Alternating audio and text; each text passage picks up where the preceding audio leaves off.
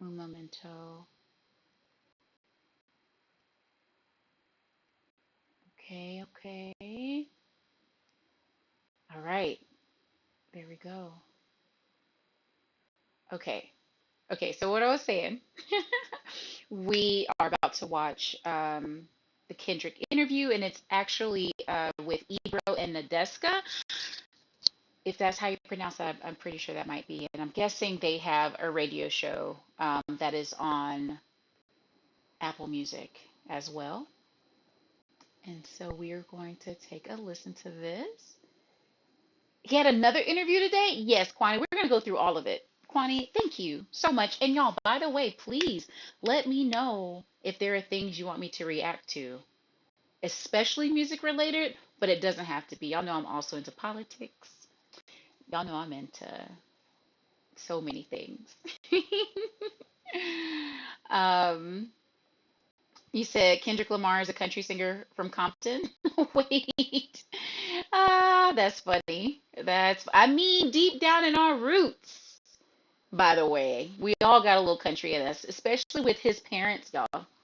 Side note, with Kendrick's parents being from Chicago, I have this whole theory that the Chicago people had to have come from North Carolina specifically. Okay, hear me out, hear me out. In my family, we called our dad Diddy. Have y'all ever heard anybody call somebody Diddy before? Like we didn't say dad, we didn't say pops, poppy, or I don't even know. No, I don't know.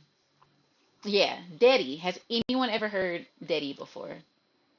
You say just reacted to the new Kendrick one that came out this morning. Ooh, we're about to, Rogers. Oh, very, very cool. You've not. I've not. Diogen says. Ah. Sly, you said Trump's idea of making Gaza into a new Riviera. Yeah, that's wild, actually. And it's really, really, really, really bad. And I really do feel for Palestinian people, um, because a lot of them were upset at Biden and Kamala, but they didn't realize that was going to be the best bet they would have to preserve Gaza. Um, and so it's really really sad what's going on with that. But we can do that. We can do more politics as well. But let's see. You said, "Oh, Rogers, thank you for the follow. I appreciate that. Welcome in here." That's how you heard it pronounced a lot. But also we had a Dada. Oh, like, but data is also two ways to say it. There's data and then there's data. So data, say data, dada. Is that what you're saying? Oh, I just said it too many times, Zadie. And how are you, Zadie? What is going on? I wonder if I can do this from this data, data. Oh, really? I've never heard that before. I have never ever. Okay. Oh, dang. That doesn't work from. Or did that work? Hold on. Dang, that didn't work. Shoot. Okay, let me try it from here. Yeah, y'all go follow Sadie. So sweet, so awesome. Okay, so real quick on my like philosophy on Daddy and with Kendrick Lamar's parents being from Chicago, there's only one other person in the world who this yes, I Kendrick. I said there's only one person in the world who I heard say Daddy, and it's someone from Chicago, and it's one of the guys who helped get Kanye his deal, his first record deal. And one day he was like, "Yeah, my daddy." I said, "You're what?" He said, "My daddy." I said, "Oh my goodness, in my life, I've never heard that before." So that was all it took for me to believe Chicago's from the country in North Carolina. All right. So, y'all, we're about to. Oh, real, thank you for those W's. Thank you for those W's, real. How are you? What is up? It was so hard to spell, by the way. We didn't know how to spell it on like Christmas gifts and stuff, and not be like Deady, like that. And then I think we ended up on like Diddy, like that. See, it flows. Ooh. Rel underscore G underscore Oh, cheered. thank X25. you. Oh, real, thank you so much for those bits. I appreciate that. Thank you, thank you. Thank you for that W, Kwani. Okay, here we go, y'all. Y'all ready for this? Okay, let me get this going. Talk about his world shifting pen, his Pulitzer Prize winning album, his 22 Grammys, or his seismic impact on music spanning more than a decade. But nobody can speak for the man better than himself. Please welcome Kendrick Lamar. Oh, y'all gotta make some more noise. Oh, oh, like why am I so happy? Like he's my relative. Kwani, right? Good morning. How you Oh, doing? You know, Kendrick, it's a little bit surreal to actually see you in the flesh because you've always made it a point of just letting the music speak for yourself, which is something I really respect. But the spotlight has been shining so brightly on you for the past few months. I've just been oh wondering wait, I can't how pause it. you've been processing behind the Dang. scenes, how you've been feeling about everything happening, all the success. It's just really just Shoot. I want to look at it like it's just a continuum of who I am. Really, I've always stayed to myself. I've always been in my own bubble, whether it's with the fam or whether it's Introvert squad. training. How I process it all is just I continue to do what I was doing 10 years ago, and that's like be Oh. better in myself, better in the craft, and not look at it as bright lights. And it may sound Oh. cliche, but it always worked for me, even when I was younger, playing sports or That focus being in the forefront of presentations and stuff like that. It was like, I got to look at myself in can the get you mirror through rather than looking at it as a anything. crowd or, fame and attention. So now, early days of your career, Section 80 days, even early mixtapes. Bro. You perfecting your craft as an MC. Did you ever think we'd be at the Super Bowl with this? I wasn't thinking about no Super Bowl. You never thought about the Super I Bowl wasn't with this? thinking about no Super Bowl for sure. We was thinking about the best verse and how we gonna split this $5 at Church's Oh. Chicken or something like that. It Oh. wasn't no Super Bowl. Going to the studio and getting a meal. But I think, well, what I know is the passion I have now is still the passion I had then. And I think that carried on to the Super Bowl. So it I was think a all little about being nervousness, present. As long as I was honestly. present in the studio and present in whatever that line was or whatever that mistake was, uh, Or rapping or doing hooks or not choruses or really whatnot, doing a I lot was of this, present in that moment. you I know? felt that passion. I think being present and not actually foreseeing everything kept me in a grounded state of mind in order to be at, big stages like this. I think we felt that presence and that focus in your work for the past 15 Right, years. Like Daijin. Ebro said, going all the way back to projects like Overly Dedicated. And so seeing you perform with Dr. Dre at the halftime show 3 years ago, we already felt like that was the most hip hop, beautiful halftime show ever. And now for you to come Oh. back and be the first solo hip hop artist to headline, how does it feel being the artist Woo! to hit that milestone? And, just your thoughts on what that means about hip hop's progression and impact over the years. But that shit, it made me think about like the grind of it. You know what I mean? A lot of people don't see like the story before the glory, man. That shit's Mm. like shuffling out your mixtapes and, But he talks about going it to though, neighborhoods and parties and in his performing there, music, hole in in the his wall art. spots. It reminds me of the essence and the core response of rap and hip hop and how far it can go. So for me, that should mean everything because it puts the culture on the forefront where it needs to be and not minimized to just a catchy song or verse. This is a true art form. Mm. So to represent it on this type of stage is like everything that I've worked for and everything that I believe in as far as the culture. Like I live and die by it. This shit done changed my whole family life, so I don't take it for granted at all Oh, as we far played as the that art form, earlier. you know?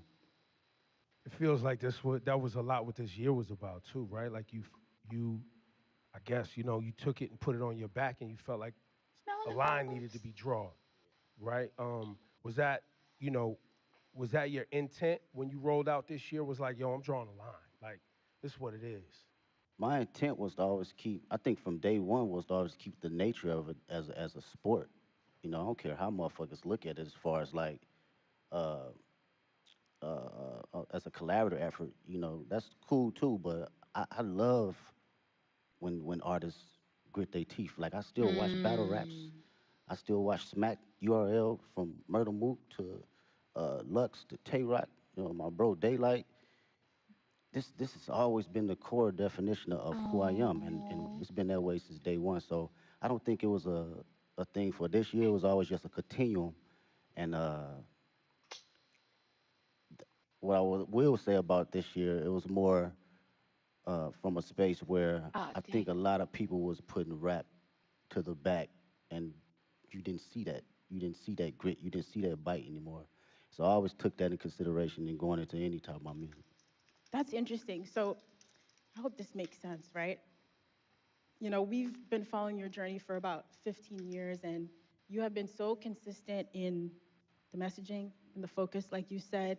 And you've Consistency is always moved key with integrity. So, in a lot of ways, I and feel like integrity. we thought we knew exactly who you were as an artist in a positive way.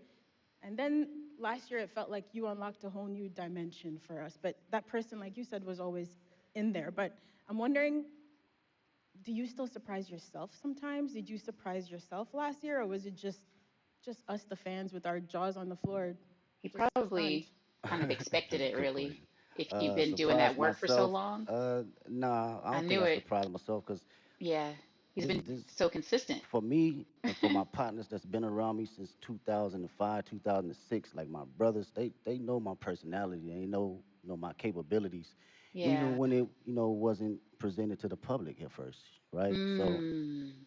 this is just like a revolving door of what I've been doing in Carson Studios at the Homie Garage or my brothers at TDE or just anybody around the city of Compton in LA. It's just magnified to the level where I've progressed it and did enough hours to know, okay, I know where to place it now. I know how to make it connect with people. It Mm. feels like each album too, getting to this point was like it was an album for the culture and it was an album for the critics. You know what I mean? And then it was for the But it's critics, both. That's Yeah. and all and, and then GNX comes along, connected. and it's like, nah. This is an album for anybody, everybody, and anybody who want it at any Like, time. And you brought that energy, and the energy you brought on GNX was an energy that I don't think was really happening in hip hop. Like it's a Public Enemy level energy. It's a Ice Cube, America's Most Wanted For energy. Like sure. it's a classic, timeless energy. Um, Talk about your headspace between Mr. Morale and this GNX. Yeah. No, that's great. Go back even further, man. I feel Speaking on like that energy, like it's culture and critic my is cousins all was like connected. DJ Quick, and Dre, these folks that my people was playing. So I always had that DNA. And you heard that DNA a little bit on Good Kid, Mad City, but I wanted to tell my story first, right? And fast forward to GNX, I felt it was just a perfect time because not only the energy was lost, but it was an energy that was bubbling inside of me as well. I wanted to go back to the forefront of just the bite and just the grit of rap, just all raps and hard ass beats. And that's like the basics for me. I thought about, Thank you, damn, what I used to Jamal. like when I was a kid. Hard raps, good beats, that's smacking, right? And it was a great transition from Mr. Morale because that was my most intimate. I wanted to go inside of my own psyche and my own personal withdrawals and see how it connects with the public and who can relate.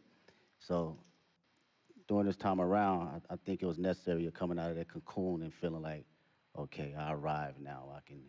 I can spread my wings and show every state of who I am as far as Kendrick Lamar. And you really did spread your wings. I mean, you just came off a huge Grammy wins. You walked away with 5 awards, and you won Not Like Us won for Song and Record of the Year, which in itself is remarkable. But I think for people who love and respect hip hop and the roots of this culture, the competitive spirit of it, it has been a little bit mind bending that you created this massive cultural award winning anthem out of a battle rap song. And how is that something after you got off that Grammy stage, you got home in some quiet time? What was going through your head? I was just thinking about the culture, really. Mm, It's always his that for me first. focus. I'm not even bullshitting with you. It's like He's like, I'm not even thinking about this guy. when people talk about rap, man, the conversations I hear, they think it's just rap Ooh. and it's not an actual art form. Mm, So when you put records like that at the forefront, it reminds people that this is more than just something that came 50 years ago. They forget that it's even been here 50 years, right? And like kind of like belittle it. So I mm, love to see that it gets that type of recognition for just yeah. straight raps, from awards to the billboards, all that, because this is truly just as big as an art form and a genre as any other genre. So that's what Hmm. I think about, and I feel accomplished being able to do that. You know, whether somebody else come behind me and do it again and quadruple it, I love to see it. If that was my purpose to do that, then that's exactly what it was for that particular moment. I think people often miss the significance of that record and Song of the It's Year also, award rap because is that the Song number of the one Year genre award is a in like the world, songwriter's award. Like, it's not just the biggest song, it's like someone wrote a song. Exactly. And you, as a or at least in songwriter, America. when you see your name up there and it's written by Kendrick, and that's it, Yeah. that's powerful. And I think to what you're Mhm. saying, I think there's a lot of people who have become fans of hip hop, and they, you know, you like the songs you hear and know, but you're not actually tapped into the work that it takes for Yeah. you to generate Yeah. the output, the art. Exactly, man. As a writer, you know, and that's what I can appreciate the most. And knowing how much time I dedicated over the Mm. years in just trial and error, writing the most terrible shit to the some of the greatest shit. You know, we all Yes, do it talk from writer's about block it. to figuring out how to find inspiration from the most non-popular aspects around me. So it's like knowing that trial and knowing what I put in as far as my thinking Yeah, process and lyricist. what it takes to get there, I do not look at it as a small like endeavor because it's a Mm. hit record. No, it's actually some writing in that shit. You know, Hmm. whether It's it connect with years, you on a spiritual albums. level, whether it connect with you on a comedic level, whether it connect with you just on a personal dynamic, it's still from a writer's point of view. Yeah, you are an incredible writer. There are songs on GNX like Reincarnated. I didn't know what to do with that song for the first few times I heard of it, just trying to figure out where you possibly came up with the inspiration for a record like that. Like, when you're working on those songs, are you going through multiple versions until the right thing comes to you? It's just, it's hard to fathom, I guess is what I'm saying. Yeah, well, records like that. First off, shout out to Tupac. That's the number one. That was always one of my favorite records from him and Outlaws. Um, with records like that, it's always going into my mind of like what if, right? And crafting out my what if ideas to the masses. Mm. So when I think about concepts and I think about what I actually believe and what I feel, I just go through a breakdown as if I'm reading a book, you know, and how I want people to hear this from a book sequence. So my initial process is okay, how can I open them up to the story? And how can I drive them to the ending point to make them feel truly exactly what I'm trying to convey, whether they take their Ooh. own perspective from it or they take mine. I just want you to feel it first. You know, the writing is there. Now it's up to me to perform it to where you can feel it. Mm. And that's talent from Yo, give it up for this practice. guy, Kendrick Lamar. Y'all too Talent from quiet, man. practice This and guy, you know, understanding this how guy doesn't really, words he doesn't sit work. down and do this too often. So this is a very Amazing. special conversation. We appreciate you, bro. Appreciate it, I Yeah. man. really do. And shout to SZA too, because you guys are making Yeah, history man. right now. Hell yeah. And you've seen her from her humble beginnings, like she's seen you from your humble beginnings. Um, you've watched her find success, and now y'all sharing the stage at the Super Bowl. Got this humongous tour that's rolling out next year. Um, sh- Talk about this moment in both of y'all's career. Have you guys had a chance to even see each other in Hey, this moment RJ. and be like, yo, like, We haven't even had a chance to crash out about it because everything been moving fast, like far as production and rehearsals and stuff. So we speak, but it's not. We haven't really got a chance to settle into the moment.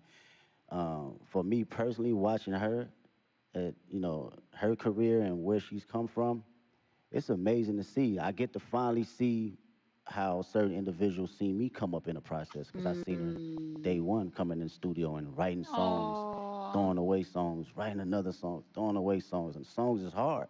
Mhm. And I understood that process though, wanting to be great.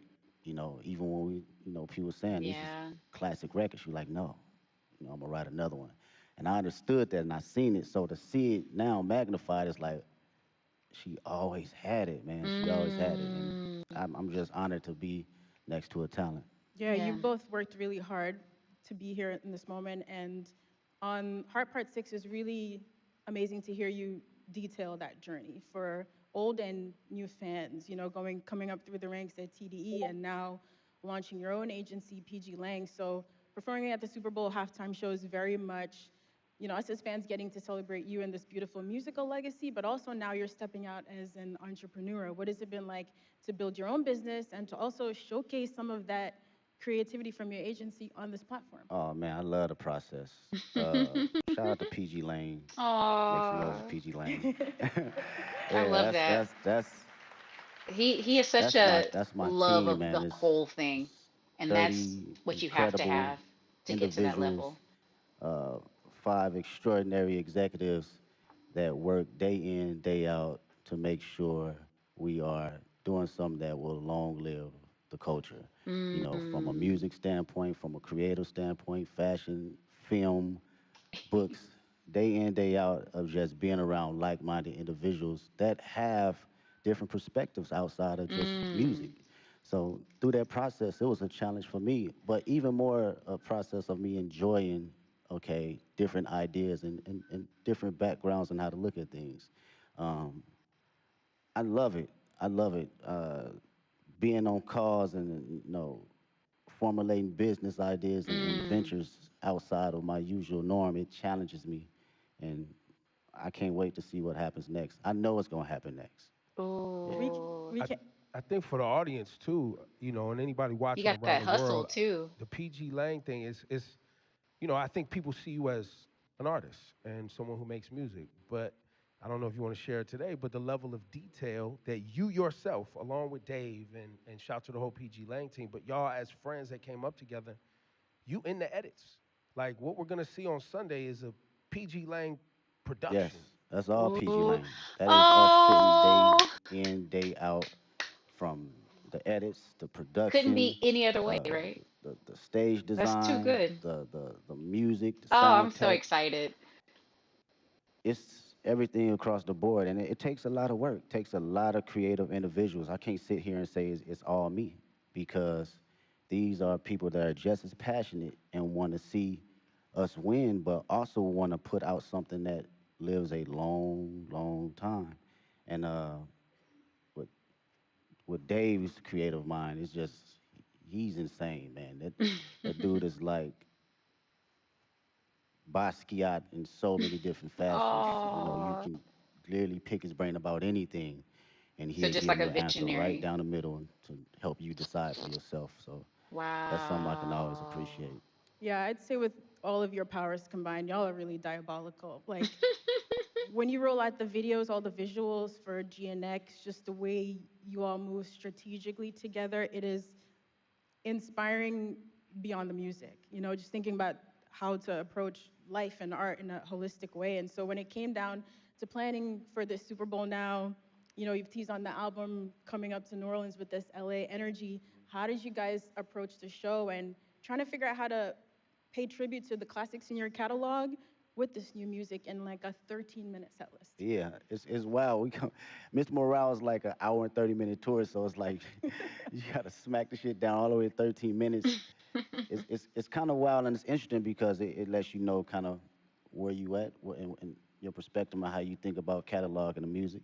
For me, I love being present. I love being present, man. It's my favorite. It's very hard for me to live in the past. Very hard. I respect the past wholeheartedly, Mm, but being in the now and yeah. being just locked into how I feel and the energy I have now, that's That's that's so the important LA for energy for performance me. That's too. something that I want to carry over to New Orleans and for the world to see. This is me. This is Kendrick Lamar, 37 years old, and I still feel like I'm elevating. I'm still on the journey though, you know. And I want that energy to ooze out into the televisions and to the people that's in that building. Well, and on that, the connection uh, between black culture and New Orleans and how important and shaping our ancestors were in this town, music, jazz, all that. You always put our culture and black culture at the forefront of your brand, your music. Same thing in LA. A lot of our family members moved out to California from the South for new opportunities. Man, So what? there's a big connection between LA and the South. So when you say you walked in Was to New already talking Orleans about with that Chicago LA on etiquette that. and all of that, I don't know if people really grasp that, but that's you got to be feeling that That's a energy, bar. like when you are out ready on Sunday to do your thing. That's a bar. It's crazy, bro. Every out of all my friends, LA, us growing up, all our grandparents either from Louisiana, Texas, North Chicago. Carolina. Dang. Like Well, period. Chicago, but So our then dialect and pre how we talk, it gauges from like the South just said and like the that. Bay Area. So Yes. like going to the store, we say finna. Told you. I'm finna go to the store. Like that's some South shit. You know what I'm saying? That's that's not no LA, right? So that energy right there, and making that correlation, it means a lot to me for people to understand that. And the culture and just being black, I can't help that, man. It's not something that I think about or even try to like go. I'm black. Shit, it's just go. It's It's go. in you. It's It's not on you. yeah. It's gonna come out every time. I'm not go. I can't sugarcoat it. Oh my I goodness. can't downplay it. I'm at a point in my life. I can't necessarily fake the funk for nothing. And Eee. I've always had an essence of that. But you have kids and shit. That shit's like Hi, BZ. What's up? I have to be who I am authentically. And if the Yes. world can accept that, then so be it. But who rocking with it? I'm gonna put it all the way out there, whether it's in Yes. private or whether it's on the main stage. Yeah, I don't think a lot of people and a lot of artists stand in themselves as authentically as you have. And I think one of the questions we've all been wrestling with over the past few months, watching you and the way you've moved, is really what is the role of an artist? And Oh, I think hello, lots of people Grant. have very different definitions, but young Kendrick, again, back to overly Thank you for that dedicated follow and Section network. 80 mixtape Kendrick and GNX Kendrick, Super Bowl, Grammys Kendrick, has your idea of what the role of an artist is, you as an artist, has that ever changed? Um, I don't think I knew exactly what my role was early on. I had maybe clues of it, but now today I can truly say it's the to express myself and express things that Mm. people can necessarily say on the daily and for them to Mm. actually relate to. And come from the most vulnerable place where people can Yeah. actually feel it. I think that is for me. That's the role for me as an artist. I don't give a fuck what place it come from. I could be the most angry person on the record. You gonna feel that shit that day if you woke up and you felt that. You Mm. want to smile. You gonna feel it because I'm gonna make sure I'm present that particular time in the studio in the booth that I feel happy and I feel energized and I feel if I feel frustrated, you gonna feel it and to carry that as an inspiration for people that's listening that may not have a voice that I've grew up with cats still to this day can't have a conversation, the most meanest aggressive individuals, but they can't even look you in the eye and Mm. express themselves the way they want to, Oh, so that's they why resort to other things. sometimes, yes, And they get when I think upset. about that and I know that Dang. I have the tools necessary to Wow. communicate myself properly and effectively, I got to do it for them. I got to make Oh. records like Reincarnated. I got to make records like Mm. Man in the Garden. I have to because they feel that way, but they cannot project it. And Mm. when they hear somebody actually giving them affirmations, it allows them to speak more freely and be open because, again, I come from the same place they come from. Well, Kendrick, Wow. we might not see you outside again soon after Super Bowl. I know, of course, you have the GNX tour. Listen, I know you also don't love doing interviews, but we are grateful. We're so grateful for all the music and the moments that you've given us over 15 years and in the last year. Your presence and your focus, it is noted. So thank you. We really appreciate it. Thanks for taking Man, the Thanks time for thank you, to fighting for join hip us. man. hop, man. Oh, for Yeah, Thank like you sure. for fighting for hip it For hop. is. sure. It is really Appreciate appreciated. y'all. And now we We, do we have got some we Indeed, got we'll Ken- talk questions about Kendrick. what I you asked just from our wrote questions, but in I the fans. got chat. I got one more thing for you, Kendrick. Before we go to our friend here, Hayes Adler. What should people expect to see and understand about Sunday's performance? Um, Storytelling. I think I've always That's what been he's been from the beginning. very open Visual. about storytelling through all my Very. catalog and my history of music, and I've always had a passion about bringing that on whatever stage I'm on. You know, whether it's a war tour Oh or whether it's gosh, a 500 y'all. people at Key Club. I've always had a form of that, so I like to always carry on that sense of make people listen, but also see and think a little. And we're gonna I think react this is gonna be live one to of it, those y'all, performances where on people are gonna be Sunday. digging up Easter eggs for I mean, that's the years, Kendrick years to thing. come. Right? Even when it's not an Easter egg, people gonna make one up, right, Ken? Yeah. Wow, Hayes, how dare this is he? Hayes Adler. He's got a question for you, What's up, Kendrick. man? Hi, Kendrick. What's going on? How do you prepare for such a big performance? Do you have a favorite way to stay healthy and active? Yeah. Oh, Uh, I do some laps, whether it's some sprints. If we six talking about, miles let's go from every okay morning. on a physical level. I do that. Maybe it's a 2 mile warm up or a mile warm up. Maybe some push ups, just to Hmm. get the body movement. Sometimes you be out on that stage, man. It take a you need some oil on your knees a Yeah, little bit to D. get moving and get cranky. So physically, um, yeah, I'm just exercising the body, a little bit of stretching, a little bit of all that, and on a mental level, I'm usually playing some Isley Brothers just to calm Ooh. not my nerves, but calm my excitement and just give it Ooh. a balance, you know. So That makes that's my sense. prep right before I go out. Thank you, Hayes. Thank you so much. And now Alvin Williams. How you doing, sir? What's up, Kendrick? What's up, man? I'm a little with Big Brother and Big Sister New Orleans. What has mentorship meant to you during the course of your career? And if you could thank your mentors for believing in you, what would you say? Oh man, mentorship has been everything. Um, Mm. to be around individuals that experience every little thing that you think that you're the first person to Yeah, go through it with it's a difficult task when you're a young individual because you're like shit, you I don't know know what you're talking about. everything, or they But think, yeah. as you progress and you be like, damn, he or she was right, you begin to understand life a little bit better and not be so judgmental to people that have been here before you, right? Mm. Um, the greatest thing I would say mentors, a couple mentors that given me was like affirmation and to always give myself Oh, space to believe in who I am, even when I wasn't feeling it, right? You can accomplish so many small things or big things, and you still can fall in a slump where you doubt yourself. yeah. And even though these mentors haven't seen the spaces and been in the places I've been in, it was always time to allow me to share exactly who I am or how they see me and what I'm capable to give to the world. And I think that goes a Mm. long way, from people in the highest places and the lowest places. We all need them. Yeah, absolutely. Thank you. Thank you. My Thanks, Alvin. goodness. And we have one more Especially with question something from where there's young so much Dylan. criticism. What's up, Mr. Kendrick Yeah. Lamar? There you go. That's Yes, that's sir. that's Yes, an sir. artist right there. Yes, sir. Yeah. It's a truly honor to meet you.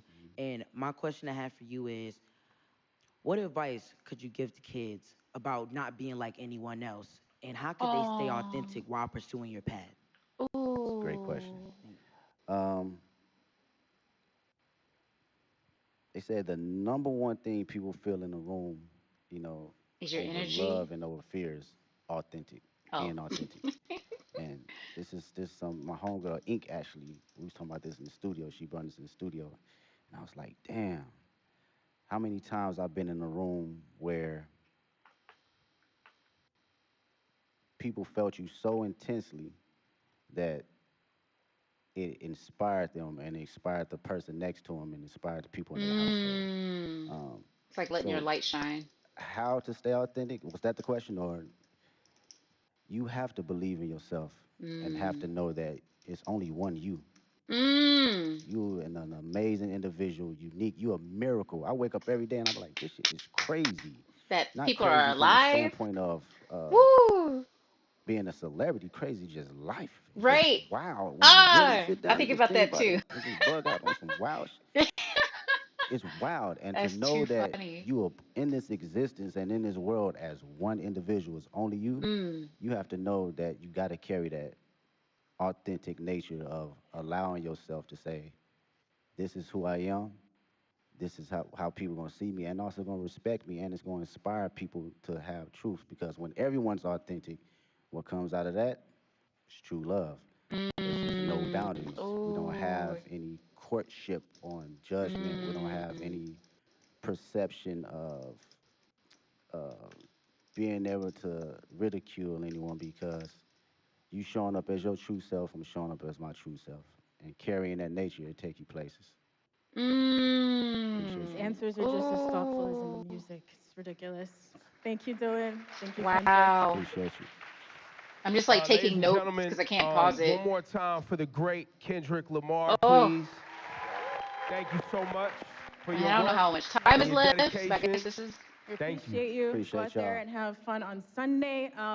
Thank you so much to everyone for joining us today. We can't wait to see Kendrick take the Super Bowl halftime show All right. stage. While you wait, you can listen to his catalog in spatial audio. Now, look, shortly after the performance, you'll be able to stream the full halftime show right there on Apple Music. You can listen, you can watch, Mm. you can sing, all the things Kendrick all the time on Apple Music. So, one more time, for all of you, Kendrick Lamar, thank you for delivering Yes, as sir. usual. The show on Sunday is going to be special and amazing. I'm positive. Thank you all so much. Aww. Hey.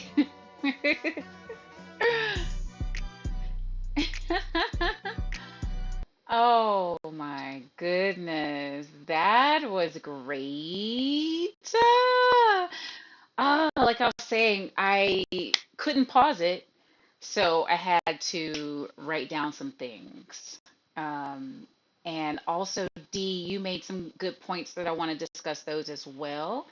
Hey, Green Panda, how are you? Good to see you. What have you been up to? Welcome back in here. Y'all, okay. So first I want to get to what Dee was saying. You said, I don't think a lot of artists don't stand in themselves authentically is something you can measure.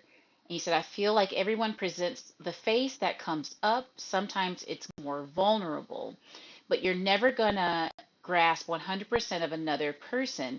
Does that make everyone a persona? I'm just wondering what the authenticity measuring stick is here to make that statement.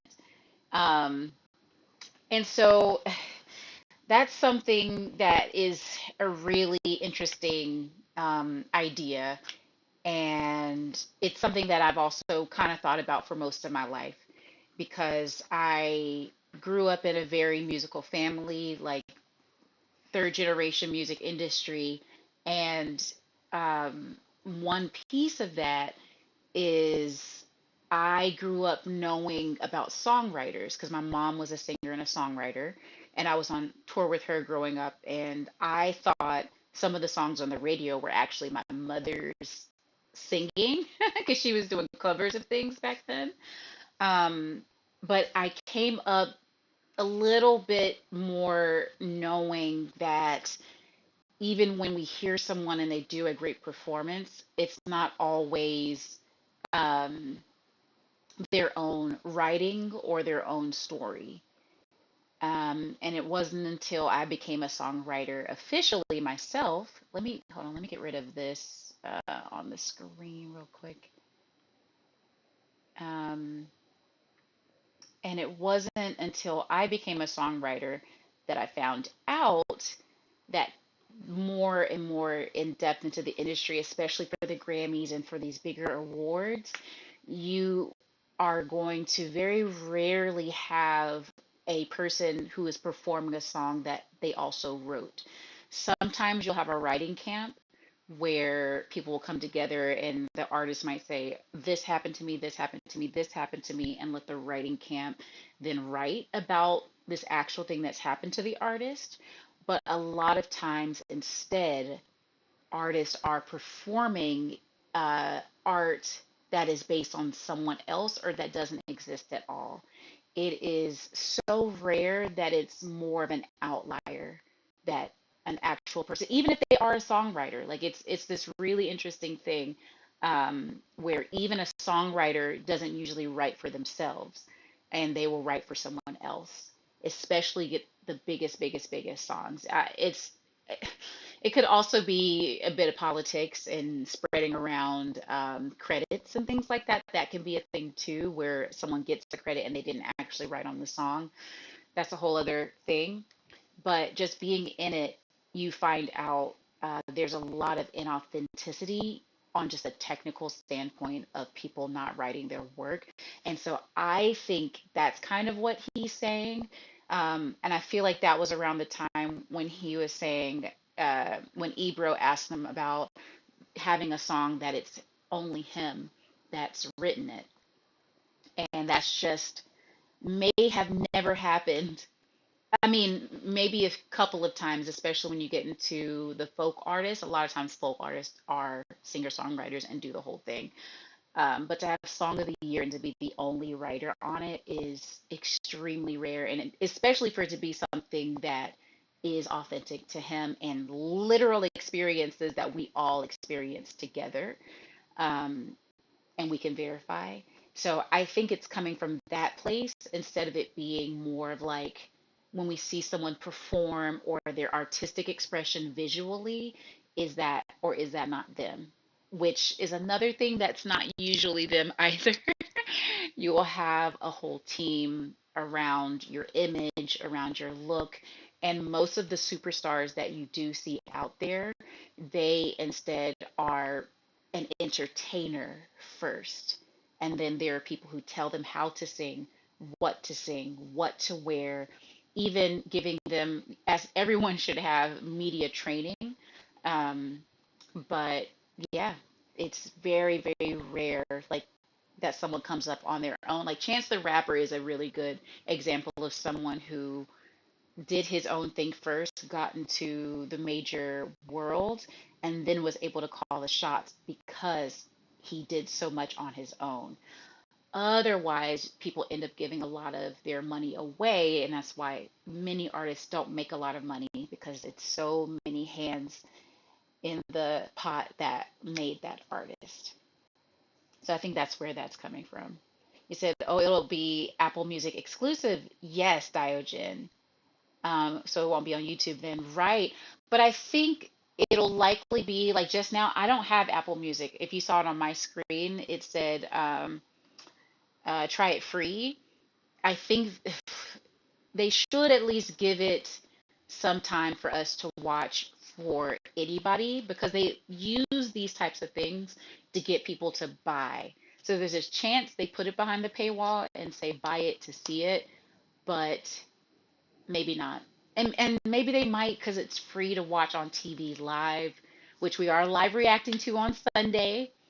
Um, but yeah, yeah, yeah. Oh, Noti Gang, GX, thank you so much. Thank you. So good to see you. What is up? How is it going? You're gonna have to stay up for the leak. Oh, that's too funny. Oh, right, because you're in the UK, so you can't even see it, right? Diogen, I keep forgetting you're out there. You're good, just cleaning your workshop. How is everything? Things are pretty good. We just checked out Kendrick Lamar's interview, pre-Super Bowl interview. I think you have to agree to that interview if you're going to sign up to do the Super Bowl. You have to give the news places access to all the things regarding the Super Bowl. So that's probably why that happened too. Hi, happy February. February 7th. Absolutely. Oh, you like my hair? Thank you. It will probably be different on Sunday too. I might wear it out on Sunday. You said no free advertisements, right? Oh, welcome back, Zadie. Things were all clear. Nothing too wild happened while you were gone, Zadie. Daijin, you say, yeah, their Super Bowl is shown here on a satellite sports channel, but I don't even know if they can broadcast the halftime show. Oh, makes sense. You say you're so used to seeing me in headscarves, right? I know, y'all. I'm doing a little bit better, so I could, have my hair out. It took me like 3 hours to do my hair earlier, and just to get it like twisted up and into a bun.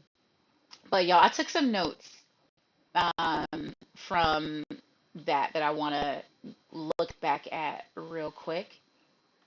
And let me see here. So, some of the things, since I could not pause it, he mentioned like the continuum. I really, really loved it. He was like, there's a continuum, a consistency, and that is why he's able to do such amazing work at a high level. And he is not, star or like light struck by the size of the stage. Like that is not something that is going to make him nervous or anything like that.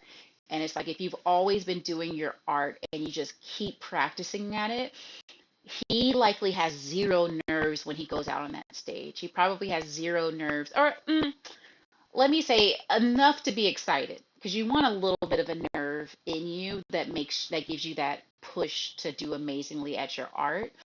But I feel like he's has such a comfort, especially in writing, creating, and winning awards at this point, because it's just a byproduct of the amount of effort and time, passion, care, and love of culture, of music, of rap that he's put into this, you know? And then he mentioned integrity. It's like, I think that's why he did so well in the beef, also because with integrity, there's the authenticity that he mentioned. He's being himself. He can just write more and more and more things, and then it's not going to be something where he has to overthink. Like Drake over there had to keep overthinking. He said, "Oh, I fed you the information. Oh no, you actually did this or you did that," and he's having to overthink, and overthinking can also cause you to fail either in a performance or in your writing or in any of these pieces. And so with his authenticity, he's able to sit in this place of comfort where he can let the creativity come to him without the extra ideas that are going to be fighting with that, and that's probably why Drake is at this place right now where he's not putting out any great songs or anything like that. Is probably all in his head now. He's probably like, oh no, maybe I should have done this differently. I could have been this person. I could have been this persona instead of it being just, I'm going to be myself. And then you also can see that maybe even his previous work wasn't just himself. As we also find out, a similar thing happened to Lauryn Hill. She did amazing work and then lied about who wrote it, and people don't want to work with her anymore. She's not able to put that out anymore. The same thing could happen to Kanye West, where, people have been writing with him for a long time, and now we're getting this other stuff happening. There are people who are like, oh, we like the old Kanye, but it could be that we really liked Kanye's writing that also involved potentially many, many other people, you know? Um, and so, yeah, it goes back into that authenticity part that we were talking about before, um, D2. And let's see, he said enough hours. Oh, he wrote enough hours to be able to connect with people. That's another thing about his nerdiness inside of songwriting. He knows so many ways of being able to communicate, from trying to communicate on, he's probably written over 500 songs. Maybe even more than that. I was almost going to say 1,000 first. He's very likely written 1,000 songs between everything he's actually released and everything that was just scratches of ideas of things and really bad songs, like he said. He said he was writing terrible things, you know? Um, and then Ebro asked him, he said, is it the culture? Like, he's like, wait, he was like, is it the culture and the critics, or the critics, that has you able to do this art? And I might have said it out loud, but I'm like, especially Black culture is a culture that has been birthed and grown, flourished at times, and is always trying to define itself in the face of criticism. So I think that's why he also then said, speaking things that others can't say. It's like the critics, they're so loud, and especially while we're trying to figure some things out, it can drown people out because we're already marginalized, you know. I'm thinking of that line where he says, uh, something, something in the margins, and that metaphor is true, poetic justice. Um, I'm living my life in the margins. I think that's how it starts. Um, but yeah, it's a very interesting culture that we, had erased from the beginning of time until recently. And now we are shaping it based on the energy and the information, like he was saying before, like we got from our shared culture of coming from the South, and the things that came with that. Um, and then he said he balances his energy with running and the Isley brothers. This is another thing.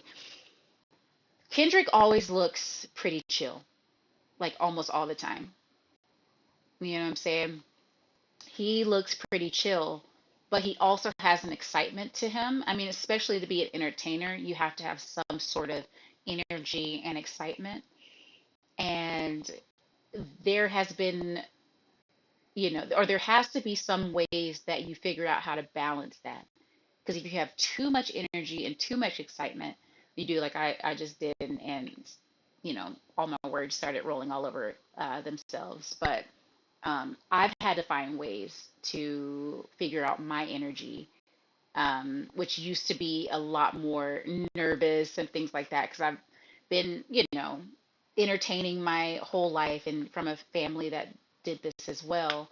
And so it's always thinking about like eyes on you and things like that. And that was one of the first things I knew about. Like, my mom, like if I was crying in a grocery store, like one time she was like, "Oh, they're looking at you," which might not be ideal for your baby to then open up their consciousness in that type of way. But I had this hyper awareness of things happening around me, and things that I was a part of. And it's figuring out how to acknowledge the energy and let it kind of dissipate inside of you while keeping some of it. Um, and that's really, really cool. I want to start running again, by the way. I would love to. I used to do the 800 in school, by the way. Oh, snap. I just realized my chat was not scrolling for a minute. You said, oh, thank you for that lurk D, by the way. Diogen, you said, I feel like as long as they are willing to pay Drake and Kanye, will keep getting writers to help them out. Right. But you end up with not the top of the top of the top of the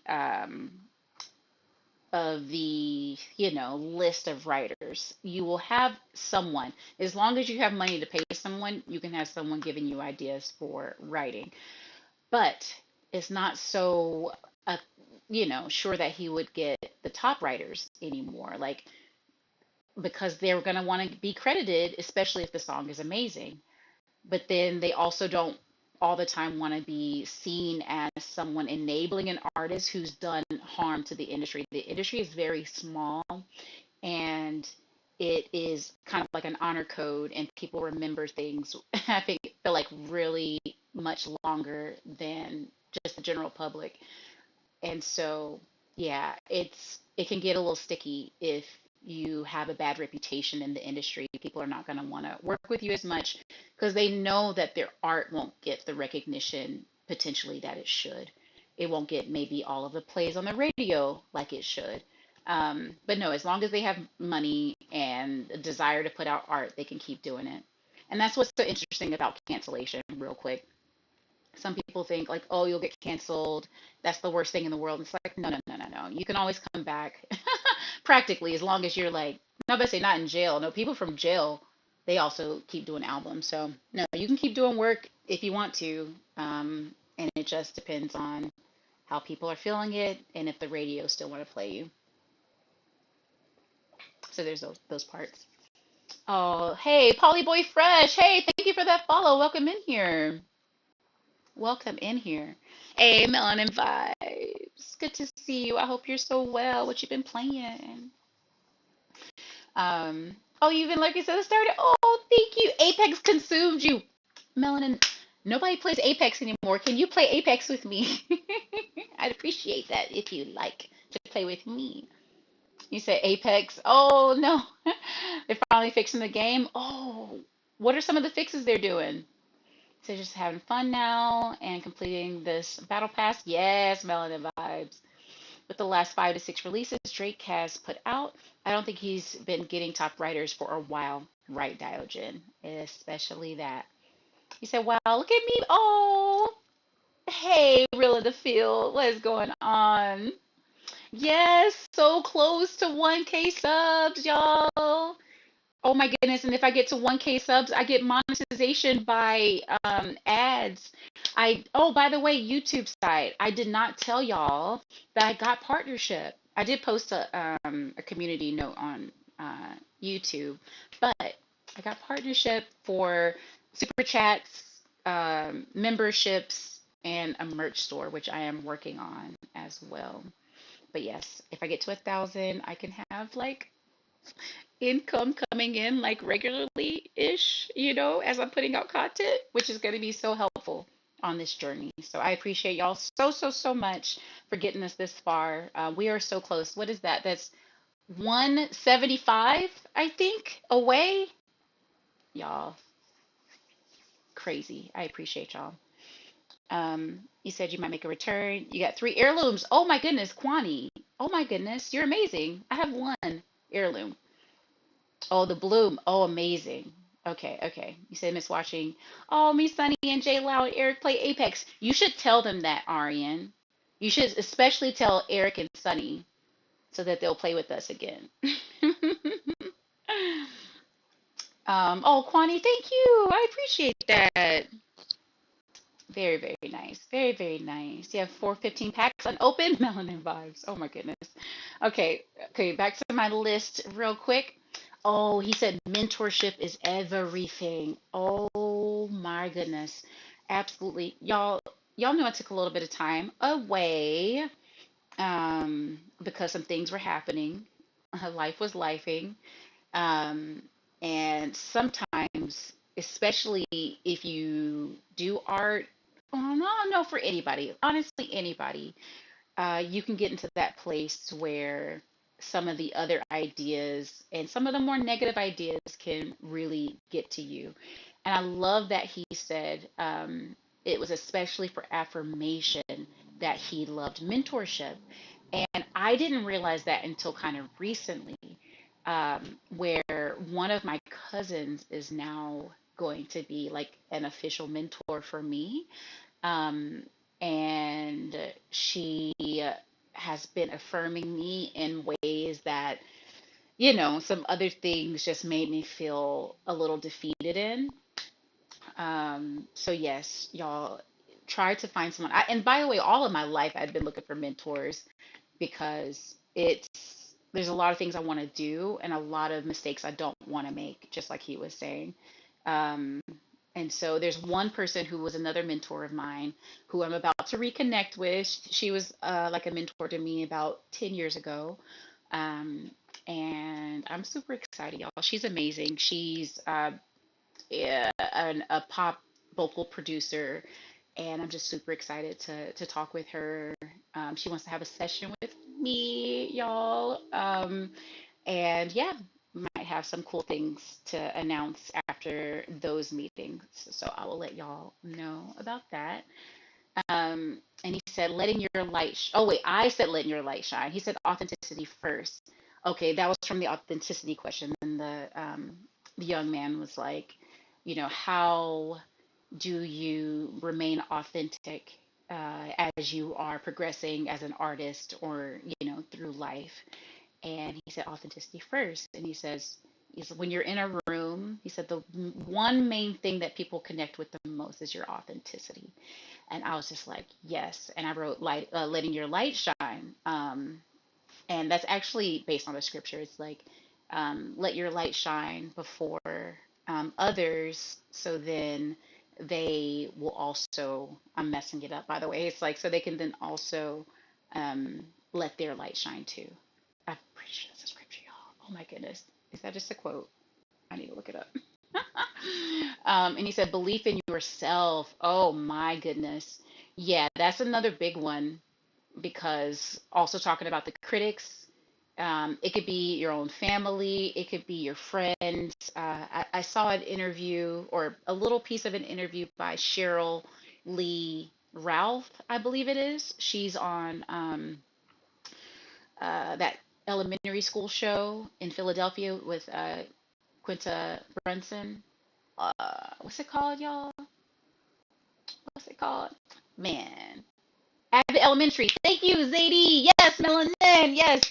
So Cheryl Lee, she she had this interview where she said, "You have got to believe in yourself because there are people who will be around you who um, may not believe in you." And she's like, "You have to look into the mirror and say." And be able to say, you love you. Yes, static. Exactly, static. Yes, absolutely. You got to love yourself because there are a lot of people with their own motives for their own things. And that makes me think of another quote that's kind of like, um, shoot, I might have just lost it. But you got to believe in you because, oh, I got it. I got it. Uh, it's not that people like really hate on you all the time, is what the quote is from, or the quote is about. Instead, it's that a lot of times people just think of themselves. So all these people out here that might say hateful things, might do hateful things, but sometimes it's for their own like need to feel bigger than you or feel like what you're doing won't work or won't matter. And sometimes it's also their own insecurities that they're putting onto you. And so if you don't have that space of having someone affirming you as like a mentor, and then you don't have that to be able to say, despite the crazy things or whatever I'm hearing, I know that I'm trying to do good because I don't, y'all, I'm not to say believe in yourselves and everything. No, y'all, people, not y'all, but people can do some crazy things and then think they're justified and that they should do it. No, no, no, no, no. Let me not say that. Instead, if you think you're doing a good thing and it's not harming people, then make sure you believe that it should be done. Okay. He said, believe yourself, true authenticity. Oh, and he said, oh, if everybody, I loved when he said this. He said, um, true authenticity is love. He said something like, if everyone was operating in their true authentic selves, then it would only be love, right? Because you wouldn't have someone else who then, you know, is upset because they can't be themselves or they're upset that they, you know, didn't speak out about this thing or they were, you know, what is it?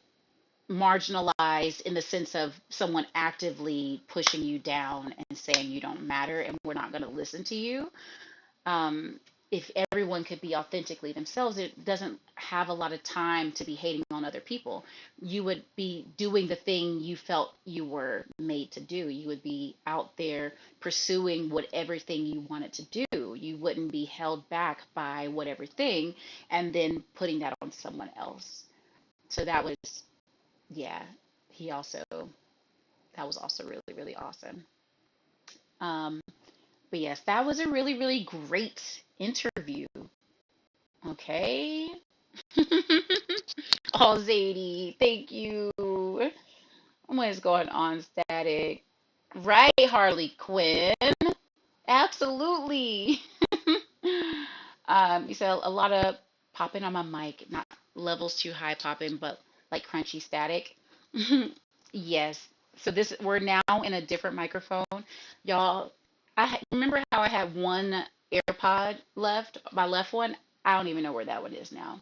So now I have zero AirPods and just an AirPod box. And now we're in some random headphones I got a long time ago that at least they're still working. But what I'm thinking will need to happen, I need to like tear apart my place to try to find at least that left earbud, or I might bring my microphone down. So we're gonna see because we gotta get it fixed for Sunday.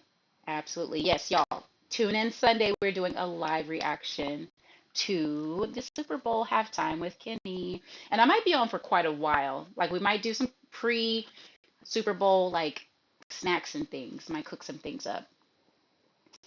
At least you hear me. Thank you, Zadie. Thank you. Oh, thank you, Static. And this is my old camera too that I used to use that I had a little bit. I feel like it gives a little bit better quality than my Elgato camera, but I think I'm gonna have two cameras up for Sunday. Is the mic upstairs Uni or Omni? It is Omni. Static. This is probably like is it stereo? Like I don't know if I talk over here and then talk over here. Did y'all hear the difference? All right. There's something else we're supposed to be reacting to. There's another interview that happened today.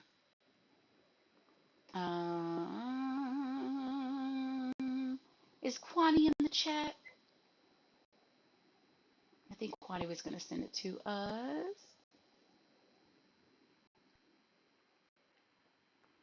Yeah.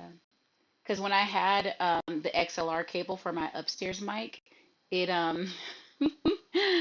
it was only going in one ear, so I had to go buy Guitar Center and get a splitter to give it both directions. You remember this camera? Yes.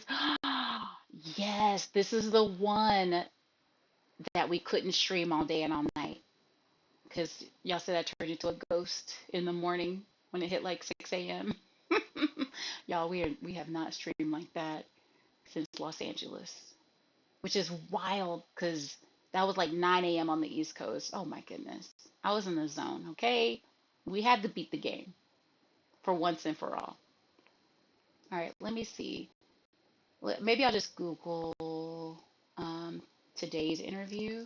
Today's, wait, no, I'll just say Kendrick interview. Do y'all know what the interview today was? Was it the same as just like another pre-Super Bowl interview? Interview. Mm. Oh, Timothy Chalamet? Chalamet?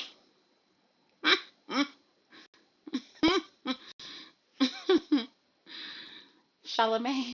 That's how you say it, right? Um, yeah, I feel like this is the one. Uh, mm, oh, y'all, I might have to get a little snack. Uh, where is this? Okay. Oh, okay. Watch on X.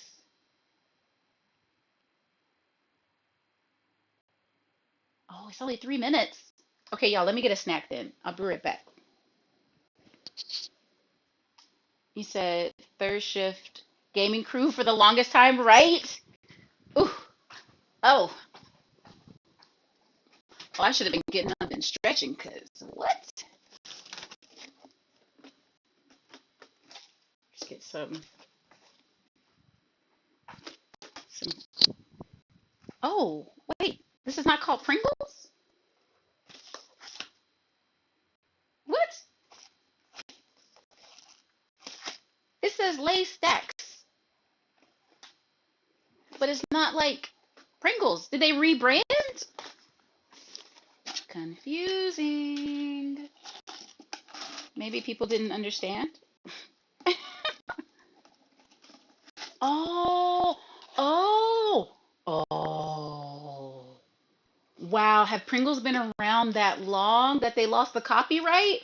Can anyone make a stack chip? What? What? But they're tasty and they're perfect. Not a single one is broken so far that I remember.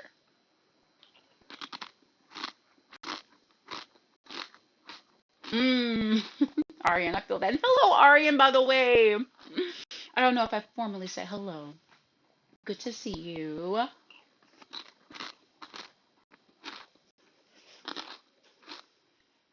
Oh, is this like the crunchiest crunch in your ears right now? Right. These are like all perfect. Oh, they can make a stack chip, but they can't be Pringle. Right, Diogen. Yeah, I think they get to keep their copyright for the name forever.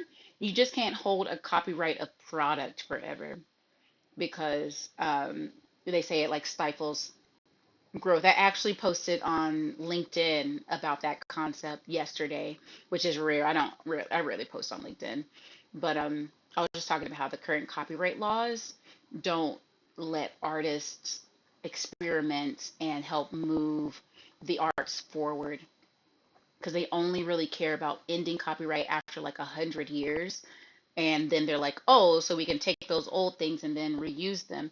It's like, no, like artists need to be able to, and maybe chefs, like I don't know, but I was like, maybe not businesses because a lot of times businesses are just trying to take advantage of art, but no, like let a indie filmmaker have some other people's art interwoven into their art so that they can express themselves even better. Like all art is based on other art for the most part. So yeah. Mmm. What flavor lays?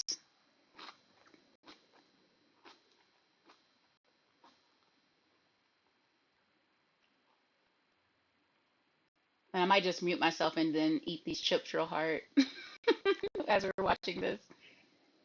Now let me. All right, here we go. It's only 3 minutes. Life is in your hands. Skip, man. I told you I got you, man. You got movies to film. Yeah, exactly. Put your seatbelt on. Your seatbelt on? Yeah, I'm getting on. Hold up. Mine's on, by the way. Don't be fooled. Oh, it is on. Oh, I didn't see. All right.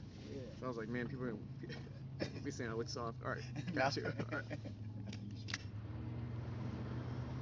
In the studio, if it's been a while, you know, you might come off with a little bit of writer's block. So we always got this thing about like keeping the pen low. Whether it's exercise, going there, doing 16 bars, going home, you know, always just keep moving. How I feel if it's been a while for you. Yeah. Take a minute for you warm up in front of the camera, take a minute to remember the lines, get into the character. How long does that process? Yeah, all the above. You know, I try to prep at home, but the thing about acting is if you don't have an audience, it's just a form of insanity. You know, then you're just, what are you doing? You know, so I'll definitely try to warm up and then, you know, lose that self-consciousness when you finally get back out there. Yeah. But that takes time. You know, I always try to embrace failure. You were talking about that the other day. You know, that the most important part of a bad day is like the way you leave it. And if you could leave a bad take or a bad day with a positive attitude, then you got nothing to fear. You know. I think that's probably one of the biggest misconceptions about me as an artist. I'm always locked in and I'm always trying new things. Whether or not I like them, is a whole nother Right. conversation. But I have to keep the pen moving. You know, it's my not from sanity, and it's also has given me the opportunity to learn myself. You know, find out who I am. You mean through the styles of expression or the actual Yeah. lyricism or everything? I mean, because when we write, man, you gotta sit and go through the emotions and be vulnerable about it. You know, whether it's a fun song or sad or got some type of depth or not. This is still relatively your personality, you know, pushing through. And so a lot of these records are right, man.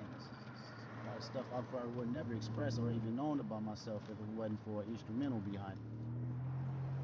With my projects, it always be that one record I feel like uh, that I want everyone to hear. You know what I'm saying? In order to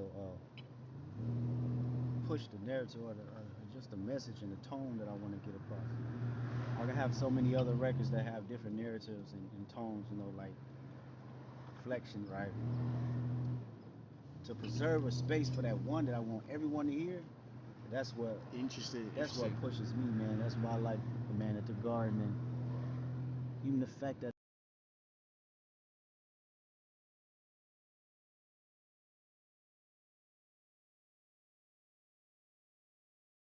it's at the top of the record. No. Yeah, that's how it felt like to me. Also just being a fan of your music forever and knowing like, look at where you're at now, man. Like, it's just crazy, super. The fact that it's at the top of the record. Yeah, that's how it felt like to me. Also just being a fan of your music forever and knowing like, look at where you're at now, man. Like, it's this crazy Super Bowl halftime show. Hell And you just keep climbing, bro. It's like amazing. yeah, appreciate it. Yeah, man. I mean that, bro. Yeah. Man in the Garden, I mean every word on that motherfucker, man. That's probably the easiest record to write, you know. And I figured out who I am in this present moment, you know. Oh, that was sweet. But I feel like I'm gonna watch it one more time because the audio was a little bit, it's not very clear, maybe because also we have the engine in the background. Um, and something, a really small detail, it looks like they blurred out the GNX logo on the front of the car. And I wonder if that was, what if they're trying to like distance themselves a little bit, not from like Kendrick, but like maybe hip hop, because sometimes businesses, especially old businesses, they don't understand hip hop. They don't understand the significance of it and the necessity of it in many ways, for expression, or how great it is, how great of an art it is, because a lot of people just take clips and pieces and the worst of it to say that's what it is when we know that's not what it is. All right. My life is in your hands. Skills, man. I told you I got you, bro. You got movies Oh, to look, film. Yeah, yeah, what is exactly. that blurred out right Could there? you Did see y'all better? see Can you that? see better? Yeah, let me get it on. Hold So it's not actually the GNX, All right. but it's something right below it. Maybe it's the Grand, maybe it actually says Grand National, and maybe that's the part they want it blurred out. My life is in your hands. Skills, man. I told you I got you, bro. You got movies to film. Yeah, exactly. Put your seatbelt on. Your seatbelt on. Yeah, let me get it on. Hold Mine's on, by the way. Don't be fooled. Oh, it is on. Oh, I didn't see. All right. It's like, Yeah. why I was are like, man, they people are two in this interview they saying way together? soft. All right. Gotcha. All right. We Push in the play, studio. thank you. It's been a while. You know, you might come off with a little bit of writer's block. So we always got this thing about like keeping the pen moving. Whether it's exercise, going there, doing 16 bars, going home, always just keep moving. How I feel if it's been a while for you. Yeah. Take a minute for you warm up in front of the camera, take a minute to remember the lines, get into the character. How long does that process Yeah, take? all the above. I try to prep at home. But the thing about acting is if you don't have an audience, it's just a form of insanity. You know, then you're just, what are you doing? So I'll definitely try to warm up and then. By the way, the first time through when we were listening to that, I laughed. So, so yeah, that's so funny to me because yeah, in some ways it is, but at his level and at the level for a lot of actors, that are really, really famous, you're not doing the insanity part, which would be like memorizing the lines and talking to yourself and in the mirror and putting the emotions in it and things like that. You have a scene partner or you have a line partner who's going to be there with you, and then you're doing this thing together. Um, so it's a little less insane. But yeah, that's too funny to me that he described it in that way. And Push Play, thank you so much. So good to see you.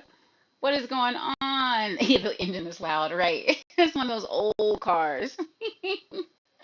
But this is also one of the best engines of an old car, is what I'm understanding. Um, but so does anyone know why the two of them are together, or is it just that he's so big and he's a Kendrick fan, and then the managers made it happen or got it to happen? You know? Oh, if you have a milk allergy, you might want to stay away from Lay's. What? They had a big recall due to milk product being found in their. So it's not usual? They accidentally put out the wrong recipe? Diogen, what is happening? What is going on? Apple said, let's get a white guy to interview Kendrick for optics. Oh my goodness. Static. Looking at pictures and it says Buick underneath. Oh, so the Buick part, they said, we do not, they're like, we'll let you put GNX out there, but do not say Buick. Wait, is Buick still around? Wait, who owns the copyright to Buick now? Interesting. You need to get a breath of air, so you're gonna grab some cookies. Yes, see you so soon, Sadie. I've got cookies for you. um, yeah, interesting. And lose that self consciousness when you finally get back out there. Yeah. But that takes time. I always try to embrace failure. You were talking about that the other day. Oh, you That have to. uh, All forms of art, you have the to. most important part of a bad day is like the way you leave it. And if you could leave a bad take or a Mm, bad day with a positive attitude, then you got nothing to fear. mm. I think Because you that's can probably get one of back the at it. biggest Do it again. misconceptions about me as an artist. Stretch Uh, after this. I'm always locked in and I'm always No. trying new things. Now, whether or not I like them is a whole nother Right. conversation, but I have to keep the pen moving. It's my form of sanity. And it's also has given me the opportunity to learn myself. Find out who I am. You mean through the styles of expression or the actual lyricism or everything? I mean, because when we write, man, you gotta sit and go through the emotions and be vulnerable about it. Whether it's a fun song or sad or got some type of depth or not. These are still relatively your personality, you know, pushing through. And so a lot of these records I write, man, it's a lot of stuff I probably would never express or even known about myself if it wasn't for an instrumental behind it. Mm. With my projects, it always be that one record I feel like uh, that I want everyone to hear. You know what I'm saying? In order to push the narrative or just the message and the tone that I want to get across. I can have so many other records that have different narratives and tones, like Reflection, right? Mm. To preserve a space for that one that I want everyone to hear. And we kind of talked about that with Timu Lyricist when we were reviewing his art 2 days ago. And Enigma also mentioned this too, where some people might think like writing is just, oh, I come up with words, I rhyme them together, and that makes a song. What Kendrick is also saying here is like how you find yourself inside of the art by doing unusual things or experimenting with word styles, inflections, and things like that. And that's, people who uh, can talk about the way they feel. A lot of times it's because they put themselves out there and became vulnerable enough to experiment with the words coming out and if they rang true to themselves. Because I've known people who struggle with expressing themselves and how they feel, And then sometimes they don't also want to be uncomfortable and try new words and try new ideas, and expressing those just to kind of see if that sticks. It's like throwing spaghetti at the wall. Yeah, and seeing if your spaghetti's done. So yeah, that's something that's important. I think that everyone should go through, even if it's not through writing hip hop and rap. Just finding something that you can express yourself in, even if it's painting. Like you could literally, have different colors on an easel, or have different shapes around itself, or around um, the canvas, actually, is what I'm trying to say. If you have different shapes and colors on the canvas, they might make you feel certain things that you feel expresses yourself even more. And then maybe looking into what these colors mean, what these shapes mean to other people, and then finding out more about yourself in the process. Um, because I do feel like we also get a really good understanding of ourselves when we express ourselves and then let other people experience it. That is a whole other layer of comfort in yourself and your expression, um, that then becomes vulnerable again in the eyes of other people. But if you can find a way to still stand on your own authenticity, I feel like you can do anything. You can then release those things out to everyone else. And that's what art is. It's something you create, hopefully, that's authentic to yourself, that you give to everyone else, and then you allow other people to have their own experiences with it. I'm sure there are youthful, young people who are listening to Kendrick, and they're like, oh, wait, I recognize with that. And I mentioned this in my reaction video to GNX. Like, I'm really hoping that there are now young people who will hear this and say, oh, I want to go in Kendrick's direction. For him to be the first hip hop artist to then also be in the Super Bowl, that does wonders for people who don't understand hip hop. Like, you could have seen the beef going back and forth, and you're like, it's just hip hop. It's just, as some people say, oh, they're just talking on the track. But to see this person then get the biggest stage, yeah, the biggest stage in America, I want to say. I think it's the most viewed event of the year. Um, those numbers do something to other people to say, oh man, this he must have been really, really amazing. And then to have so much substance behind his art that's authentic to him. So I feel like we can expect more of that to come. Um, it may also unlock other people, like he said in his interview. Y'all, I might get emotional. I'm so happy that he's doing this thing. Okay. Um, say they probably don't show it because if they do, they need to pay Buick, or they don't have permission to show it. Yes, exactly. That or the both. Yes. Buick could have been like, give us $1 billion. We know you got it. NFL and Apple and Kendrick and Timothy. um, he said, or they're making the potato chip factory that needs milk. Oh, right, static. That's too funny. Maybe it's made for the cheese tasting ones, which hopefully has milk, right? They do keep saying the biggest stage in the world, but I'm pretty sure the World Cup is bigger. But it's definitely safe to say biggest stage in the U.S. Right. I think it's also funny that we have people who say, world championship for the Super Bowl when it is practically here. It is practically only here. Oh, hold up. It's practically only here that they are doing that. And so, sorry. Um, One moment, please. I forgot y'all like still with me through this.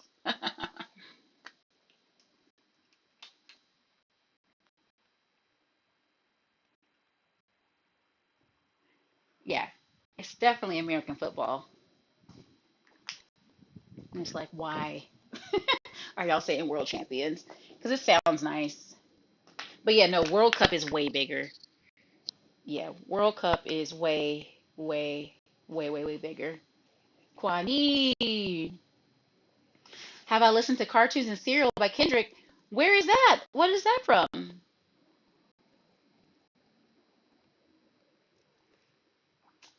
You said they do the same for baseball, but you don't see the MLB facing off against top team from Japan, South Korea, and several Latin American countries. Yeah, they should though. We should have a world baseball thing, but watch us be smashed like so hardcore. Um, because they don't have, it's the pipeline. Like if you had a really equitable pipeline for baseball and all the sports, we could be best in the world because we have, a lot of different people from all over the world, but that's another one that's not quite doing what they should be doing. That's what Interesting, that's what interesting. pushes me, man. That's why I like the Man at the Garden, and even the Oh, fact that it's at the top of the record. Yeah, that's how it felt mm, like to me. Also just being a fan of your music forever and knowing like, look at where you're at now, man. Like it's this crazy Super Bowl halftime show, Hell yeah. uh, and I you just keep climbing, bro. It's like amazing. appreciate it, yeah, man. I mean that, bro. Yeah. Man in the Garden, I mean every word on that motherfucker, man. That's probably the easiest record to write, you know. And I figured out who I am in this present moment, you know. get him, Kendrick.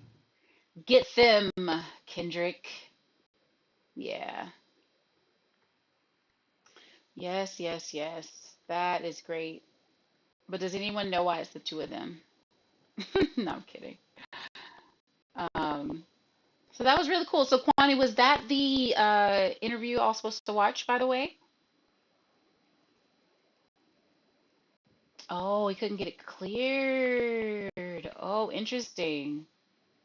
Oh, well, let's listen to it right now.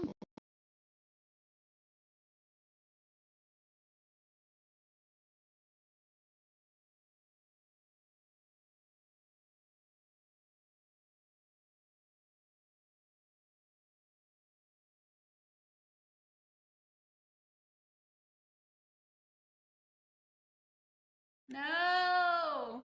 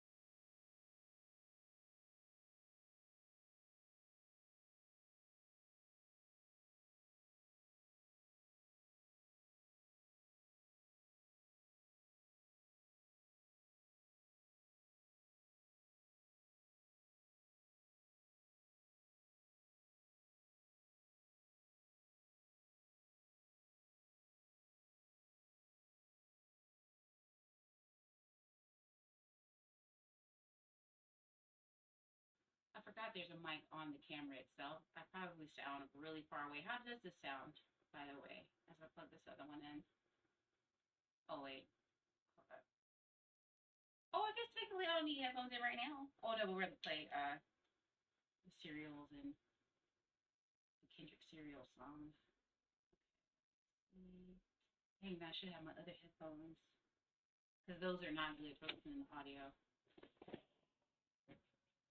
Okay, streaming. You're fine.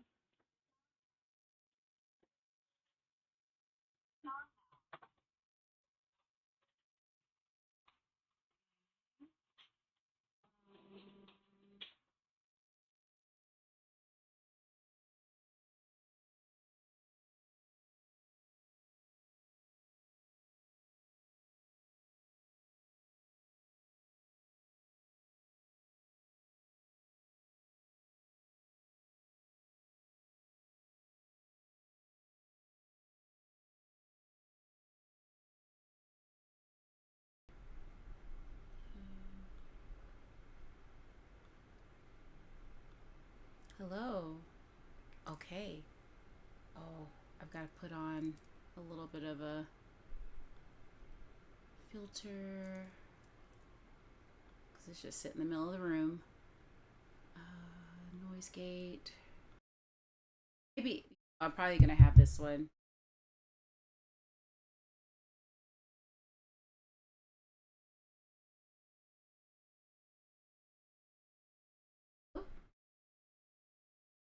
Oh.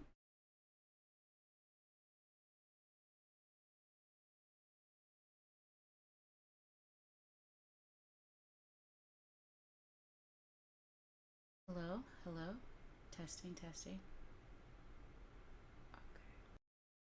Testing, something, something. Testing.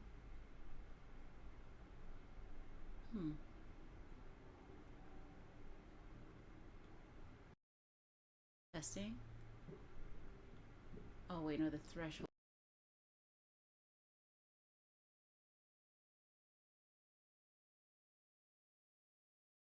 Testing.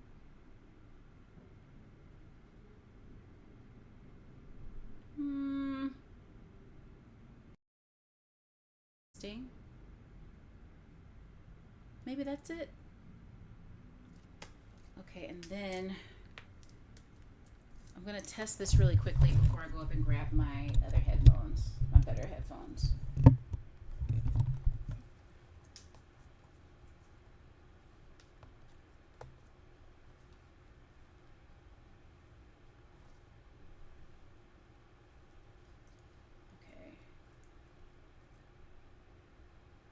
Oh, that looks like it sounds rough.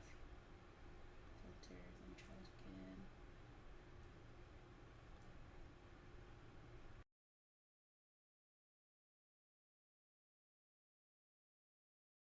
Okay. Maybe I just need to. Okay, is that all right? Oh, gotta speak up. Up. No, that's not it. Said exactly. I was static. My bad. Y'all. My bad. It's cutting my voice off. If I exactly, because I put on the gate and I tried to turn it down so that you don't hear the fan in the background for sure. But I can speak up. Okay, thank you, Kwani. Thank you, Static. Thank y'all. It also is leaning over right now. Okay, here we go. I'll just speak up. Oh, right. Perfect. My life is in your hands. It's good, man. Better I got you, bro. You got movies to film. Yeah, exactly. Put your seatbelt on. Your seatbelt on? Yeah, let me get it on. Hold up. Mine's on, by the way.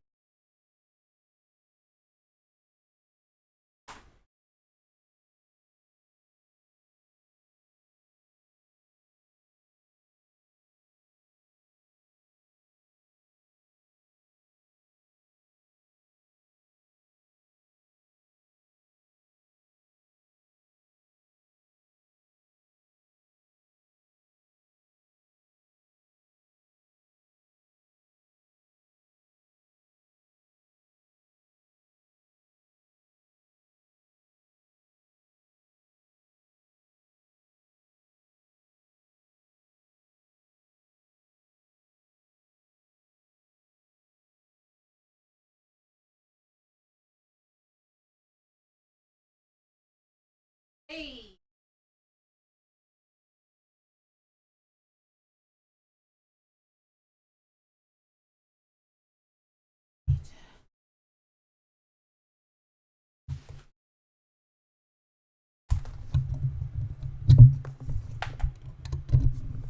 Okay.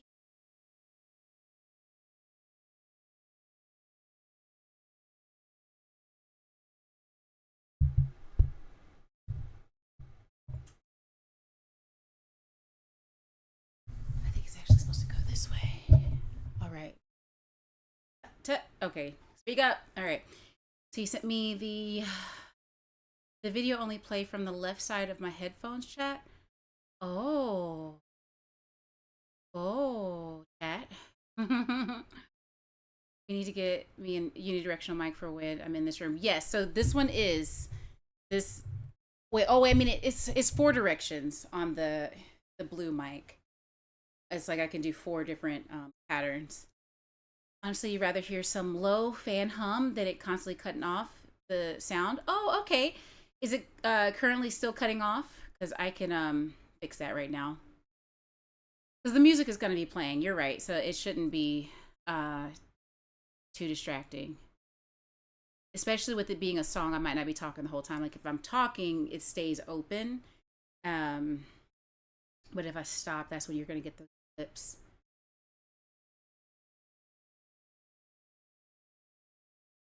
So like right now,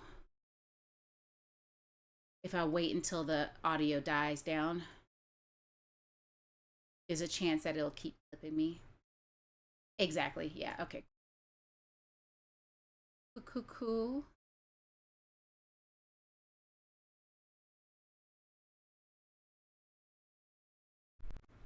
Okay. So this shows me it's staying open, so you should hear everything, especially even if I start talking soft like I might tend to do sometimes. Okay. Here we go, y'all.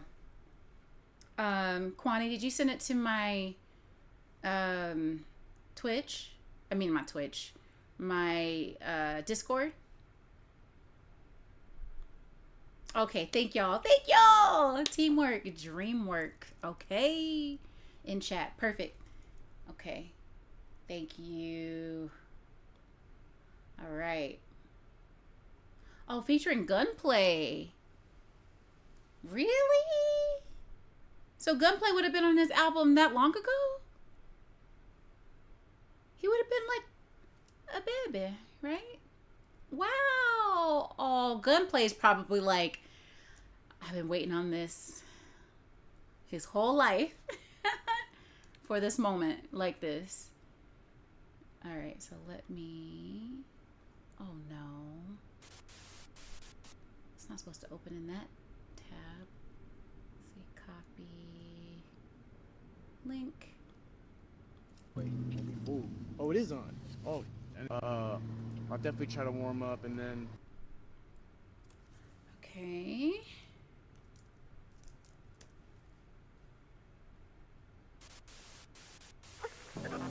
I want to get line drive. Want to lose weight? Keep eating. For you. Okay, I'll start this over for y'all, for everybody involved.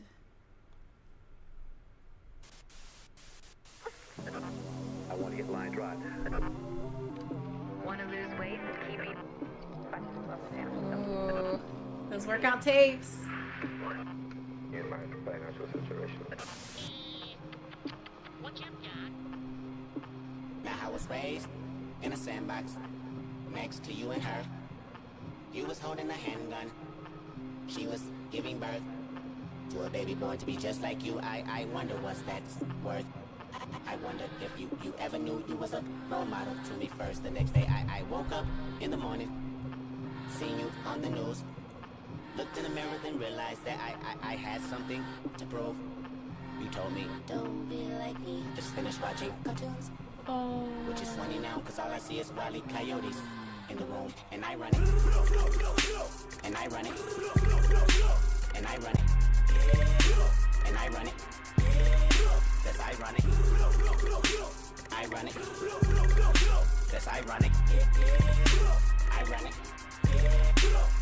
Soak all of my wounds, hear my tears, all of my tunes. Let my life loose in this booth, just for you, motherfucker. Hope y'all amused. And ironic. And ironic. And ironic. That's ironic. What? I think he's playing on ironic, and I run it. Look, popular pie plant pictured here.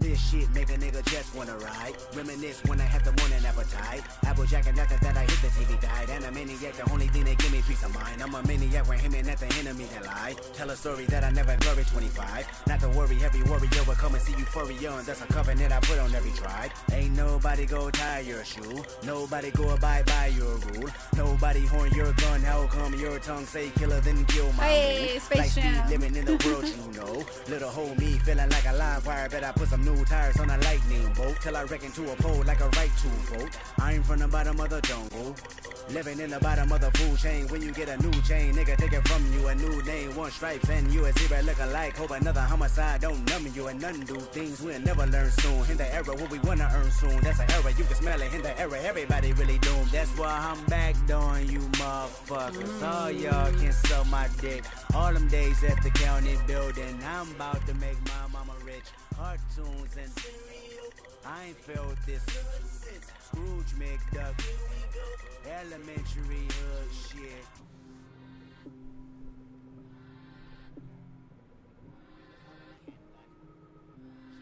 Giving birth to a baby born to be just like you. I wonder what's that's worth. I wonder if you ever knew you was a role model to me first. The next day I woke up in the morning, seen you on the news. Looked in the mirror and realized that I had something to prove. You told me, don't be like me, just finish watching cartoons. Aww. Which is funny now, cause all I see is Wile E. Coyotes in the room. And I run it. And I run it. And I run it.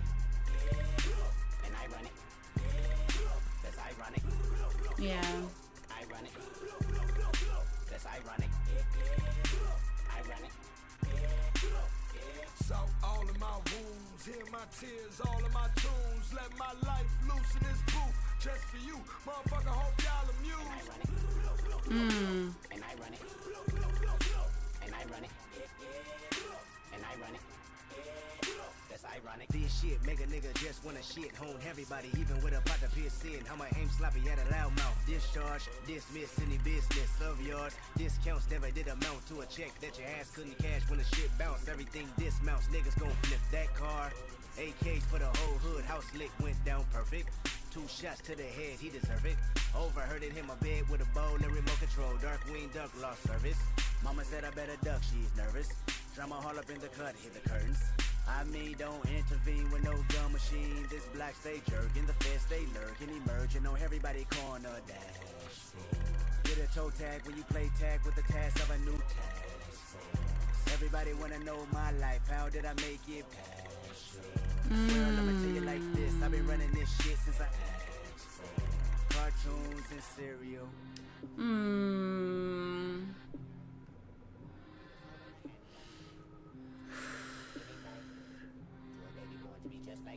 I wonder what's that's worth. I wonder if you ever knew you was a role model to me first. The next day I woke up in the morning, seen you on the news. Looked in the mirror and realized that I had something to prove. You told me, don't be like me, just finish watching cartoons. Which is funny now, cause all I see is Wile E. Coyotes in the room, and I run it. Soak all of my wounds, hear my tears, all of my tunes. Let my life loose in this booth, just for you, motherfucker. Hope y'all amused. I did wrong, karma came, crackers gave me ball and chain. Friends, enemies, all the same. State, fed, both can hang. Nobody can mute me, but I never said nobody can't shoot me. Just another stat to the white folk. Still whip work to the white yoke, absolutely. Every day feel like the one before. Hunt the money, don't hunt the hoe. If you do what you always done, then you get what you always got. You dumb buffoons. I ain't seen the back of my eyelids for about the past 72 hours.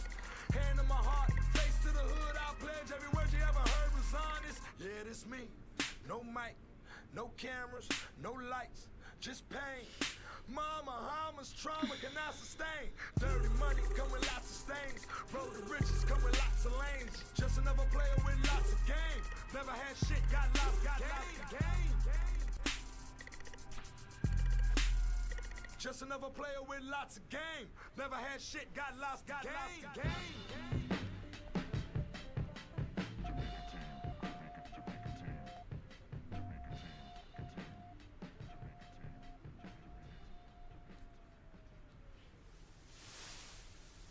Whoa.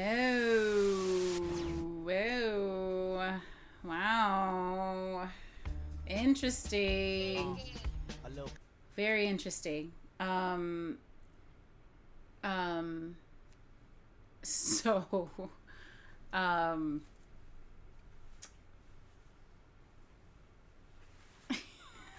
sorry. Sorry.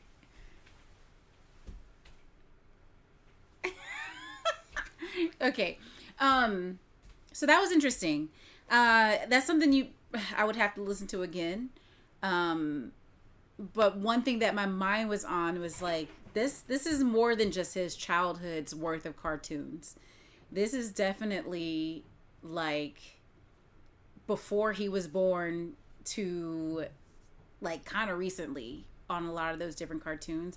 And I didn't feel like I watched a lot of cartoons. I was more of a Sailor Moon girl. That was my main cartoon.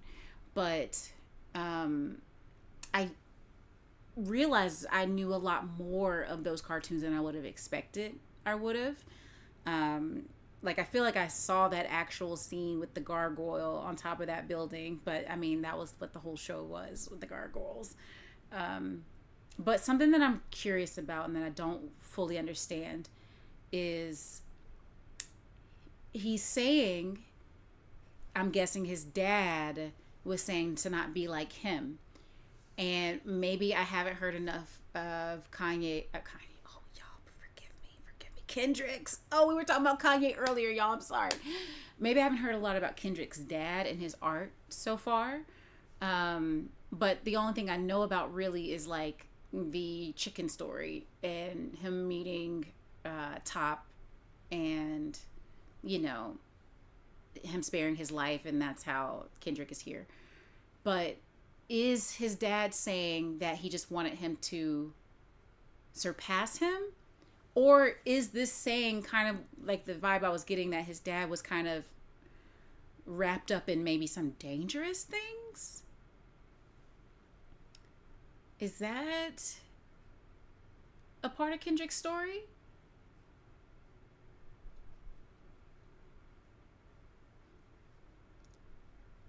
You know, because this is a lot of pieces. And some of the vibes that I'm getting from it was like, it's almost like serials and cartoons. Maybe he's saying, maybe the life is difficult. Maybe things were hard for his dad, and maybe making money and supporting the family. And so he's just kind of like, son, just kind of keep yourself entertained instead of knowing or feeling the pain that maybe the dad was going through. And then at one point, Kendrick also says, or Gunplay, he looked in the mirror and then he knew he had to do more and surpass his dad or something like that.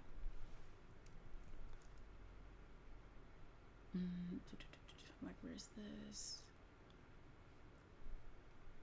Oh, whoops, wrong thing.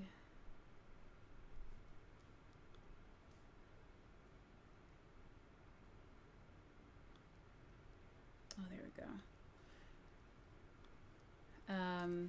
You said if you want more deep cuts by him to react to, just let you know and you'll send away. Yes, Kwani. I mean, let's see, what time is it? Oh, it's only 8:30. Oh, it's early. Oh, it was loud. Oh, I did turn it down. I did realize it was deep in the yellow. I'm so sorry about that static. I'm so sorry. I did notice that when I was playing. I was like, oh wow. Like even if I did want to say something, y'all wouldn't hear me behind that. Did I get it down eventually to a level that seemed okay, or should I cut it a little bit more?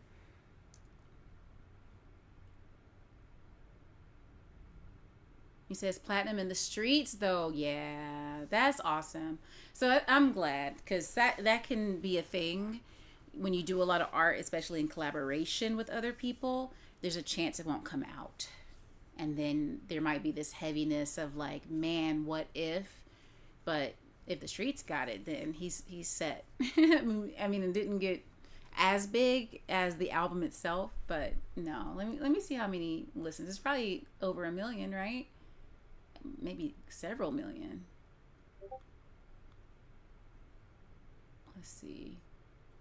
Okay. Oh yeah, 38 million. I saw 414,000. I'm like, okay. 38 million. Yes. Very several. Absolutely. So when did he add Lefty to his name? Like, there's so many like random questions I have. Static. That's too funny. Too funny. If you want more, oh yeah, that's what you said. Yeah, I dropped it down. Okay, good. Yeah, I mean, if you have some other things that I should listen to, absolutely. Because we've only been on here for 2 hours. We've been getting it. We have been getting it. Yeah. That's so funny. We're on our 3rd mic in 2 days. I'm trying to figure out, like, do I want... Yeah, I guess I'll just use this one because this will just pick up the sound in the room. It's one of those, like, podcasty mics. You sent another perfect. Thank you. Thank you. But yeah, I liked it though. I mean, it was a lot to take in, visually and in the audio. I thought Gunplay's delivery was really nice. It was very different, or at least it didn't sound familiar to what he did on GNX. But I'm so glad that he actually got to be on a release for him. He said Gunplay and Left. See, T Jamal, thank you. See, YouTube just set me straight. Thank you, T Jamal Lee. I'm over here thinking, oh, he sounds a little different than on GNX, and I was so sad for him. Like, oh, his song didn't come out. That's too funny. That's Kwani. I'm over here talking about him like that one. You said Gunplay's from Florida and he signed to Rick Ross. That's why he has that a little bit more of a southern voice too. And maybe that's why I was like, oh, I like that because it's southern, you know what I mean? Too funny. I'm over here sad for this man. My goodness. And he's fine. They're all fine. They're all great. Okay, let me go to Discord real quick. Let's see, what do we have here? Okay.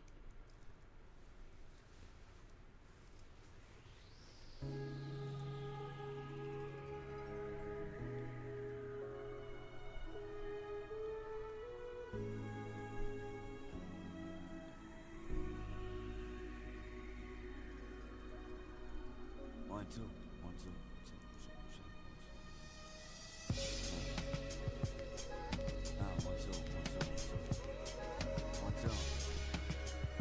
Oh, thank you for the lyrics.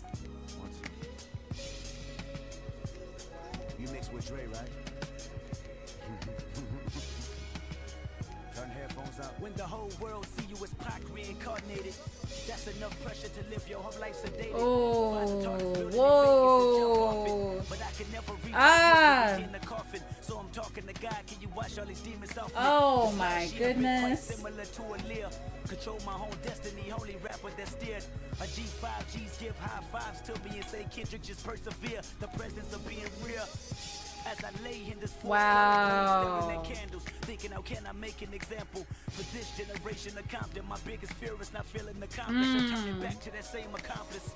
My past life was a child with no act right, trying to smile in a room of killers turned into a crash site. Influenced by niggas that spoke the gang culture fluence. Wow. That some blossom early and some truant. Ah. Wow. Yeah. Oh, DMX. Wow. Truthfully, I just started rapping to get away. I never thought that your favorite rapper would won a verse.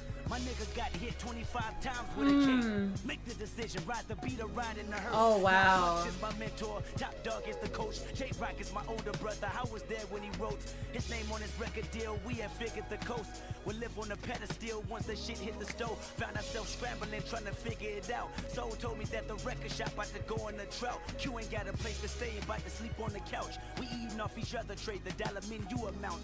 Wow. Meanwhile, the coast going hard at each other. The younger rappers that wanted some of the OG's comfort, but I ain't need it. I never screamed out the New West, I didn't believe it. They brought each other down, I was planning out my achievements. I need to separate myself to stand out. I need a better way to take your fans now. Wow. I need to kill you motherfuckers dead. Reality ain't at your head. I be damned if the chopper jam now. Wow. And we never asked for no handouts in the midst of it all. I recall a call when you said how we can never resolve in the Hall of Fame. And I went to trial with a Bible and rifle. I play the game as I plan blow.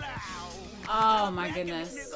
And if they said that I'm the one, why you asking me, nigga? Wow. See you as Pac, reincarnated enough pressure to make you just open the book of David Oh. and pray to God that you make it or live your life in the matrix. Cause falling off is a sickness. I heard that it's quite contagious. Wow. I need to separate myself to stand out.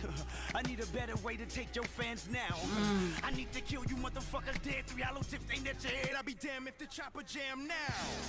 And we never asked for no handouts. I take you back to that pack of black and mouths in my hand now. In the midst of it all was cooking and pots and pans out. Looking forward as four was forced to form a new clan now. Fast forward as I wait in line for this passport. The homies was still poor, but working the Jansport. Whoever thought that Rosenberg mentioned me to Drake. Even Vanessa from Double XL that told him press play. Wow. My fate, now I'm on the stage with Snoop. Gave me the torch and Yes. Yes. My forefathers even wreck it with God got two. Lyricists of the year, fuck am I supposed to do? Rock. Laughing at you niggas out there who thought we was flukes. Wow, yeah. Shit we rapped had came true. Thought I was aggravated, but Warner had let me loose. Uh. I was haunted when Mike Jones didn't recoup. Cause niggas won't outdo us in the booth. Even when my album leaked, fans still buy it for proof. I came, I saw, I conquered. No shame, I blame all of this on confidence. Wow. Think about when Shireen tried to set me up. Cold game full circle, they set up. I put my life in these 12 songs, my fight in these 12 songs. The fight to ignite every wrong and right that I prolong. The story, the short film, the glory of him and them. The worry of mothers that don't recover when babies killed. The trial and the tribulation, the new miseducation. The view of knew somebody ain't make it. The angry, the adolescent. The reason I asked this question: will you let hip hop die on October 22nd? Will you let hip hop die on October 22nd? Oh my goodness. Oh my goodness. Oh my goodness. Oh my goodness. That was so amazing. That was such a millennial song. that was made for the millennials. And oh my goodness, like I mean, it makes sense to me, but some of y'all don't know this, but DMX was my first favorite rapper. And to hear him also like credit him as the beginning of his thing, and I'm guessing just on the like inspiration and maybe the energy and the authenticity to start his own thing in doing rap is at least what I caught in that moment. But he's mentioning Aaliyah, he mentioned miseducation, he's mentioning just such pivotal, important things that also were very big in, shaping me, honestly, too. Like, literally all three of them were really, really big in my appreciation for hip hop, and especially hip hop especially R&B that had hip hop adjacent to it. But that was really, really, really incredible. Like some of those bars, I'm just like, oh gosh, like, Oh my goodness, that was really really awesome, and it's so interesting. They mentioned Warner as well, and Kwani, what you all may not know, my last job was with Warner Music, and one thing about it is they did and do, but it's complicated. They really do care about indie music, and they really did care about indie hip hop too, because some friends of mine were the first indie hip hop artists signed to a major deal, and it was through Warner. And then the same with them doing their things through Warner. And then until like last year, they really had a focus on making sure they were still supporting indie artists and DIY artists, as they called them. It was strong for a while, and then right around the time I was no longer there, they were starting to waver on that commitment, because they were bringing in these like Google tech guys who are like, oh, we don't need all that other stuff. We're just gonna go as, I mean, they didn't say this, but I felt they were gonna go on the way of Apple, and like only focusing on their high dollar things, their high dollar artists, and just being like, oh, if we just make more people buy the highest value to the label things, then they're gonna be fine as a company. But they didn't care about art. They brought in a bunch of tech guys who did not understand music and did not care about music, and they just started chopping as many, like a lot of things that I feel were important to music and to the world, honestly. So yeah, those pieces. So I just, anytime I hear stories about Warner and them, I have that appreciation. But the industry, especially the majors, a lot of times they are really excited about having indie artists in because they believe they can make them into a major. And sometimes it's tax write-offs. I don't know if y'all know about that. Might be a whole other story. But they do sign some artists, and they don't ever plan to put them out. And it just kind of tables them, makes it so other people can't sign them. And then they get tax write-offs. But that was really incredible. Wait, what was the name of that? Wait, that was the Heart Part 3? I've been saying I need to go through all the hearts. Oh. Embarrassment. That was incredible. Oh, and one of the last songs I played for my late mother was The Heart Part 5. And that was a really, really special moment. Like I remember showing her the video, and she was just like, what is going on here? So yeah, so this is great. So now I have this one. I need to go back to 1 and 2, I think. Oh man, there's a lot of Kendrick I did miss, even though I've been hearing about him and really, really loving some of the singles, some of the albums. Like I've really, really loved, but I have not done a deep dive into all of his work yet. So yeah, we have more to experience. But oh my goodness, this Heart Part 3. This might be my second favorite, because I think 5 might be my favorite. Yeah, 5. I think 5 is my favorite, and then this might come in second, as of right now. And now I gotta hear the other ones to see. But and I love how they keep talking about like their squad and and J-Rock, and I probably heard a lot more of J-Rock back in the day, and that's kind of what he mentions too, that they were really putting the energy behind J-Rock, and that's what you should do when you have a crew. You should try to put as much energy going in one direction, especially if you're not a group. Like if you're a solo artist and you're in a collective, kind of like Eminem, kind of like G Unit, all of these groups, when you have all those people and then you can push in one direction, one of you should be able to get to that level, and then you pull everybody else up. But when you have so much talent in a squad, like it could be any of them. Oh my goodness, that I'm still just so in such a good energy from hearing that. Thank you so much, Kwani, for sending that. Thank you. Wait. The story's deep with this one. Absolutely. Hey, thank you, Static. Thank you. Over on YouTube, T. Jamal says, have you heard the monster freestyle from Kendrick? I can't say that I have. Oh, man.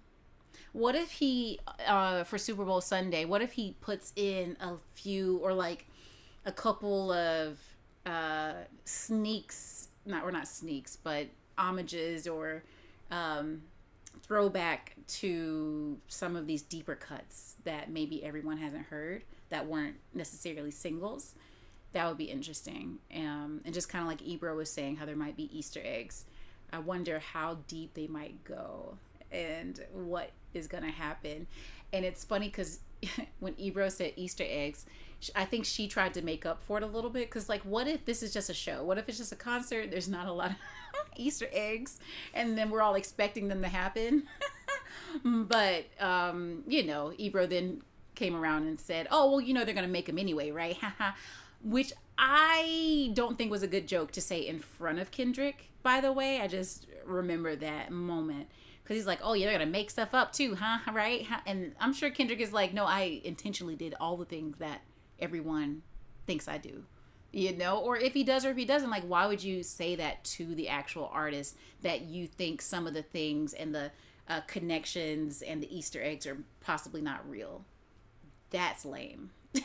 Like, that's not the time to try to do that. That's like maybe a joke you're going to do with your friends, but not in front of someone right before they're about to do this concert. I mean, Kendrick, just like he said, he lives in the moment. He probably heard it and it was out his mind immediately. But yeah. My goodness. He said they made this song the day after Absol Girlfriend. Oh no. Okay. My goodness. Oh, wow. That's devastating. That's really devastating. Oh my goodness, y'all. It's such a sad thing too when, people can seem like everything's good or that they're connected to someone who's about to blow up or these different things, and it's just like not enough. So like mental health, y'all, like try to talk to people, see people, and just, think as good of thoughts as you can. Okay, let's see. What is this? You said monster freestyle. I want to put up another lyric video because apparently I can't just listen to Kendrick and not see what he's saying. Monster freestyle. Kendrick Lamar. Wow, Heart Part 3. Oh my goodness. All the hearts I've heard so far are so good. And that's what they have to be, right? Like, they have to be amazing. Oh, wait. Nigga, tell the world I'm Compton. Nigga, I'm Compton. Big ass condom. Motherfucker. Wait, but is the video... Okay, no, I feel like the video is pretty... This seems pretty old. No. Said I'm a fucking monster. Oh, wait, is it that monster?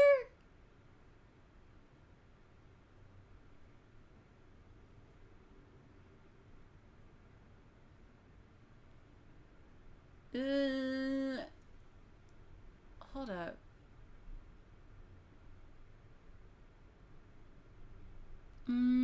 Is this... Wait, no, this is 6-7. Okay, never mind. Oh, maybe there isn't one with the lyrics? Alright, we'll just listen. Oh, here's closed captioning. Tell the world I'm Compton. Nigga, I'm Compton. Big ass condom. Motherfuck your problems. Make sure that you don't bring your man to my concert. I want you to suck my whole band after concert. Compton.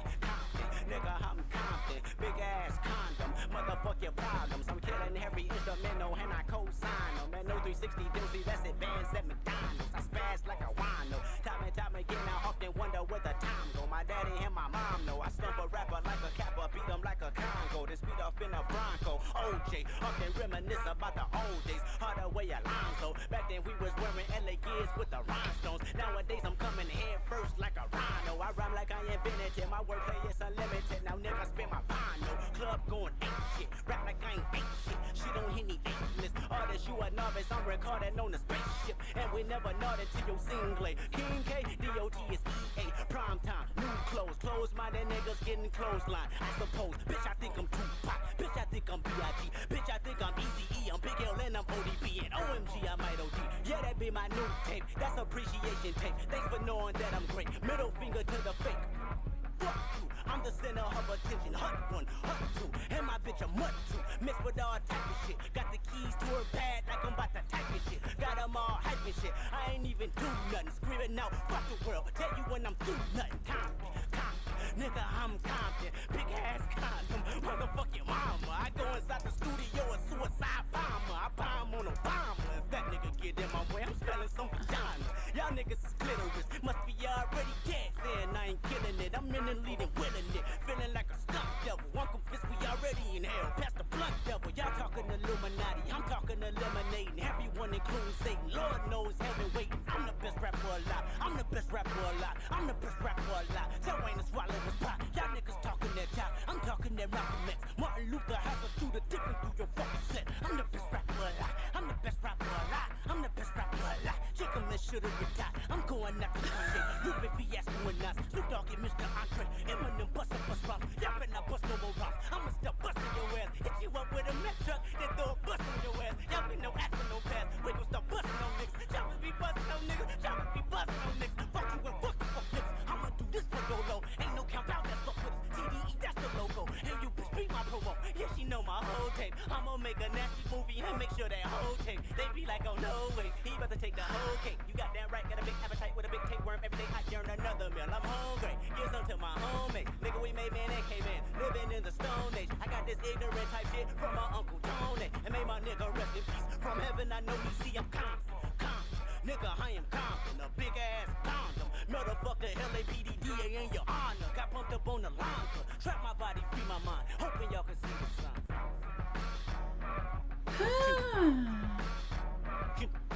More.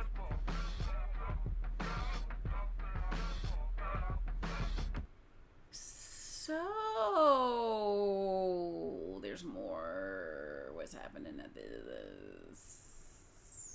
So I feel assaulted. I feel like I am offended.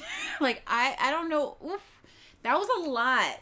That was a whole lot of pieces and just saying stuff. He said his Uncle Tony did this to him. I think he said he got this ignorance from his Uncle Tony. What? I feel like what I really feel like happened is he was conflicted. And someone said to him, I need you to go in there and prove that you could also go dumb with it. Can you go in the booth? Can you write something out here that's gonna be just stupid? Just so stupid. You know, because that's another thing about art, right? And being an artist. Alrighty now, Kendrick Lamar. Whoa, whoa, whoa, whoa, whoa, whoa. Stop it. Stop it. I feel like they were like, go in there and get dumb with it, right? And as being an artist and trying to be the best, you know, he said he's coming for, who did he say? He said Lupe. He's coming for maybe Wayne. I don't know. He named some rappers off that he said he's coming for. And I feel like he's saying, or with doing this type of record, he's extending himself. He's saying, okay, I can be one thing. I can be authentic to me and my life and my community, but I can also do that thing too. Like, don't get it twisted. Like, I can be the thing I've been, and talking about my upbringing and where I come from, but I can also do your thing too. And maybe that's also why he's doing it on top of the beat that he chose to do that on. But yeah, that one was a lot. I remember you was conflicted, and but that's how he can say that, because he was once conflicted too. You know, that was a lot. Yes, static. Oh my goodness. Oh my goodness. Oh, One Smoke. Hey, you said Heart Part 2 is still your favorite. Are we going to do them now? Because I only feel like I've done 3 hearts of 6.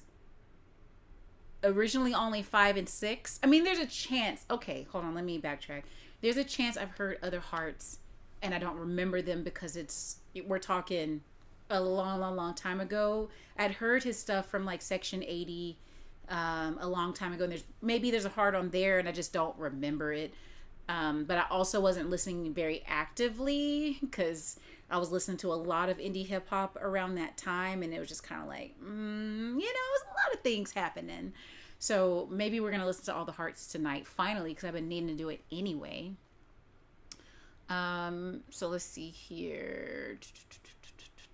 So we did Monster. Also listen to Rigor Mortis. Thank you, T. Jamal. Let me listen and cleanse the palate on that we just listened to. Y'all, what was he doing? Somebody said he was high. Oh my goodness. All right, where are we going? What's next? What is next? Let's see. Oop. I gotta get used. No, Rigor Mortis. Ooh. Yes, lyrics, please. I'm glad we did not have the lyrics on that last one. Maybe that's why no one put the lyrics up, because it's just so ridiculous. It's so ridiculous. Ah, okay. Whew. All right, lyric video. Yes. So this is. All right, here we go. Third take.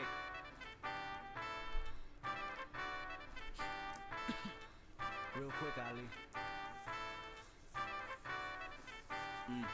Got me breathing with dragons. I'll crack the egg in your basket, you bastard. I'm Marilyn Manson with madness. Now just imagine the magic I like to ask is don't ask for your favorite rapper. He dead. Yes, sir.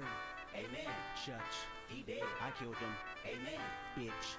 And this is Rigor Mortis, and it's gorgeous when you die. I recorded, and I'm Morpheus, the matrix in my mind. I'm out the orbit, you an orphan and a hairdresser combined. I'm on the toilet when I rhyme. If you the shit, then I decline. I climax where you begin, and then I end on cloud 9. And that's important when you morph into an angel in the sky. And don't be forging all my signatures. My listeners reply and tell me that you biting style. You got a hell of an appetite. Aww. Up before the ride, or knuckle up if you can fight. We always making them duck or die. A suit and tie is suitable, unusual, or suicide. CSI just might investigate this fucking parasite. He did. Amen. That's what they telling me. Aim it at your celebrity. This is studio felony. Pharaoh got me too many and cool enough for the 70s. Nigga, payback's a bitchin', bitch. You been living in debt with me. That I'm all in this specialty. But call on this mother voicemail to say that he rest in peace. Big ol' chopper the recipe. Wrestling, that's irrelevant. Rather rest at your residence. Whistling to the melody. Couldn't think of a better D. Better be on your P and Q. It's just me, J Rock, Soul and Q. Solar system and barbecue. Nothing else you can do. Yup. Amen. I killed them. He did. Amen. Amen. Got me breathing with dragons. I'll crack the egg in your basket, you bastard. I'm Marilyn Manson. Don't ask who your favorite rapper. He did. Yup. Amen. I know. He did. For sure. Amen. Amen. Got me breathing with dragons. I'll crack the egg in your basket, you bastard. I'm Marilyn Manson. Don't ask who your favorite rapper. I rapped them and made them Casper. I captured the likes of NASA. My pedigree to fly faster. I passed the week to the pastor. We all are sinners. Once you sentence the Bible study faster. Yo, hypocrite is reaction of blasphemy. Now you're assassin, my casualty. And it's casually done. And tell them my salary coming. Lumps of 100s. Don't talk to me about no money. The sun is under my feet and I come in peace to compete. I don't run. If you athlete, my statistics go up in weeks. And I go visit the nearest street and I get busy. Yo, mini MC, really ballistic. Anybody can see any assistance. Everybody to see some persistence. Recognize I be really too vicious. The permanent beast and the demolition. Bringing up the streets. Better partition. Better dot your T. Hannibal mention. How the all you see. Putting my dick in the rap industry. Everybody bitching. Getting mad at me. Recognize Kendrick in a battery. And I'm charged up in a catastrophe. It's charged up in audacity. And y'all fucks never gonna hassle me. And y'all luck just spend out. You'll see. He did. Yup. Amen. I know. He did. For sure. Amen. Amen. Got me breathing with dragons. I'll crack the egg in your basket, you bastard. I'm Marilyn Manson. Don't ask for your favorite rapper. He did. Yup. Amen. I know. He did. For sure. Amen. Amen. See, with songs like this, I feel like he's practicing in the sense of preparing for the Olympics, kind of like he was saying earlier. Like, he's done so much work. He's written in so many ways, so many words, so many tracks, and this feels like he's practicing that melody or that rhythm that he did, that really, really fast one right in the middle. It's like I'm imagining him like in an obstacle course, or like that thing where the football players, they put their feet in the thing. It's like that, but for vocals. When he, hold on. My salary coming, lumps of 100s, don't talk, see some persistence, recognize I be really too vicious, the permanent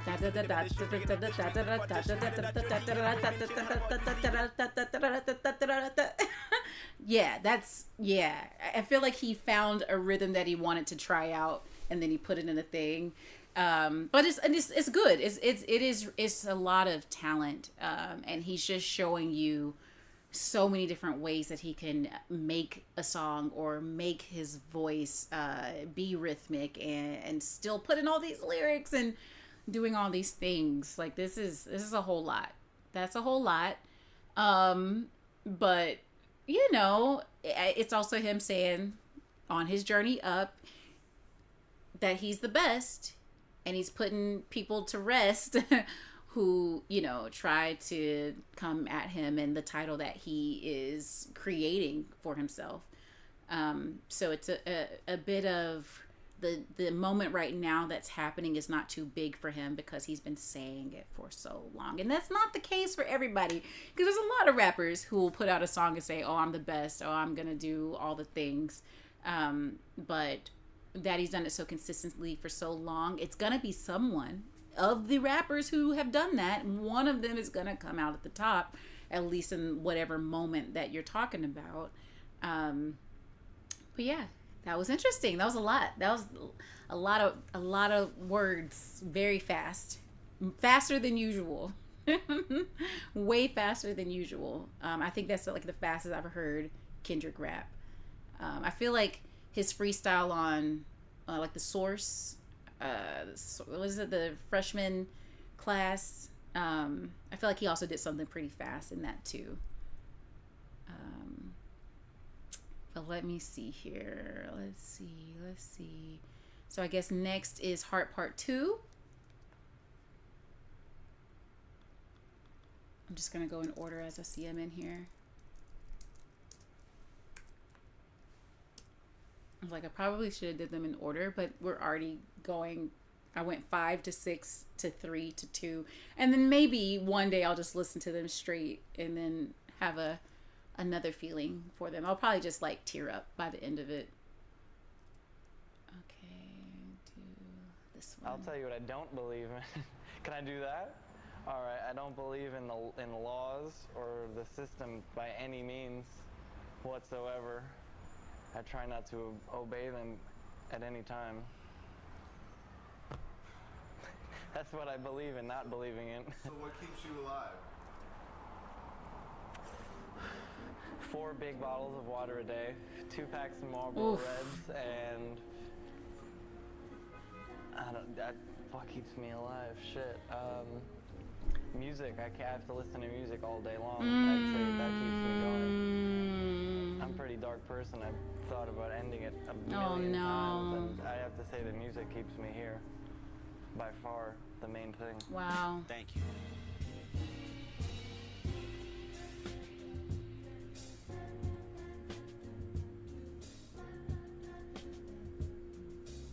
Sitting in the studio thinking about which move will go right now. Freestyle or write down, whatever. And still I come up clever. I just need to free my thoughts, and Lord knows that I know better. But I ain't perfect. I ain't seen too many churches. I know them Testament verses. You should either hear me now or go deaf, or end up dead, die trying and no death. Might end up dead, swallow blood, swallow my breath. Fuck a funeral, just make sure you pay my music respect, nigga. I mean that from the bottom of my heart. You see my art, it's all I have, and victory tastes sweet. Even when the enemy can throw salt, still knock 'em out the park like a fucking tow car. Let bygones be bygones, but where I'm from, we buy guns and more guns to give to the young. I'm living the life of a nigga, trap nigga. Inside the system, all you envision is trap niggas. My uncle doing life inside prison, he wasn't rap too. Oh no, did I freeze? Dang. We made it so far. Okay, let me just reset that. Good thing I glanced down for a moment. Yo.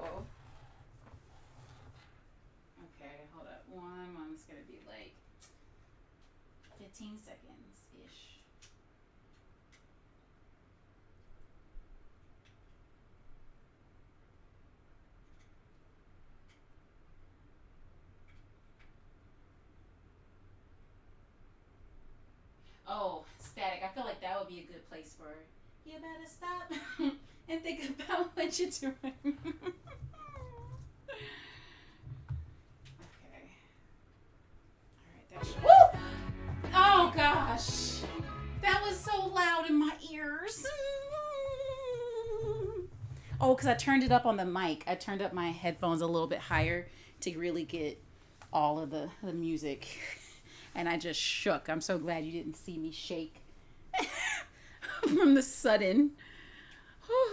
Okay. We're almost done here. Okay. And then I'm like in that face it kept me at. There we go. All right, we're gonna start it from the top because I don't know when it went out. I'll tell you what I don't believe in. Can I do that? All right, I don't believe in the laws or the system by any means whatsoever. I try not to obey them at any time. I'm like, I wonder who this is, though. That's what I believe in, not believing it. So what keeps you alive? I feel like this is an 4 big bottles of water a day, iconic musician. And what keeps me alive? Shit. Music. I have to listen to music all day long. I'd say that keeps me going. There's someone I'm thinking of, and I can't think of his name. I've thought about ending it a million times, and I have to say that music keeps me here. By far, the main thing. Thank you.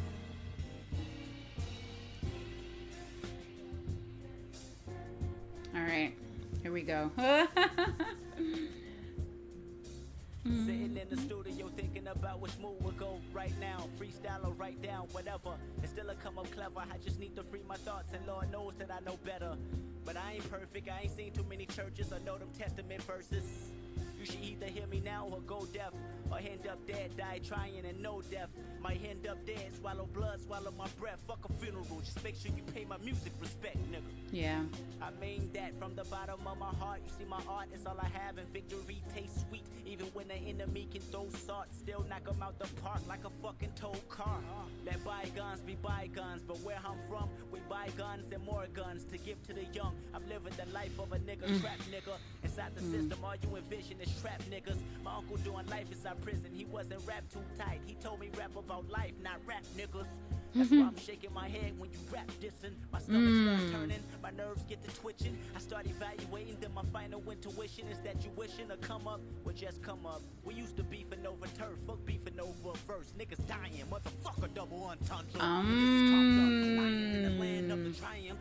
Raps around our defiance, ban our alliance, put burners in the hands of the black man. One hood with 24 foes like a clone Kobe Bryant. You probably heard I wanna be heard and wonder who I am. You probably even listen to Faith and think I know Zion. But really I'm just caught in the loop of understanding the truth, because it seems like it's always clashing with science. I got a big fear of flying. My future's so bright I probably go blind before I blink twice. I ain't lying. I swear to God, half of y'all just don't know Kendrick. The school of hard knocks, we was the first ones in attendance. You walking down that block, he got shot, you were no eyewitness. You just mind your business. You just turn your head, kneel down, and then tie your tennis. It's kinda scary, ain't it? You can't act like no bitch that only got Tyler Perry famous. Okay. Why you pick up that stainless? Cause your pops wasn't anxious to see you when you hated so much you probably had your burner tucked at graduation. Said if you see him on them bleachers, then you kill him facing 25 to life with a murder charge. Your enemies was to pray, and now you pray to God. I pray these balls get farther than Compton. And if I reckon if I break, I still won't break my promise. I promise to keep it honest. Secret society, all we ask is trust, and all we lack is communication. Like service sucks. The people scared of annihilation when kingdom come, and I'm like the Kendrick Lamar whole D in less than a month. Alright, gotta keep it pushing. Can't let the government tell me how my future looking. I'm on Rosecrans and Central trying to duck the central bookings. If the fucking pigs get behind me, then you know I'm booking. Never will I surrender. I've been a warrior when I came out my mom's placenta. In the gutter lane like a master splinter. How splendid, I guess my project had did it. Got all these niggas approaching they mixtape different. They said 7 tracks, I said 15. Called it an EP. They said I'm tripping. But little did they know I'm trying That's to change funny. the rules that we've been confined to, so the corporate won't make decisions. Uppity bitches, handling business, killing our dreams, stealing our vision. Out in Haiti, adolescents barely have a home. In LA, everybody think they fucking on. Yeah. Hop on Twitter, perpetrate, we doing big shit. Yeah, yeah. Bragging about the Yeah, iPhone. yeah. I swear to God, most of y'all cats just don't know Kendrick. You barely know yourself, so I guess most of y'all should be offended. Ain't doing this for my health, I'm trying to purchase my mama them business. Occupying my time with riches, justifying my time and ambition. Just to coincide, just to go inside, books behind the lives while we live. And look, the mastermind took the mastermind, just the perfect time, just the mastermind, just the master ground with precision. Look, the mastermind took the... Yeah, see. Would like to call this an appreciation tape. Oh. Recognize the Kendrick Lamar EP, but this is a Kendrick Lamar OD. Because of you, we are overly dedicated. Aww.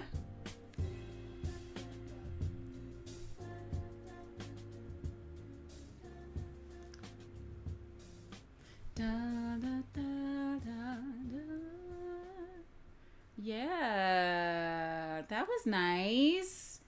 That was nice. That was nice. Some of the lines that first come out at me is when he was talking about, you know, people come to LA, or they're in LA thinking that they're on, and then they go onto Twitter and then acting like, you know, they blew up or whatever. That's definitely a thing, especially when people come to LA. They're kind of feeling like that's the mountaintop. They've made it in the city, and then a lot of people create this persona around just being there. Or even, you know, there's a joke of when you do move out there or you start doing stuff that's online, like, oh, you're Hollywood, all of those things. It's become this thing of itself where people can try to use that as like their clout. That is the clout. I'm now here, so anything I say that I'm doing is now done in LA. It's this big deal. It's this big thing. But that's really, really funny, because especially when it went to Twitter. And that brings me back to when I was first on Twitter, which was in 2009. And there was a lot of artists on there. And I'm thinking maybe they went in the same route as Apple did, where a lot of their branding strategy was connecting with artists. And maybe a lot of artists, we just kept sharing with each other, like, oh, there's this app. And we started sharing about music, and we started doing collaborations and things like that. And then you, especially the energy from, especially the early 2000s, mid 2000, like 2008, 9, 10, there was a lot of people going into these different places. And it's probably always been that way, but they're just like, oh, come to this studio and you'll get a banger, or it'll be a hit, or it'll be a this. And it used to trigger me so bad. Because I'm like, not everything could be a banger. Not every song you write could be a hit. It's just not how that goes. Like, even for Kendrick Lamar, like, every song he writes is not going to get him a Grammy, even though Drake feels that way. But maybe he should, but it's just not, there's no space for that. Like, he cannot just on everything, because then it kind of feels that there's no space for other people. And then it kind of looks like, oh, well, it's just being given to him, like Drake mentions. But yeah, it's just a numbers thing also. But that was interesting. Who said this was their favorite? Oh, Drewski Drew cheered. Oh, X200. Drews, thank you for the 200 bits. I appreciate that so much. Thank you. Let's see. Oh, One Smoke said that this one is your favorite. So that was interesting. Can you tell me, like, your favorite parts about it? It's like I feel like this one, though, gave me more feels of like being a promo for the whole project, instead of it being like the other ones I've heard so far, which are a standalone heart, and just about him, or a history thing, or something else. And at the end it does say the OD, and he keeps saying like the OD through it. And at first I was confused by it when he first mentioned OD. I was like, oh wait, I don't think he's really talked about drugs like that before, that I've heard. But I kind of thought, oh no, OD, but then I'm like, oh wait, overly dedicated. I'm guessing that's what that was for. Before we got to the end, I kind of figured that one out a little bit. But yeah, no, thank you, One Smoke, for suggesting that. Let's see, Mortal Man. I'm like, do I need more snacks? Or do I just need to eat dinner? Okay, Mortal. Oh, ooh, I feel like.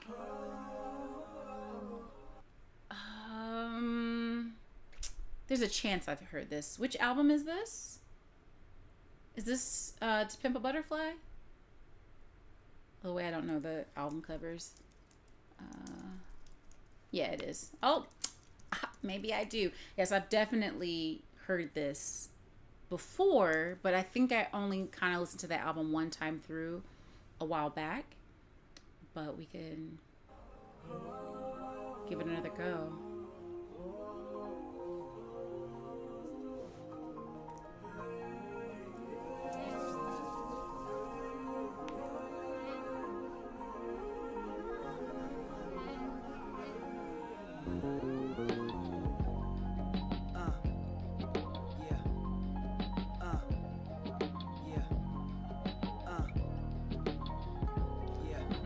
I feel that, Jamal.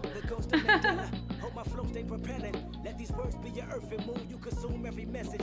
As I lead this army, make room for mistakes and depression. And with that being said, my nigga, let me ask this question. When shit hit the fan, is you still a fan? When hit the fan, is you still a fan? Yes. Hit the fan, is you still a fan? When shit hit the fan, is you still a fan? The ghost of Mandela. Hope my flow stay propelling. Let these. And so, real quick, I definitely remember this song, but also Rhapsody is on this album, which I was one of the first people to ever do marketing for her back in the day when she first became a rapper. So I definitely heard this album. As I lead this army, make room for mistakes and depression. And with that being said, my nigga, let me ask this question. When shit hit the fan, is you still a fan? When shit hit the fan, is you still a fan? Won't you look to your left and right, make sure you ask your friends. When shit hit the fan, is you still a fan? Do you believe in me? Are you deceiving me? Could I let you down easily? Is your heart where it need to be? Is your smile on permanent? Is your foul on lifetime? What you know where the sermon is? If I died in this next line, if I'm tried in the court of law, if the industry cut me off, if the government want me dead, plant cocaine in my car, would you judge me a drug head or see me as K. Lamar? Or question my character and degrade me on every blog? Want you to love me like Nelson? Want you to hug me like Nelson? I freed you from being a slave in your mind. You're very welcome. You tell me my song is more than a song, it's surely a blessing. But a prophet ain't a prophet till he asks you this question. When shit hit the fan, is you still a fan? When shit hit the fan, is you still a fan? Won't you look to your left and right, make sure you ask your friends. When shit hit the fan, is you still a fan? The ghost of Mandela, hope my flow stay propelling. Let my word be your earth and moon, you consume every message. As I lead this army, make room for mistakes and depression. And with that, do you believe in me? How much you believe in her? You think she gon' stick around if them 25 years occur? You think he gon' hold you down when you down behind bars hurt? You think y'all on common ground if you promise to be the first? Can you be immortalized without your life being expired? Even though y'all share the same blood, is it worth the time? Like who got your best interest? Like how much are you dependent? How clutch are the people that say they love you and who pretended? How tough is your skin when they turn you in? Do you show forgiveness? What brush do you bend with dust in your shoulders from being offended? Chicago John! Put you in when the lions start hissing. What kind of bridge do they burn revenge in your mind when it's mentioned? You wanna love like Nelson, you wanna be like Nelson, you wanna walk in his shoes, but your peacemaking seldom. You wanna be remembered and deliver the message that considered the blessing of everyone. This your lesson for everyone. Say when shit hit the fan, is you still a fan? When shit hit the fan, is you still a fan? Won't you look to your left and right, make sure you ask your friends. When shit hit the fan, is you still a fan? The voice of Mandela, hope this flow stay propelling. Let my word be your earth and moon, you consume every message. As I lead this army, make room for mistakes and depression. And if you riding with me, nigga, I've been wrote off before. I got abandonment issues, I hold grudges like bad judges. Don't let me resent you. That's not Nelson. Like, want you to love me like Nelson. I went to Robbins Island analyzing. That's where his cell is, so I can find clarity. Like how much you cherish me. Is this relationship a fake or real as the heavens be? See, I gotta question it all. Family, friends, fans, cats, dogs, trees, plants, grass. How the wind blow. Murphy's Law, Generation X. Will I ever be your ex? Flaws of a baby step. Marred by the mouth a bit. Pause, put me under stress. Crawled under rocks, ducking y'all. It's respect, but then tomorrow, put my back against the wall. How many leaders you said you needed, then left them for dead? Is it Moses? Is it Huey Newton or Detroit Red? Is it Martin Luther, JFK shooter, you assassin? Is it Jackie? Is it Jesse? Oh, I know it's Michael Jackson. Oh, when shit hit the fan, is you still a fan? When shit hit the fan, is you still a fan? That nigga gave us Billie Jean. You say he touched those kids? When shit hit the fan, is you still a fan? The ghost of Mandela, hold my flow, stay propelling. Let my word be your earth and moon. You consume every message. As I lead this army, make room for mistakes and depression. And if you ride with me, nigga, let me ask this question, nigga.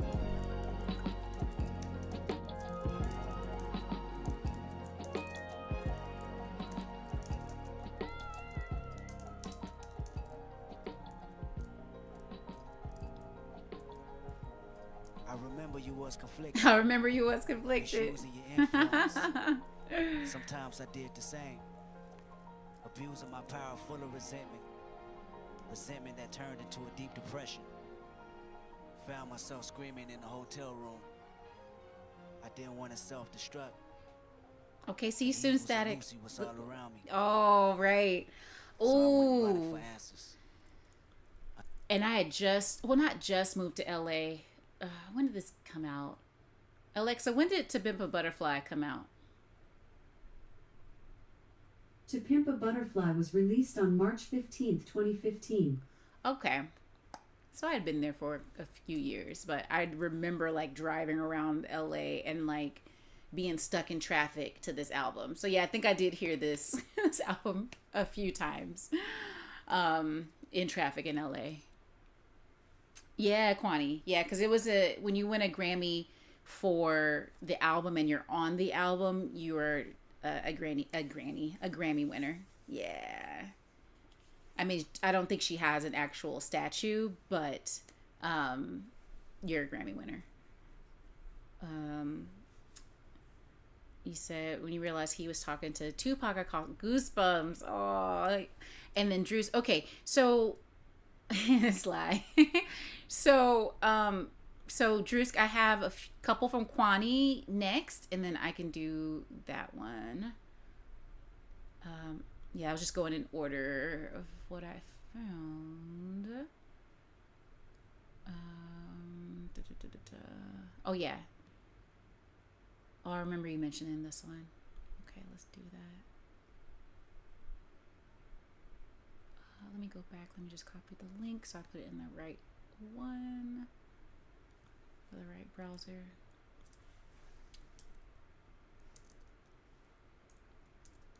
Oh no. I haven't been using a Mac keyboard. You know, I'm using the Mac keyboard on a Windows computer.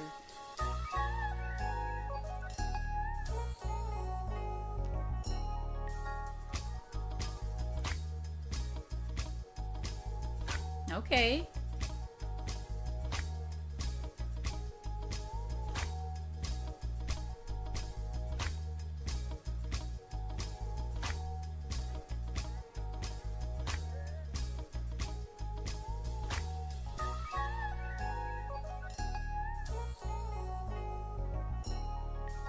I haven't heard it.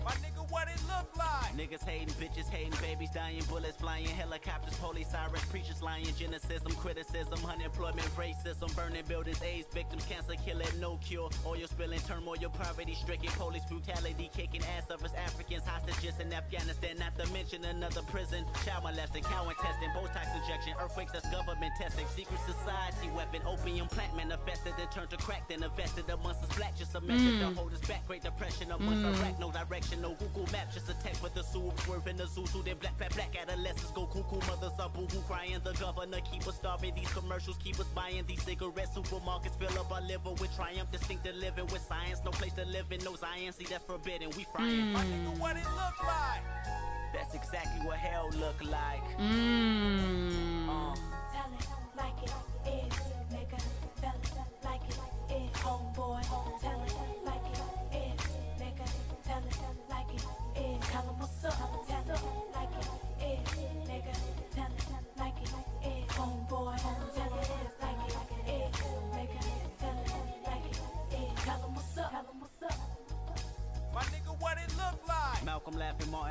Biggie spitting pockets, rapping, Gregory tapping people. Children playing angels, praying, 14 karat golden streets, collard greens, red wine, potato, yam, turkey legs, culinary beans.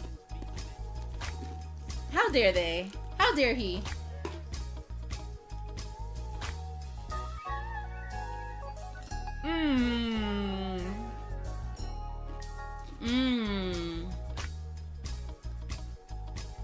Oh, Kendrick Lamar to the top. Or King Lamar.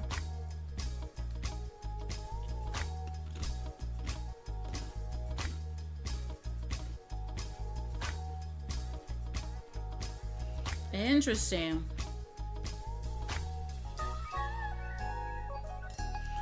Man. Hey.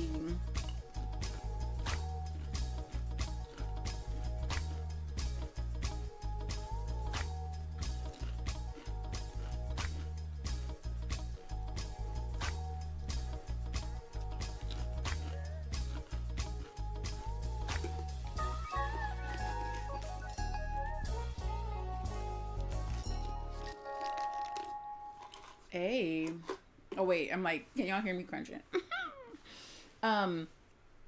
What is really interesting too is he had a billion things that was in the hell and just a very simple few things for the heaven, you know. And it's one of those things like we were talking about earlier, how the mind, for me, how it connects is the simplification of the mind is a good place to get to for like peace and happiness and success.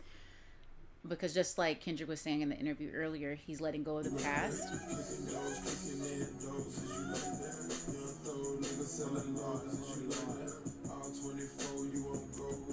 Alexa, stop.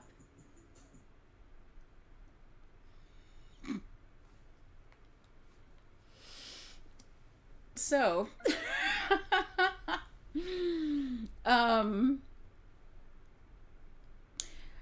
chaos is what I'm trying to get to. Chaos of the mind and of all the things, and especially if you look at all the stuff and you dwell on the stuff and you are affected by all the stuff, like your mind and your space and your energy also kind of keeps you away from getting to a better place, and it kind of like spirals. It can really, really, really spiral. If you're thinking about all the bad things in the world, it's hard to step forward and to find peace and to be able to step into the thing you should be doing. So I feel like that's kind of what he's playing on there, that there's a billion things going wrong, but if we can think about the good things, we might actually be able to find peace to be able to do the things that we need to get done, you know. Alexa is a fan. But a good fan, not a bad fan. She is. That's too funny. When he tries to describe heaven, it fades out. Oh, good point. Maybe that's also kind of saying it's, you can think it's a bunch of things, but it's inexplicable. We can't explain it. We won't be able to know fully what it is and what it means. But, you know, maybe he's creating an empty canvas also for you to figure out how it makes sense to you, because the things that he listed in his heaven are not necessarily the things in someone else's.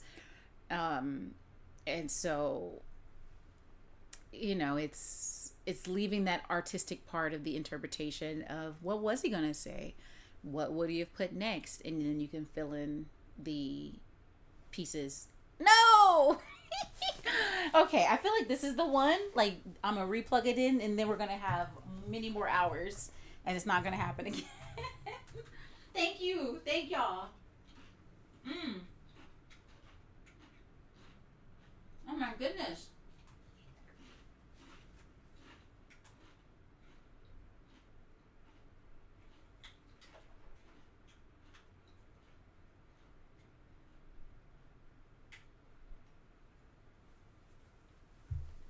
Mm-hmm. Watch. I'm like even faster at it now. I'm gonna be even. Wait, where's it at? Oh, there we go. 5, 4, 3, 2, 1. Ay. I did that.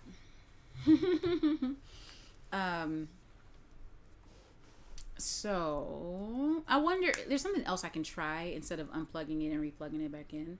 I might try that next time. But yeah, it leaves it open for interpretation. I feel like at the end of that, but also maybe it's a simplification. Also, kind of like I was saying before, but where it's up to, whatever we kind of think it is. Just a heads up, PlayStation Network is down. Oh wow, thank you. I actually just plugged back in my PlayStation like 2 days ago for the first time in like 2 years. Let's see, whatever she looks up might include the intro, hopefully. Oh, should I? I should do that. I saw y'all talking about that I should see a prelude to it or something like that, to the one you sent, Drewsk. But I have another one from Kwani.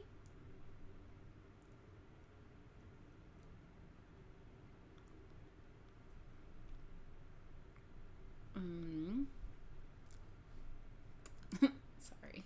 All right, let's see. Oh, opposites attract. The algorithm almost gave us that earlier. Oh, right. Let me copy this link.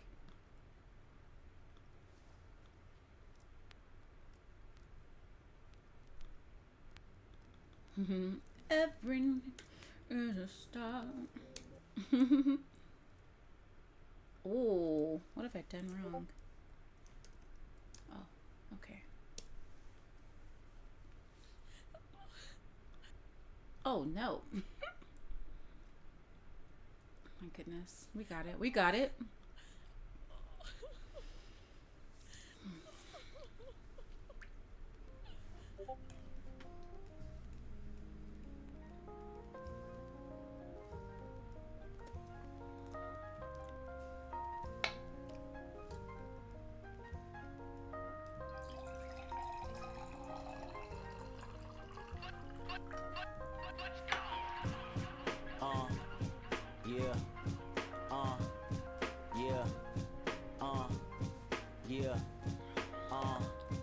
We hurt people that love us, love people that hurt us, hurt people that love us, love people. I'm inspired, so get inspired. And so he said, why you gotta be so kind-hearted? Why you couldn't be a kind artist? Why you couldn't be mischievous or just a little devious the moment that we first started? Why you never asked for nothing, just a little time? Why you let me use yours cause I don't got mines? Why you always lift me up when I'm completely giving up? And when niggas holler what's up, you give a dry response. Why you giving me your last knowing you ain't got it? Why you always buy me something when you going shopping? Why you tell me that you love me? Why you always thinking of me? Want my company rather than going club hopping? Why you treating my mama like she your mama too? Why you making promises that you'll forever do whatever just to make me happy, wanting us to have a family? These are exactly the reasons why I cheat on you. No. Sometimes hurt people that love us, love people that hurt us, hurt people that love us, love people that hurt us, hurt people that love us, love people that yeah. hurt people that love us, love people that hurt us. Sometimes I feel we share nothing in common, it ain't fair. Where do we seem to fall? Where do we seem to fall? Tender love and care, once upon a time. And this is Javante. Or sounds like both of them together. Why you gotta be so mean to me? Why you don't know what you mean to me? Why you always playing games? Why I feel like you ashamed? Hide in public, curse me out and make a scenery. Why you got other bitches rolling their eyes at me? Why text messages popping up saying hi daddy? Why you treat me like I'm nothing? Why you always at a function? I be wanting to go out but you don't never ask me. Why you slip and say her name when we having sex? Why you always assuming that I still like my ex? Every time we get into it, I'm the one that's feeling stupid. You don't need me, you gon' leave me, that's your favorite threat. Why you never know how I feel to be lonely? Why I feel I'm the last option after your homies? Why you always gotta know that? How I never let you go, even though you get violent and put your hands on me. Oh. Sometimes people that love us, love people that hurt us, hurt people that love us, love people that hurt us, hurt people that love us, love people that hurt us, hurt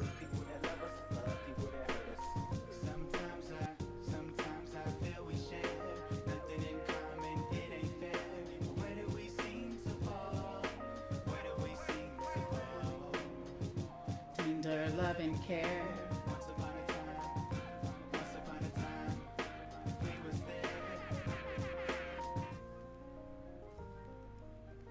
She says she loves me.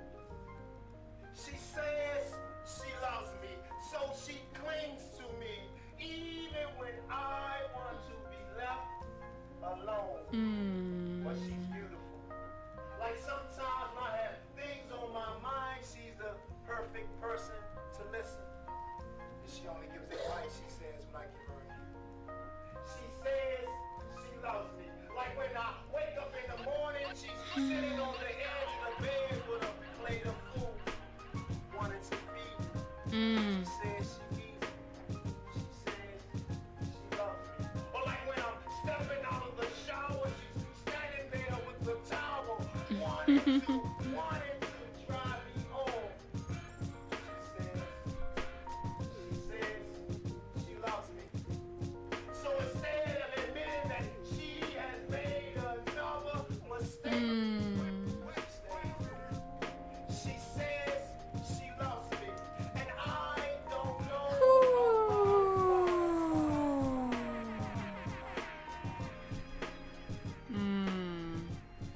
Oh, so it was Kendrick singing, and then he was on the bridge. Okay, Lamont Casey. Oh man, that was also interesting.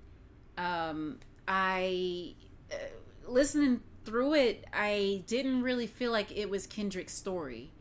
It did give a feeling that he was telling someone else's story. I thought he was telling like his dad's story was the first thing that came to mind. And it's really, really interesting at the end when Lamont is talking about this woman who remains in love with him, where it seems like even he feels like he doesn't really deserve that love. And the heartbreakingest part is that next to last line where it says, so instead of admitting that she has made another mistake, she says she loves me and I don't know about love.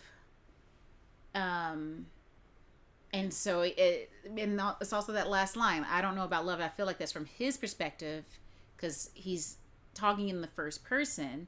She said she loves me and I don't know about love. So he is not even, one, maybe not confident, but not even thinking that it is love that he's giving her back. Like he's just taking the things from her that she wants to give. She's actually doing the action of love and giving him, things that she feels he needs. He's accepting them and it's not giving back, which also goes into love people that hurt us. So I'm guessing he likely has hurt her a lot, especially for her to feel like she loves him and knows it might have been a mistake. And to know it's a mistake when you're loving someone, I feel like there has to be a lot of pain associated with that. Because otherwise, you can love someone and keep that love intact and move on, live your life, and still love that person. But to feel like it was a mistake, I feel like it has to be the hurt. It has to be some pain that this man has caused her that he's not even addressing in his outro to the song. But yeah, love people that hurt people that love us. And I guess that's his side. She's probably the one, at least in this story, that's loving him as he hurts her, and he's hurting her that as she loves him. And man, it's like you hear with people the wrong timing, where you might have all the love to give to somebody but they don't have the place to receive it. And just figuring out that timing of things where you're in the same place to be able to be both full and able to give that love to each other is so important. So important.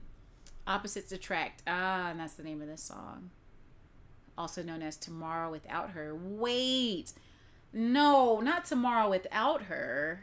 What? Did they say that in the song?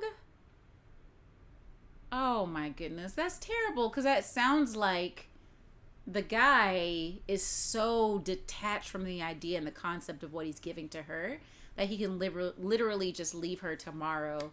And maybe he does. Maybe he does actually give up tomorrow because he says he doesn't know about love.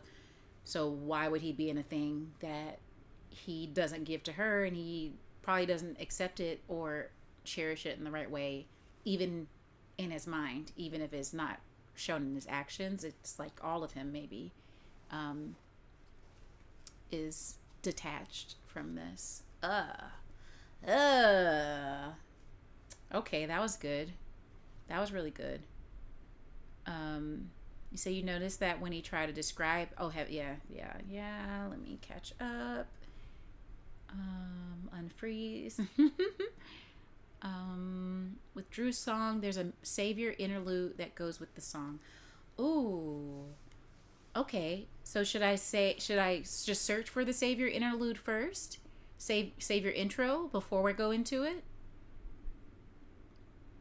Okay, thank you, Kwani. Thank you. We thank you. Yeah, you tell other people's stories a lot. Exactly, and that's kind of what I was saying earlier about artistry. Sometimes writers, you get inspiration. Like he mentioned in one of these songs that he's writing or trying to find the way to write even without the inspiration. And also, without the inspiration, sometimes you are inspired by other people's stories. And that's, life imitating art, or no, life becoming art. I don't know, something like that. Okay, eat the salad before the main course. Absolutely. Thank you, Trusk. All right, so let me go back to Discord and see what we got. Let's see here. Little, okay. Oh, perfect. Okay, I was like, little lyrics. That's not what's supposed to go next. If you derive your sense of identity. Okay, hold on. Let me. Okay, here we go. If you derive your sense of identity from being a victim, let's say bad things were done to you when you were a child, and you develop a sense of self that is based on the bad things that happened to you. Real quick, I gotta send this to a friend. We were literally having a conversation, like literally about this, like yesterday. And I wonder if he's heard this. Okay, all right, sorry. I'm just in a moment of like, whoa, that's almost verbatim the discussion we were having. He was talking about someone and how they had something that they were always blaming on their childhood that made them into the person they are today, a specific trait of their identity. And we were saying how that happens. It happens to a lot of people, that you do experience things, but it is so important to really, really try to, instead of having a reason or excuse that you think condones especially dangerous behavior, that instead you try to talk to somebody and figure out if there's a way to find the good you can take from that thing in order to start incorporating that into your life to have like a different life, if you so choose. Hopefully you so choose to have one that's not as dangerous. So okay, one more time. If you derive your sense of identity from being a victim, let's say bad things were done to you when you were a child, and you develop a sense of self that is based on the bad things that happened to you. You ever see your mama strung out while you study division? Your uncle ever stole from you day after Christmas? Seen both of those in the county jail visits. The first and the 15th, the only religion. Noodles in the microwave, Shark Tank tidal wave. Grandma shooting niggas blood on the highway. Crosses on the dashboard, you just want a platform. I wanna take everything that I ask for. Catch me a body, I put that on anybody but my mama. She showing the pattern for certain. I think it's white panties and minimal condoms. My uncle would tell me the shit in the movies could only be magic. This year I did 43 shows and took it all home to buy him a casket. Jack of all trades, got money out the way, put my heart in the faith, I'm good, love. Cousin in the courts, heard he jumped off the porch, turned a brick to a Porsche, I'm good, love. Catch us, you know I'm gon' rack up. I need the advance and the equity to match up. The engineer dead if the drive don't back up. These words come from God, you can never out-rap us. Nowadays I'm a new prophet, ayy. Gang dead, no autopsy, ayy. City girl with a new hobby, ayy. Catch a body, put the product in the tutter. Nigga about to get some pussy, give me 5. Gun dirty, got the 30 in the purse. Tight bitch, put a perky in a salad. I gotta pray for the basic. I never seen my niggas bust down faces. Them niggas not tasteless. I only had one chance, I ain't even wasted. Been down on my luck. Been down on my luck when I fall. I gotta get up. I gotta get back up and ball. RIP under my people, I'm proud of my people, I'm proud of my dogs. My ex got a beamer, she want me to see it, I still ain't gon' see it, like, okay. I love when it ratchet, I don't do a paddock, I still do the watches the OA. She think I'm conceited, I'm thinking about cheating, I don't do the flowers or rope. Now how can I fold looking at 20 million, this money don't come with a probate. Mama, I said it'd be okay. I got this shit bragging in 4 days, 4 eyes, 4 eyes, 2 eyes. Switch sides, nigga be fresh out, suicide doors, I suicide. Lambo body, who gon' stop me? Baby Keeman's too wild. Function at the temple, Jesus pieces in the luau. Mr. Morale.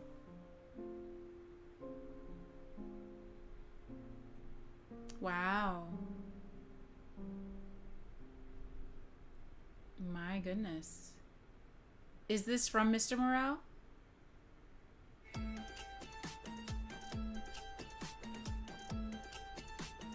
Which I need to go listen to. Is this still the song? Is this still okay? Thank you, Quadi. I was trying. I was like, I'ma hold on. I need an answer. Please tell me. Please tell me. The Habibi version. Oh. Oh my goodness. Hi, 41 ones. Yeah, you can send me something. Yeah, 1st and the 15th, the only holidays.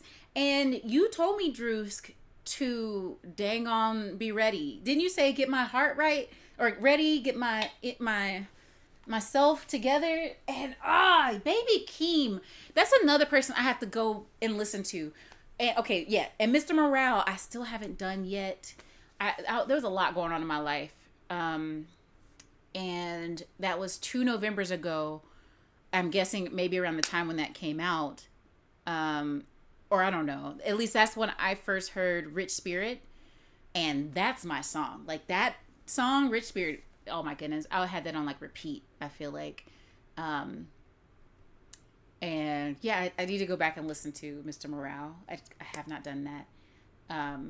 What else? What else I was about to say? Baby Keem. My other song that is so good. It's Baby Keem and Kendrick.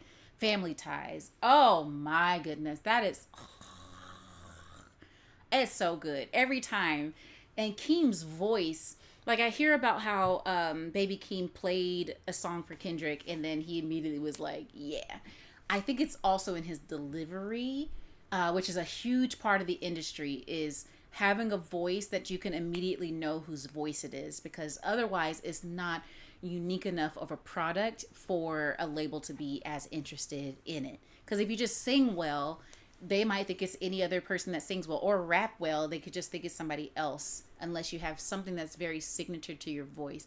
And as soon as Baby Keem went on there, I'm like, this is Baby Keem. It's Baby Keem. Oh, that was really, really good. Very, very good. Yeah, no, thank you so much for sharing that. I'm gonna be right back. And then we're gonna get into Savior, I'm guessing is the actual song that we're about to hear. So give me one moment. And I'll be right back.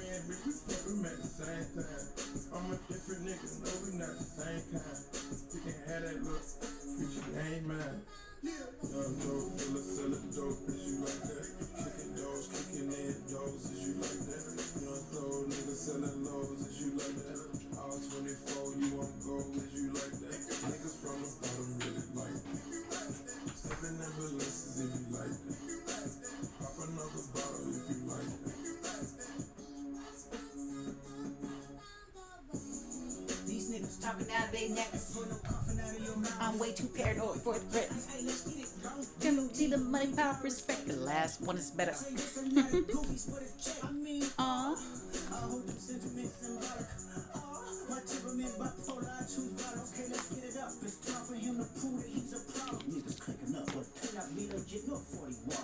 Aww.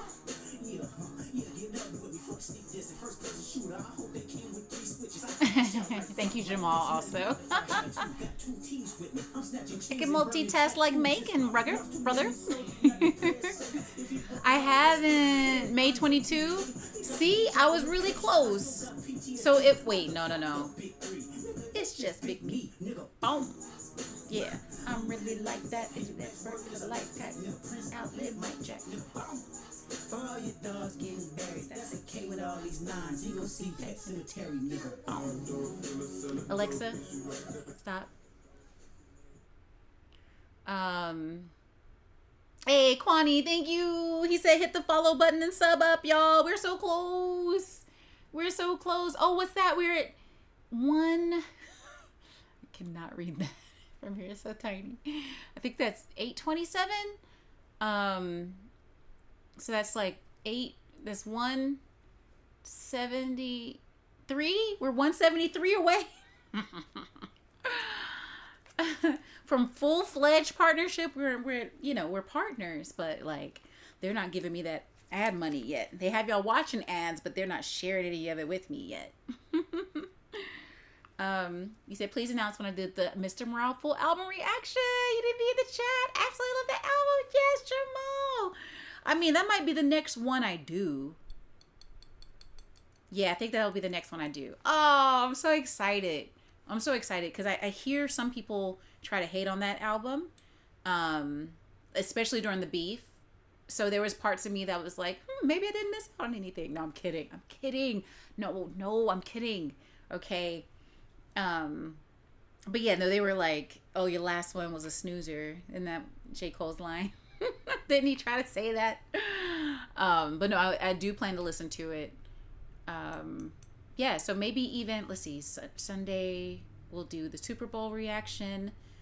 And then after that, I think I might play some games with a friend on Monday. And then maybe like Tuesday. Like, why not Tuesday? But the way I can't really plan streams right now. I got so much going on. But yeah, I'll announce it. I'll try to schedule it and announce it on, I guess I could announce it is a day, can I tell you like the day of, can I like put out a message on the YouTube community tab and say today's the day? Can I give you like 4 hours advance? Is that enough hours of advance? Okay. Oh, I got some peaches. Okay, hold up. All right. Now we're on to Savior. That's right. All right. Hold on. We're gonna listen to this one more time just to like be really ready for this next song.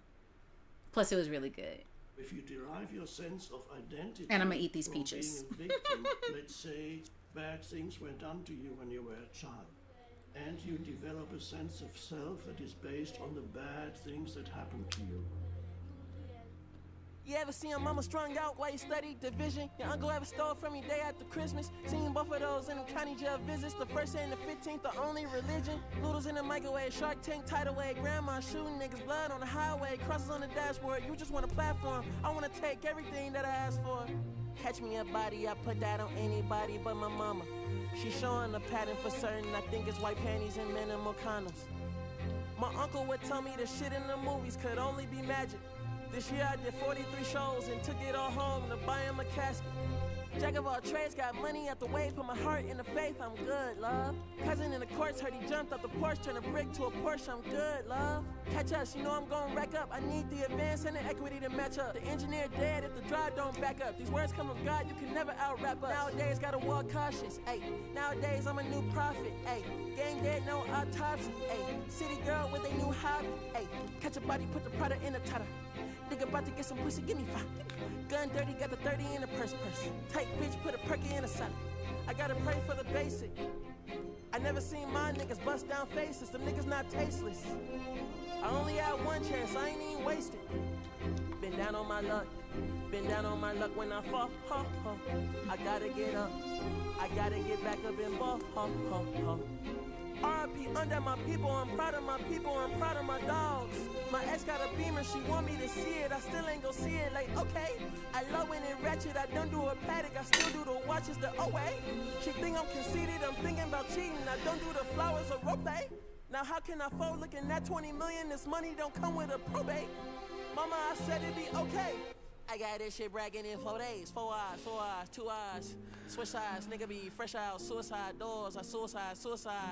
Lambo body, who gon' stop me? Baby, Keeman's too wild. malfunctioning at the temple. Jesus pieces in the luau. Mr. Morale.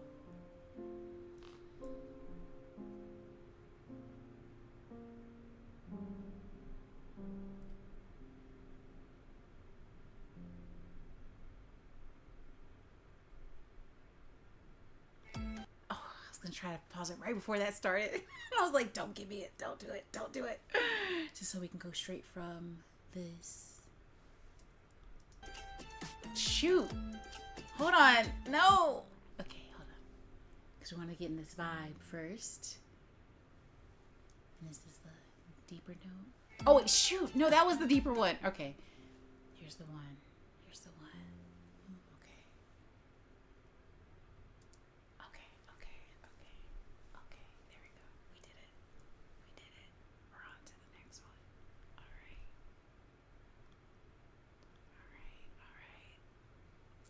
Like I'm holding that energy, that moment. Copy link. Okay.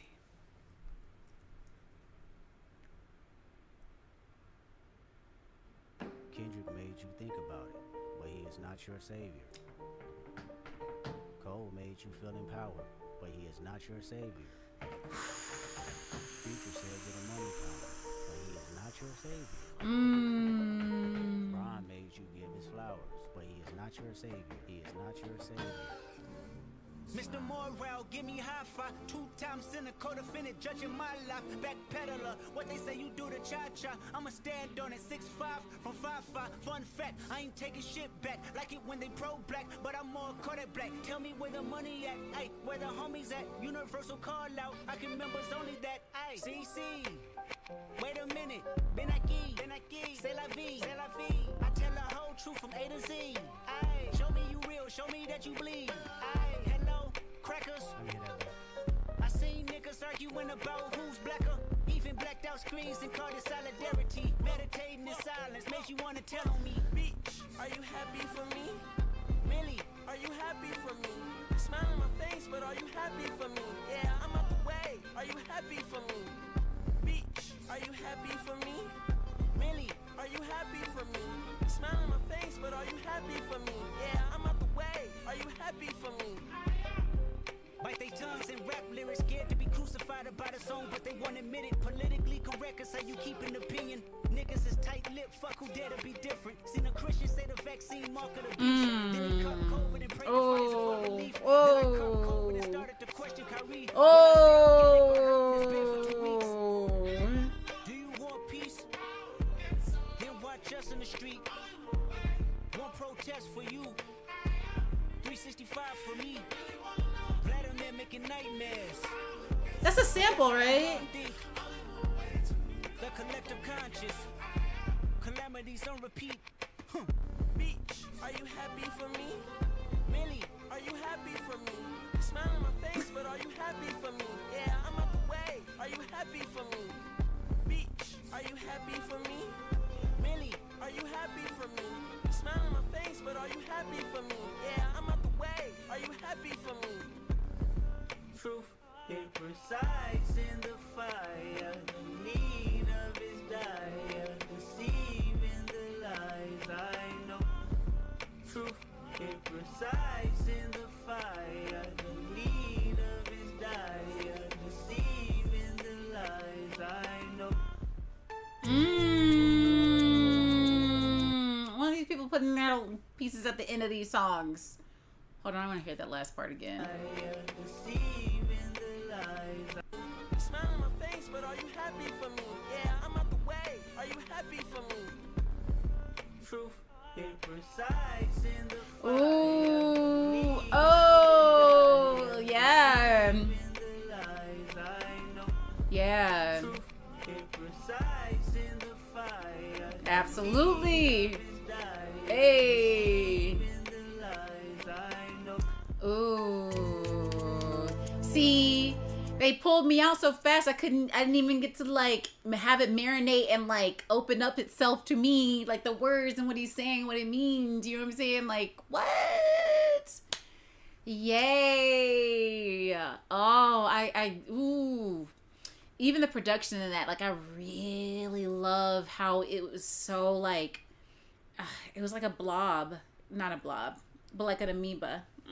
I don't know how to describe what I'm trying to say. It was very orby, like very round sound, where it starts soft and then it like crescendos into this thing and it like rounds itself off really nice. But then this blob is like modulating. Y'all. Oh my goodness. Like that has me wanting to maybe even try to write that out. So here's another piece. My first major was music education, and I was going to teach the youth music and how to do and learn and read and write music. And that major was insane. It was absolutely insane. It's probably one of the hardest in the country, at least at that school and the way they did it. Because it was like a conservatory, but in a public school, and had a 99% job rate, but like a 23% graduation rate. They were trying to bring robots out of that school. But yeah, it makes me want to like transpose this and like just kind of figure out what's happening and why it just, I really like it a lot.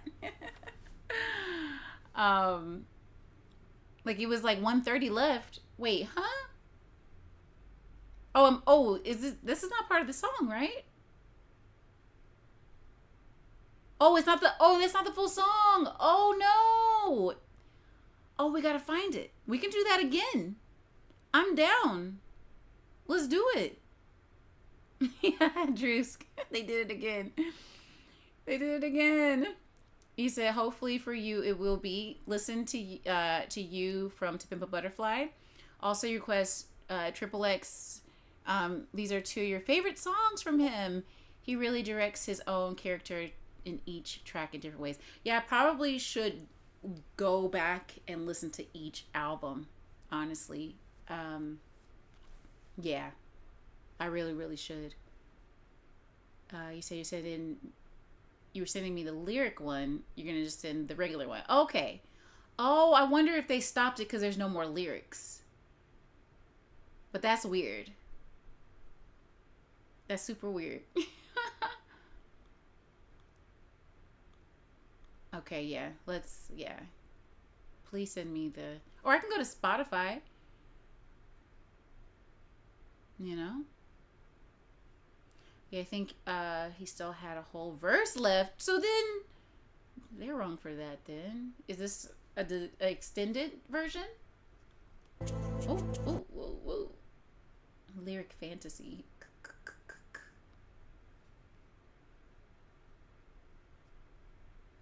Oh, that's my nephew's birthday. On May 16th.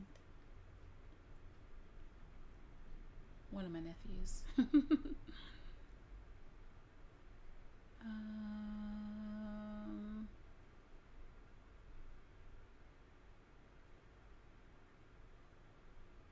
What? It's so funny because I was gonna see how the comments were. I'm like, people had to be upset. This ain't the whole song. I'm salty. Dissects his own character. Okay, you sent it. Okay, perfect. Thank you. Let me now pull it up. Okay. Let me see. Go back. Copy link.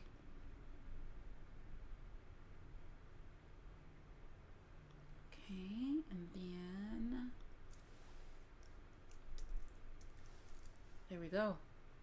Hey, Kwani. But he is not your savior. Okay. Cole made you feel empowered, but he is not your savior. Future said get a money counter, but he is not your savior. Brian made you give his flowers, but he is not your savior. He is not your savior.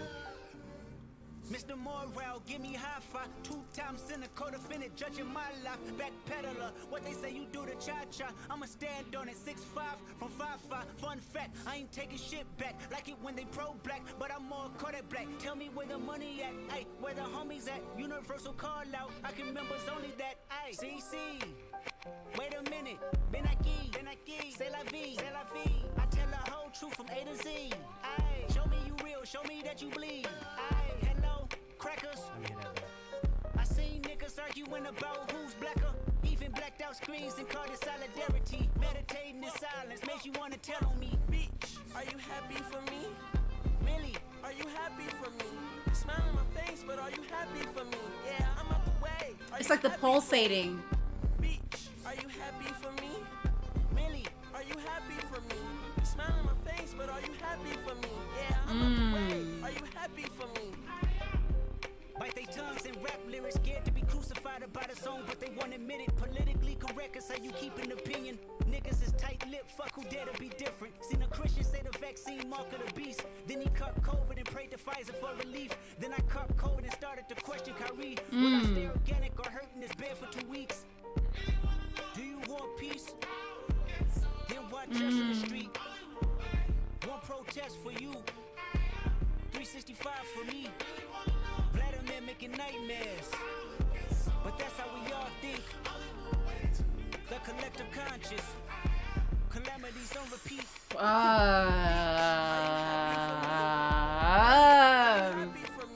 Smile on my face, but are you happy for me? Yeah, I'm out the way. Are you happy for me? Bitch, are you happy for me? Really? Are you happy for me? Smile on my face, but are you happy for me? Yeah, I'm out the way. Are you happy for me? Truth imprecise in the fire. The need of his dire, deceiving the lies I know.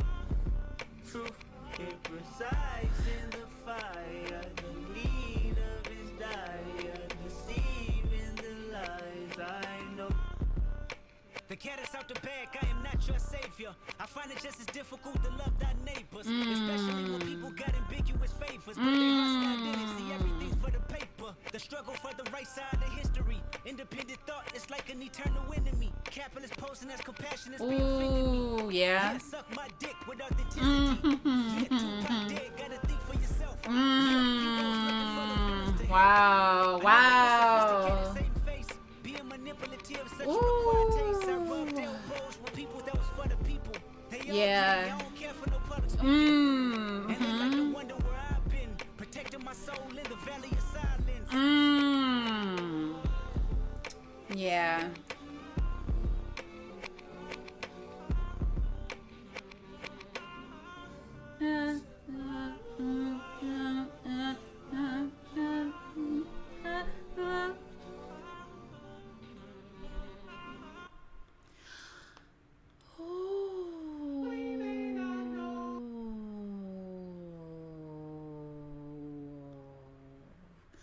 And then he ends on this line, protecting my soul in the valley of silence, kind of like we were saying earlier with heaven and hell, or hell and heaven.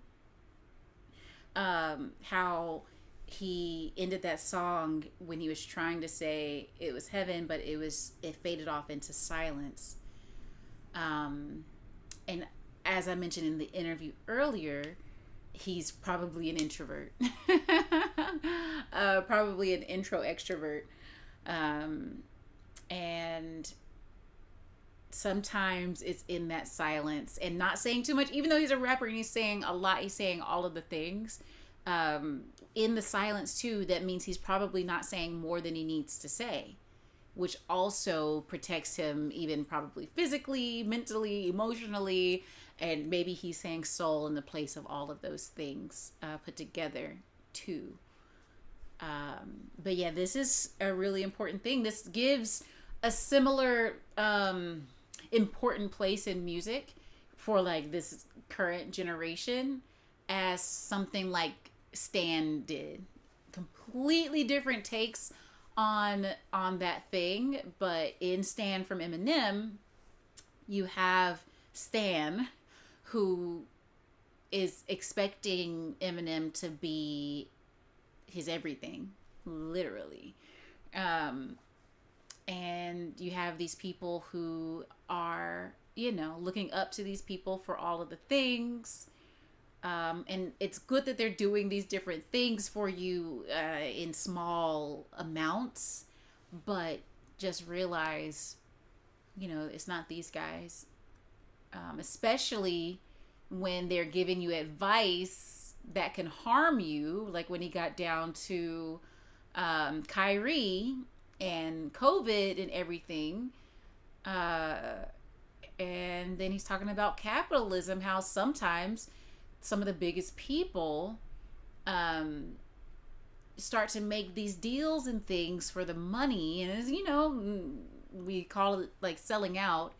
But, you know, capitalists are then posing as the compassionates when it's really just for that money. Like, this is practically Elon Musk before the last 2 weeks. He literally was like, I'm gonna get X, the app, and, you know, it's gonna be a place for the people. The people are going to decide, and freedom of speech and all of these things. And he's like, oh, I'm with the common people. And he even was trying to use like Latin in his messages, like the people have spoken, or because they speak, so shall be done. I don't know, stuff like that. Appearing very compassionate, and now he's stolen all of our data, and he's stolen all of our social security card numbers. You know, and then he's doing Tesla and like, oh, you know, I'm gonna help people and have you not drive anymore, and it's gonna be the safest thing ever. And we haven't really seen that either. And that's why it looks like Kendrick is also very upset at these guys, because especially the posing won't get us to the authentic future that I feel like Kendrick really wants us to get to. Gotta think for yourself. Yeah. And then like, yeah, heroes looking for the villains to help. Oh my goodness. It's, people shouldn't. And that's kind of like, what we're looking at with potentially, we're going to get political again with the Republican Party. Like, it started as the grand old party, and they were doing some great things back in history, but then they started to join forces with some of the worst people just to get more power, and then claiming it's for the people. And if we look right now, it's just looking like it's for themselves. They literally got some of the most selfish people over 30, 40, 50 years to then exalt one man on top who is the most selfish of them all, the most dishonest, the most of all of those things. And you just cannot go in a good place with that. Like, I was thinking something about that earlier too today, where it's like you can't think that bending in morality for a very long time you'll still get to a moral place. You're going to end up bending enough and finding enough people to where you'll find something that might be pure evil itself. Like, you might find something that you didn't plan to get, but you were dabbling in it, instead of just trying to stay firm and taking the slow way and getting to that place. So yeah, all the pieces. Oh my goodness. You told me to prepare myself, Drewsk. I don't know. That was amazing. We're going to have to go back and listen to the whole album like this. And that's probably going to be on Tuesday, because I'm like so excited to do this now. I mean, I have been, but now I'm even more. Yeah, I'm even more excited to do this. So yeah, I appreciate y'all so much. You said, yeah, we're introverts. Perception contrast. Protect your soul in the valley of silence. Yes. Crazy, because the people who look up to Future and do drugs like him, Nicki called him out and said he don't do none of the drugs he be talking about in his music. Kwani. That's also what we were talking about earlier about the authenticity. Because here's the thing, Future, and what I've heard, that he's really talented. I mean, that he's considered one of the best right now, or the best in his time period. But at the same time, to be able to get the amount of business done that needs to get done in this industry, and to have respect from the people who aren't doing the drugs and are not in the culture or whatever side activities he talks about in his music, you still have to be impressive to them and that you're going to get your business done. Like, they don't care about nothing else. The talent does not matter if they don't believe you're going to show up to the stuff, or if they feel like they can take advantage of you if you're not mentally at a place that they can trust. Like, they're going to have to think they can, like, either manipulate you or do things to you to make sure you are doing what they want you to do. So and it's like, I just wouldn't imagine that he was just strung out on these drugs all the time. Like, he would get nothing done and he would lose his deals and no one would want to work with him. You know, you can't mess with their money and keep them wanting you to make money for them, you know? Oh my goodness, y'all. I appreciate y'all so much. I appreciate y'all so much. We did so many pieces. And I'm going to have to get these up on YouTube as well. Thank y'all so much for more things to put up. Because I have my GNX reaction, and then I have my Chromacopia reaction. I finished editing Chromacopia. That took forever. That probably took, I think, like 15 hours to get through that album, to edit it down, to get it up on YouTube. So this one I don't think will be as intense of an editing process, but I'm super excited to, you know, get more things up. I said, hey, oh, you're new to the stream. How are you guys? Oh, what are we discussing about? Hi, Node. What's going on? So we were just talking about Kendrick Lamar, the music industry. We're preparing for Super Bowl Kenny. I will be reacting live to that. You won't be able to see it on my stream because the NFL don't play around with any of their things. So you'll just see me. I'll have at least 2 friends coming over. Maybe more I'll see. I haven't really told anybody. And it just happened last night. I rated out into a friend and she's like, oh, I don't know what I'm doing for Super Bowl. So she's coming over. So yeah, we were just talking about the industry, authenticity, introvertism, and just, I'm still like, I think I'm like spiritually still processing this song. Like, it's so very, very good. Like, I'm feeling really good, like really, really good. And I feel like it's like my mom would say, I'm getting the bug to do music again, as tends to happen. So yeah, that was really enjoyable, really, really important. And I can't wait to do more of this with y'all. We also went into some other random songs that people really liked in the in his discography. And so that was really, really fun too. We had a really good experience with the Heart Part 3. I got to hear the Heart Part 2 for the first time. There's 4 of them. Wait. Yeah, we did 3 and 2, right? So I just have 1 left? You think he's going to bring out the Black Hippies? That's what I'm hearing, Drews, because he's mentioned them on GNX. And he also is starting his label. And what about bringing them on the biggest stage? You know, I wasn't so sure about that, Drews, just because I'm like, this is a moment where people are going to be looking and they're going to be expecting to hear the things they know, especially people who are not really listening to all of GNX. Like, there are some people who didn't listen to the whole album, who have no idea who Black Hippies are. And he brought them out for the, what was that? Juneteenth, you know, so there's a chance, I don't know if he will, but maybe he can, pop out. Thank you, Kwani. There's a chance he will. I mean, it's the best stage to introduce a new artist. Maybe not the best stage, but it's a place where he could introduce a new artist and it could blow up his label and their careers, you know. Why am I so low? Yeah, because the whole setup is different right now. I'm on this microphone. Yeah, that's what's going on right now. Hi, J Lau. How are you? What's going on? What you been up to? So they're saying there's rumors of a big surprise when the Super Bowl takes place, possibly the GNX Deluxe. That's what y'all mark my previous words. I said he should put it out the day before or the day of. Put the deluxe out, because that's the thing. As I was saying, also in that other stream when I was reacting to GNX, you don't make money from the Super Bowl. They don't pay you a dime to do the Super Bowl.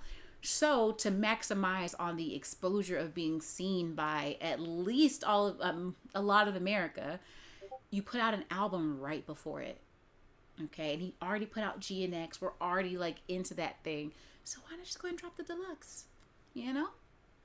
But I also think there's a chance he drops the deluxe after he is in the tour this year. Oh my goodness.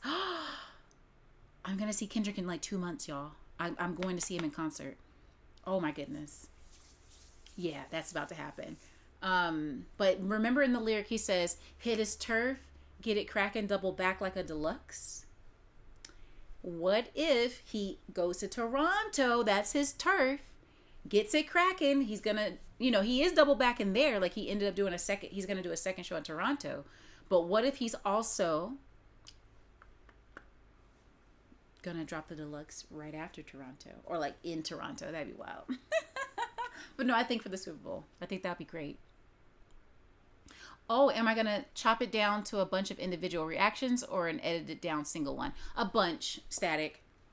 Because I'm going to try to keep like a theme if it's going to be a longer reaction. Like it'll need to be like an album. And then I'll do the separate hearts. But then as soon as I hear the first heart, I might do like a heart 1 through 5 compilation. So stuff like that is what I'm thinking. Hey, you too. Yay, Kwani. Oh, wait a second. Oh, snap. Bandana Bishop. Hi. Hey, there's one more thing I gotta react to. Perfect timing.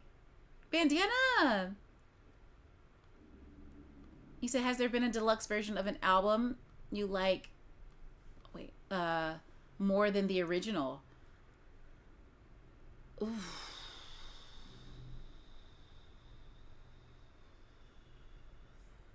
On the top of my head, I can't say yes. Because something that tends to happen is when you have the first original album, you play that so many times, and then you get the deluxe, and it's just like the other songs are still so strong to you, but it also could be quantity bias of how many times you've listened to the song already. So I can't think of one. But that doesn't really mean it's not the case. I haven't listened to a lot of my old stuff. It's all on hard drives in different places. So I gotta like figure out where my hard drives are and find all my old music. So let me see here. Bandana Bishop had something he wanted me to react to. And this is actually some news. And so I want to pull that up. What about you, Bandana? And I feel like you asked that in a way of like, maybe that doesn't happen as much. Kind of like a sequel to a movie. Or the what is it? The third installment is always worse than the first. More individuals is good for the algorithm too. Oh, cool. Thank you, Static. Thank you. Okay, where's my... Oh, it's already up here.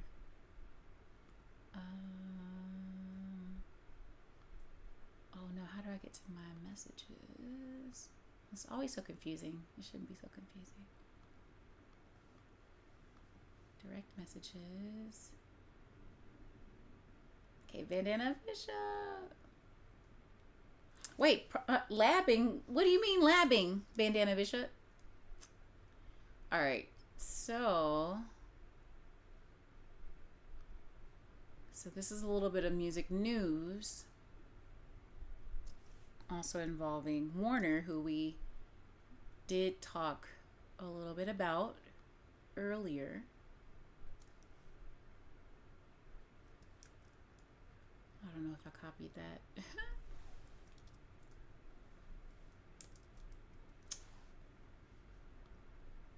No. See, I really gotta learn my Mac buttons again.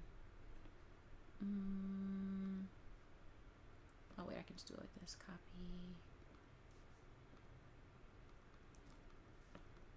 Okay. Oh wait, I could. Okay. Thought I was gonna slide that to me. Okay, some news. Some news says The Verge, Spotify signs Warner Music deal heralding new subscription tiers. You know, it's really funny. So I used to work for Warner Music. That was my last job. And I actually just posted on LinkedIn about something similar to this before I got the news. So this is really funny. I actually was like, there should be a different type of a service. I'll tell you what my idea is first before I go into this. What I wrote on not Spotify, on LinkedIn yesterday was that we need a different type of Spotify or other music services streaming rights or creation rights where artists, especially indie and DIY artists, can use music that is copyrighted into their new works, especially for like visual artists and people who are maybe gonna sample some things and do some things, because they make it seem like every person and entity that wants to take music and use it, that they are only taking advantage of artists and stealing their music to not give money to the artist. But one of the problems is I think because of capitalism, and I'm a capitalist, but one of the bad things about capitalism, and especially extreme capitalism, is that everyone feels that everything has to be monetized, instead of thinking, oh wait, art should just be shared as freely as possible. People should be able to create attributed works from other pieces of art, so then you can have more people trying things, doing things, being expressive, and then it pushes art, music, and visual art, movies, and things forward, because you're going to have a lot more competition, which is actually more capitalism than what they're doing. It's what they're doing is this other thing, because you want as much competition to then just make everyone have to keep getting better and better and better. But it's not just for competition, it's also for society and the world. One big thing that America has done is taken music out of the schools.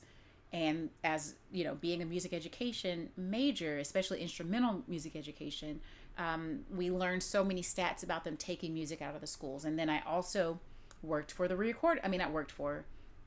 I worked with the Recording Academy, and I helped pass legislation to make sure artists were being paid fairly. But there has to be there should be a little bit more leeway when it comes to indie artists who are just experimenting with stuff and just trying to put their art out into the world. And what I said was that maybe there can be another type of licensing agreement, instead of it being just this idea of big business taking advantage of artists, where you can do art.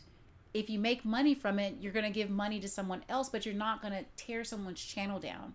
Like you hear about people getting these strikes on their YouTube channels or, their Twitch channels, when instead it should not be so hostile. It should not be so, scary for people to try to make art that's inspired by other art, especially if we want to bring in more indie artists and more DIY artists into the industry.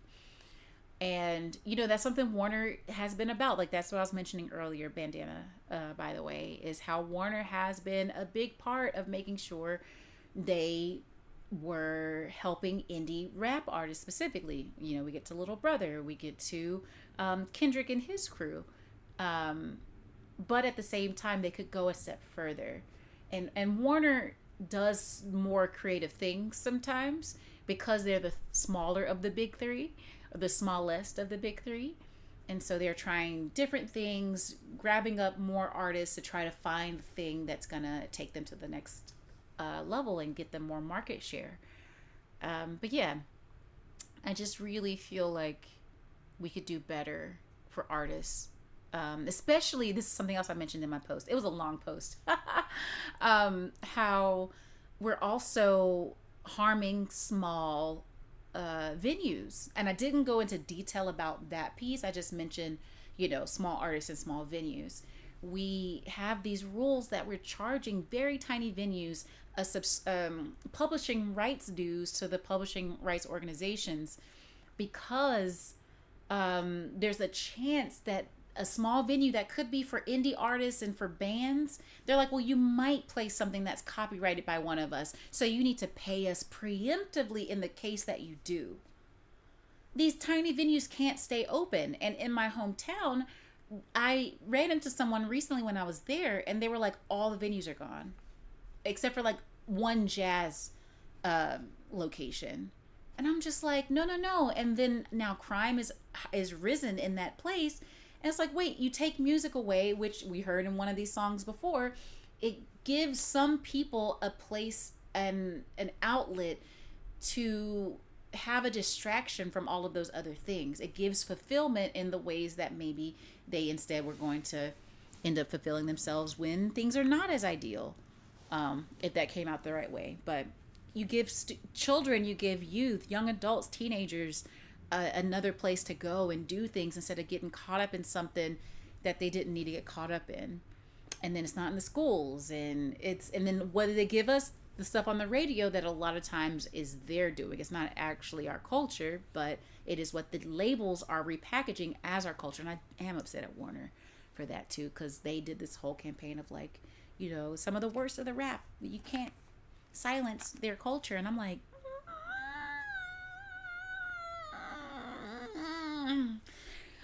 y'all got plans for a lot of this stuff. But yeah, so all that to say and to get into this. Oh, it bandana, and that's funny because you mentioned it. You said, you know, with me working there, and I was like, oh, I don't know if he meant that I'd worked there. Yeah, no, I'm not there right now, but they are interested in maybe bringing me back. So there's that part. So yeah, because I left my head of engineering was a mess, and I can say that now because he's no longer there. He was an absolute mess. But yeah, we will see. We will see. Okay, so Spotify signs Warner Music deal heralding new subscription tiers. But at the same time, okay, wait one moment, y'all. There's another video. Let me see how long it is. Spotify. Do y'all know Fantano?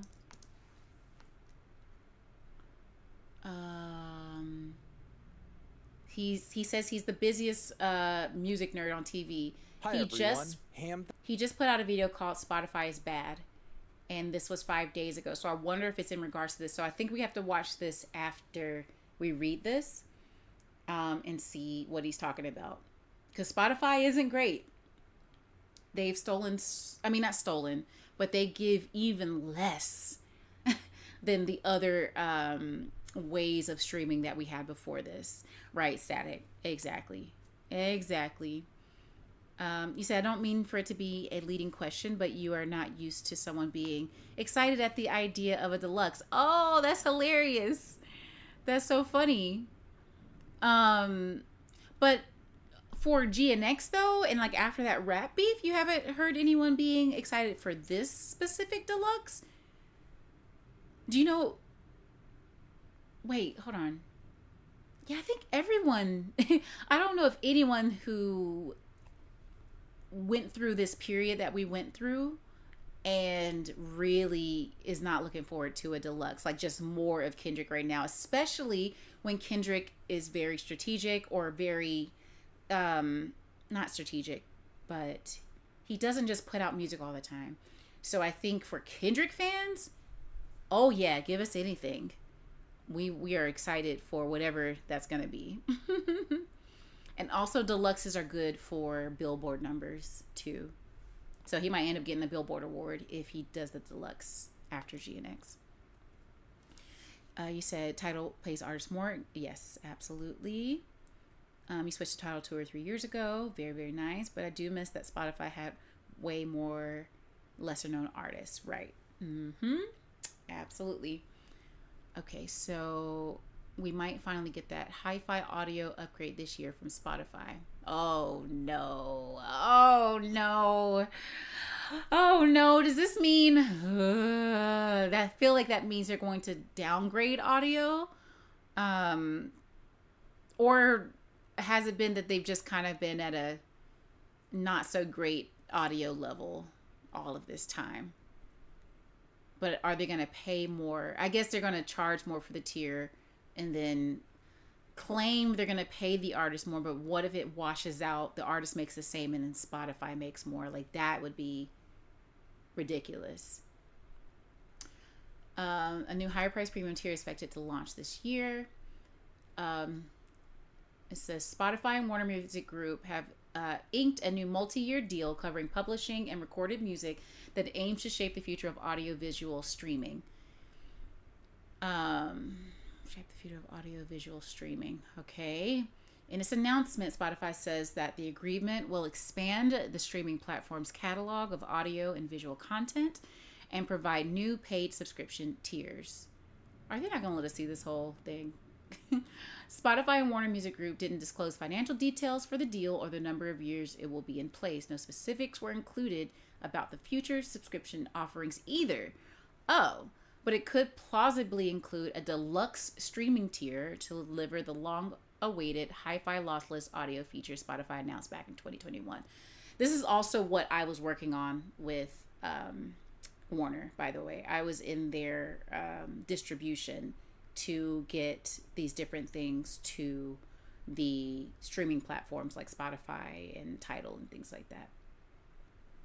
This speculation is bolstered by a similar deal Spotify signed with Universal Music Group last week.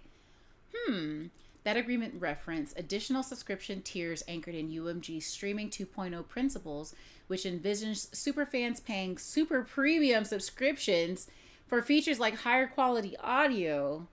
Spotify CEO Daniel Ek mentioned in remarks for the company's recent earnings report that the higher price premium tier we've discussed is expected to be released this year and that Spotify would aggressively pursue opportunities to bring new music experiences to the platform. I mean, they're already trying to do the podcasting thing and they're already kind of getting in trouble for that too. So, you know, as they say in like Silicon Valley, move fast and break things. But these are artists who are giving these things out and they need to be supported at the same time. For Spotify, 2025 is a year of accelerated execution, and our partners at Warner Music Group share our commitment to rapid innovation and sustained investment in leading music offerings. Yes, that is true. Because the 2 days before I started there, we hired a new CEO who was with Google. They brought in a lot of Google guys to really, really try to just techify music, which music has always been techified, but they, you know, have some ideas to really accelerate that. Warner Music sustained by leading music offerings. X said in the deal announcement, together we're pushing the boundaries of what's possible for audiences worldwide, making paid music subscriptions more appealing while supporting artists and songwriters alike. See, this is a weird sentence right here. Making paid music subscriptions more appealing to whom? To the artist, to the consumer, or to the label? I mean, and we can kind of simplify it to the label or to the consumer. Because this is going to mean either lowering the price or maybe what is the word? When you create these deluxe options and people are paying more for that, they might be taking some of that money away from the artist that is making that art and spreading that around a little bit. Maybe they're going to take some of their money, more of their profit from the deluxe, so that then people or the artists can make more for each stream. The new Warner Music Group agreement also introduces a direct licensing model with Warner Chappell Music, which Spotify says builds on the company's existing alignment around royalty payments for artists. The platform reportedly has lower per stream artist payout rates than rival services like Apple Music, YouTube Music, and Amazon, and has been widely criticized by artists who claim Spotify's payouts are too small. Have y'all seen the Spotify movie or the limited series or whatever on Netflix? It's so good. It's so good. I mean, there's a couple of weird spaces in it, but it's good overall. Spotify's global head of music communications, Chris Makowski, told The Verge that Spotify optimizes for higher overall payout and attributes competitors' higher per stream rates to low engagement on services where subscribers listen to less music.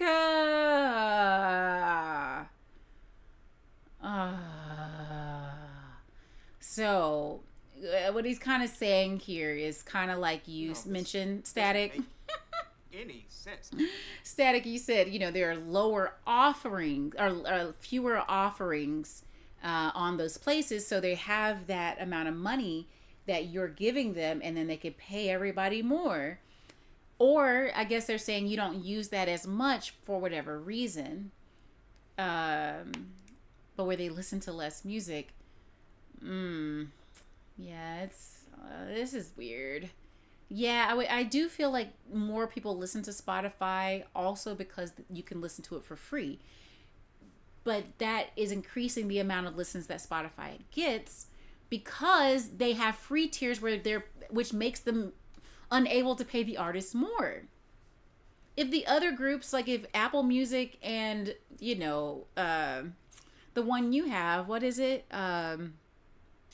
Tidal, if they had these free tiers, then yeah, they'd be paying, they'd have more people listening, and I guess they would have to pay out less too. But, people get creative when they're money and trying to figure out ways to glamorize the reasons why the numbers look the way that they do. The new multi-year agreement comes as Warner Music Group announced it had purchased a controlling stake in Tempo Music. The catalog company owns rights to songs by Wiz Khalifa, Florida Georgia Line, and Shane McAnally. With Billboard reporting the WMG acquisition deal to be worth several $100 million. Okay. I mean, and that's one thing about Warner. They are always doing a lot of things.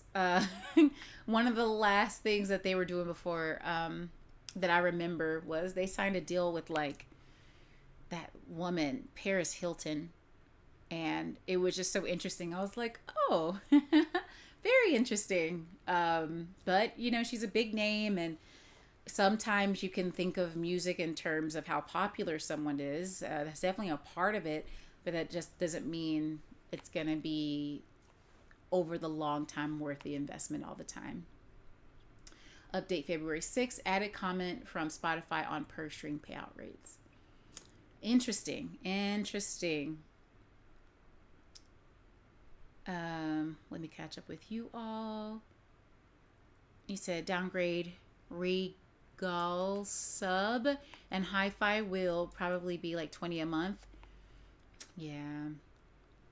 I was just going to say they will probably pay them the same and take in more cash.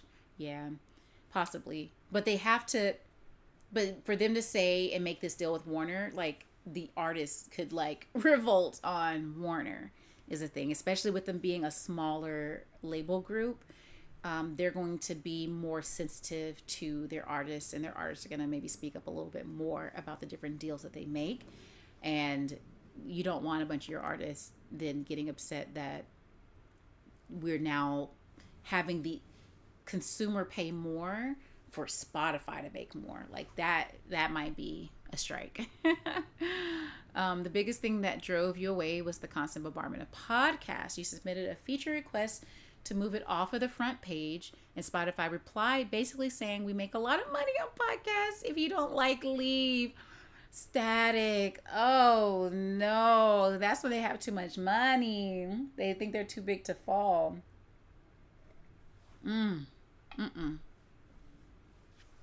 So I did. Yep, I feel that though. The fact that they won't pay out to artists who don't have a minimum of 1,000 listens a month is nuts. Well, I think that's kind of nuts across the entirety of all of the creative like websites and things, because it's a similar thing with YouTube, right? I won't get paid out from YouTube until I make $100, and 1,000 listens is not even $100, I feel like. And then Twitch, I believe, is $75. And my thing is, what if someone stops making art on your platform? Do you just get to pocket that money that someone very fairly earned?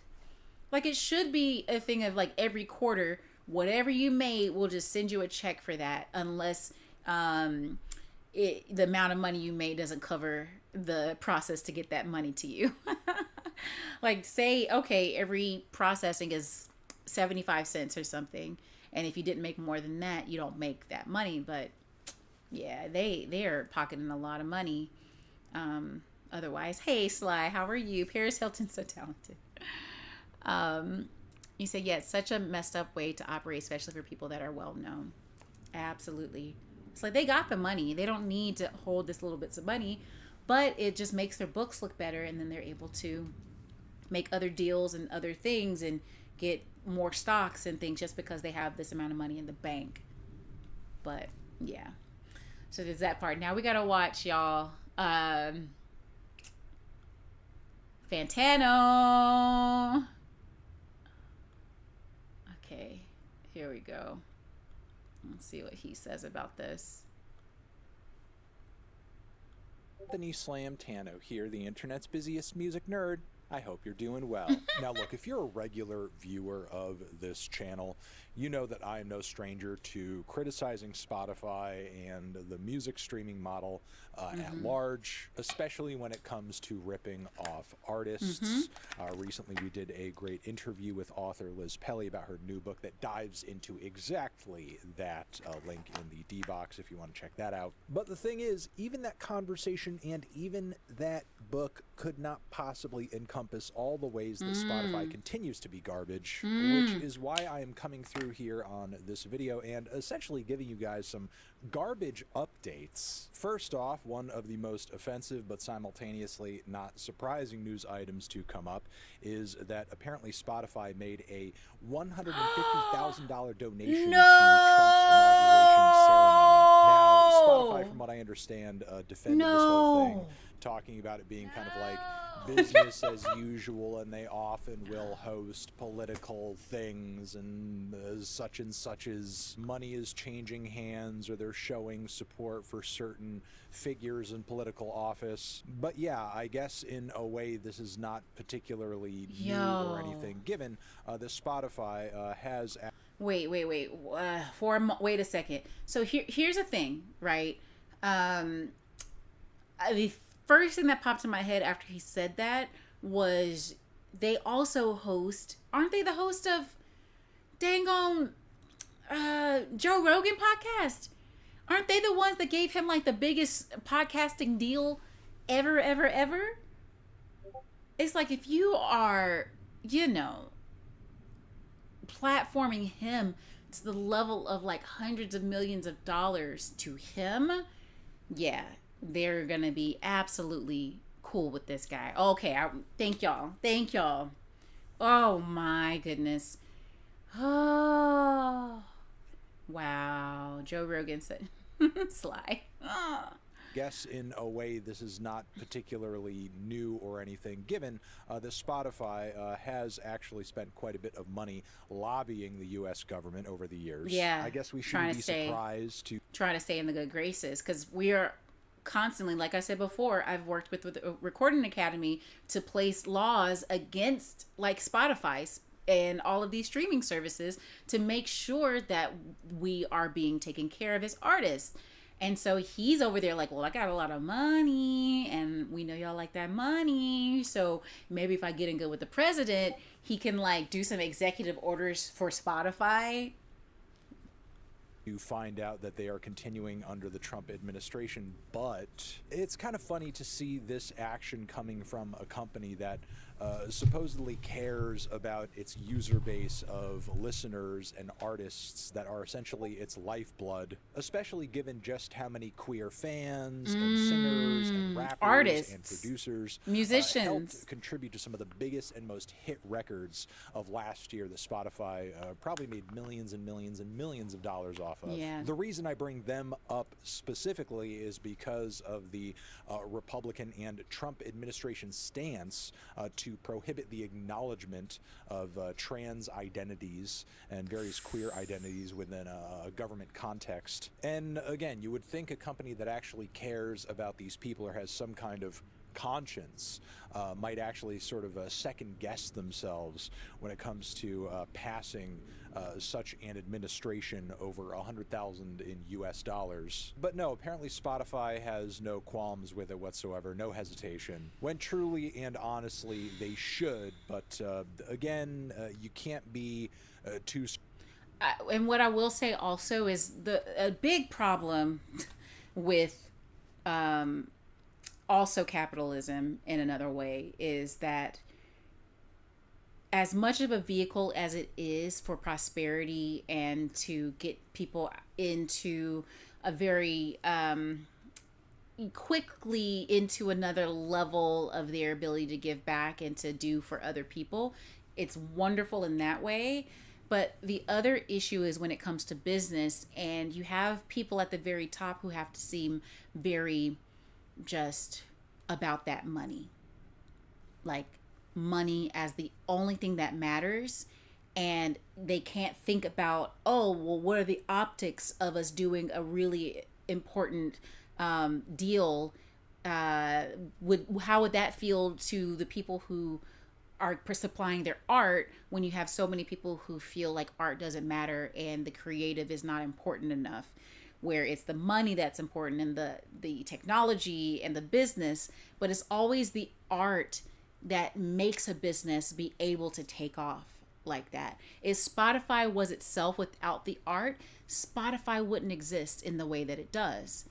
And it's them not having a fullness of a full view of what it is, who they serve, who enables them to make the billions that they make, and making sure that this is something that would look good to them too. And they might also feel like, where else are they gonna go? Like a lot of these indie artists will have a harder time getting onto every platform, even though I was also working on that, by the way. So I was helping, indie and DIY artists to make sure they can get on all the platforms.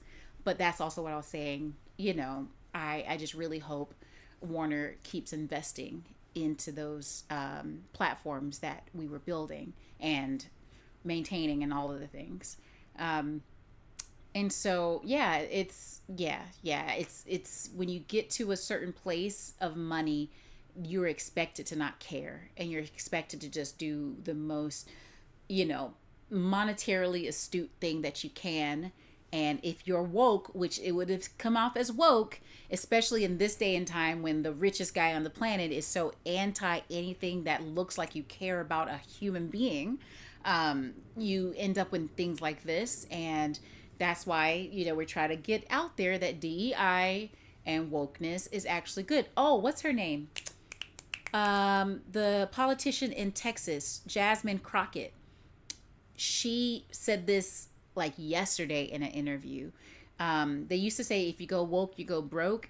And after apparently Trump is a little bit of crashing out with Elon doing the most. And she said, now we see if you don't go woke, you will go broke. Actually. And that's what I have known for over a long time in my life before I age myself out here. Okay. I've known for over a decade. All right. That being conscious of people who you think are vulnerable or are marginalized is how you get extreme success. It's what Apple did. Apple cared about artists. It cared about like at least making us feel seen. And the way we became fanatical about Apple, and then we put it into our art. We made our art with it, and we made it into our ecosystem. And then other people started to see how fanatical we were about it, and then it blew up. But then you have people now who are going off of more of the business model of being the only or being the biggest, and then you can do whatever you want. And that's kind of like Apple tried to do that too now after Steve Jobs is no longer with us. They're doing stuff just because they can, when that was antithetical to what Steve Jobs was all about. So, okay. Tangented. Okay. Oh wait, humble brag. Wait, what did I say? Oh no. When have I ever asked? Oh, when is Sly ever asked permission? Always. Always.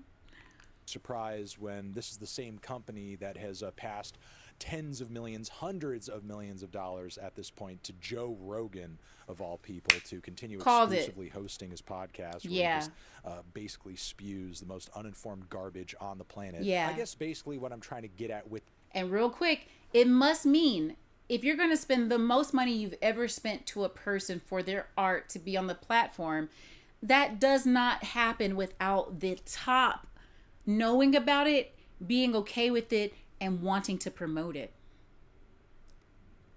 It's like we should have, like you kind of know it, but you kind of don't want to believe it. You kind of want to think like, oh, maybe it's just like a business thing.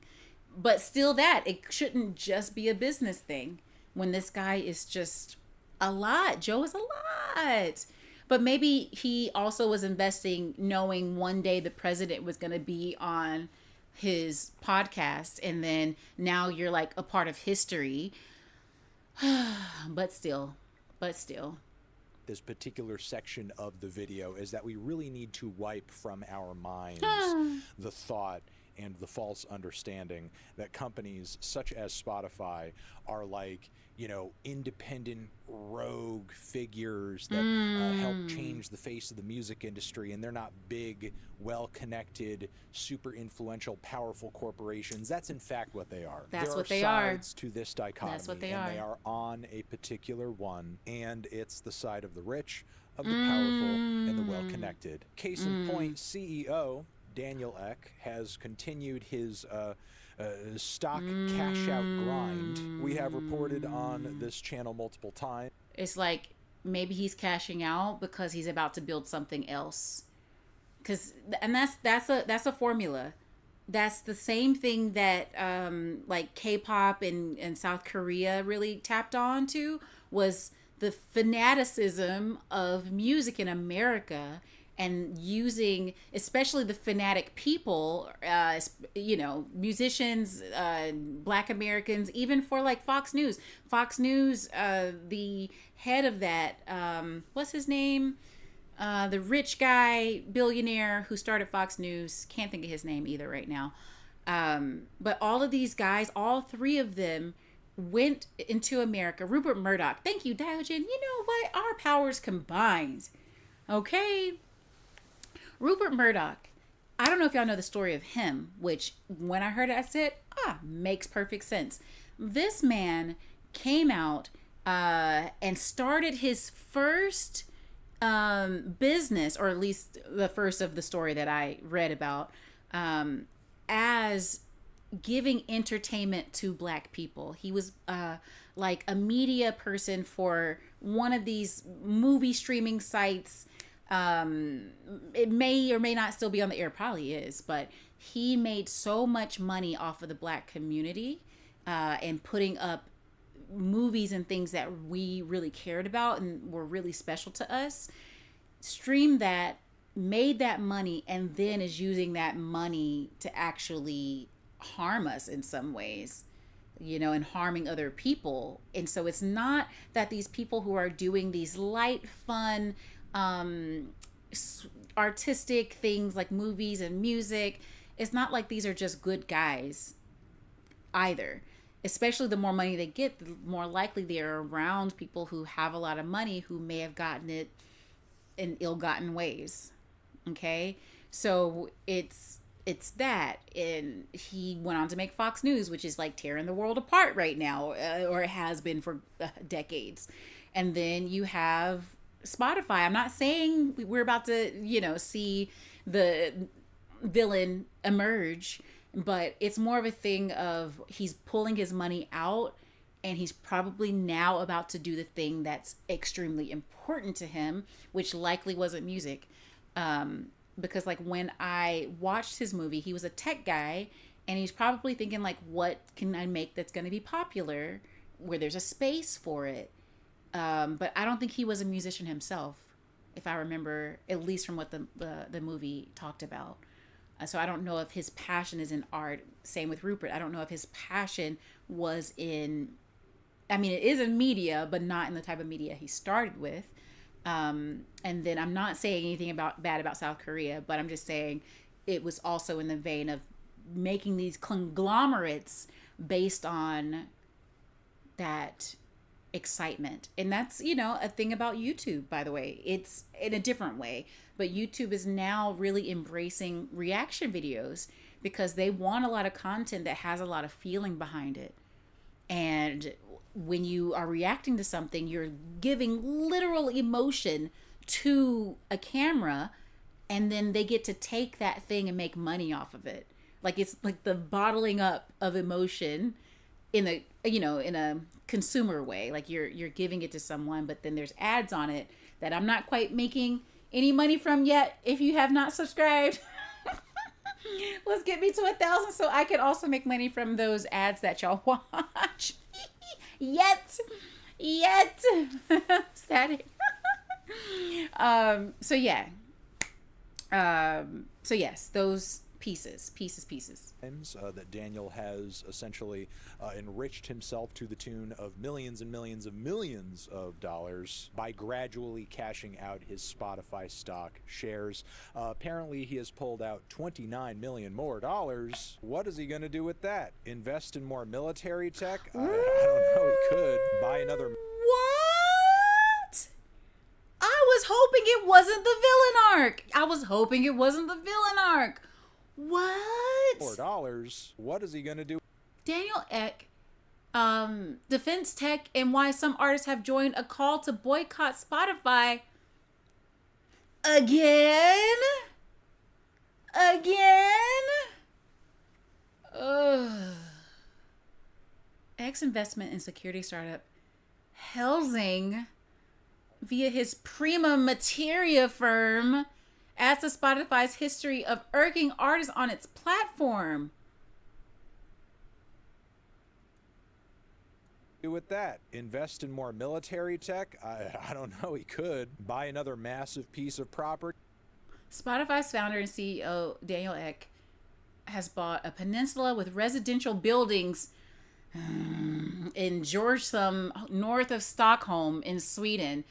That's the billionaire fantasy, is to make your own country. I mean, historically, right? So then they can have their own laws, their own rules, and live in the fiefdom of themselves.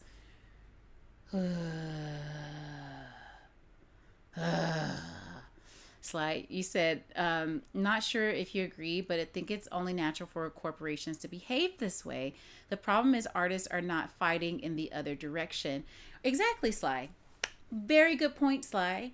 But a lot of times we don't know about it. There are a lot of artists who, to do their art, they separate from all of the chaos. I was kind of mentioning that in a reaction to a song earlier called Hell in Heaven by Kendrick. He mentions all of these things, and it's like, for an artist especially, if you are overwhelmed by the stuff that's happening, and if you take in all the stuff that he's doing and that Elon's doing and Trump is doing, it can kind of mess with your like ability to really express yourself, because sometimes people create art in their anger, but a lot of times instead it's created in a space of silence or in a space of not being bombarded by the other things happening.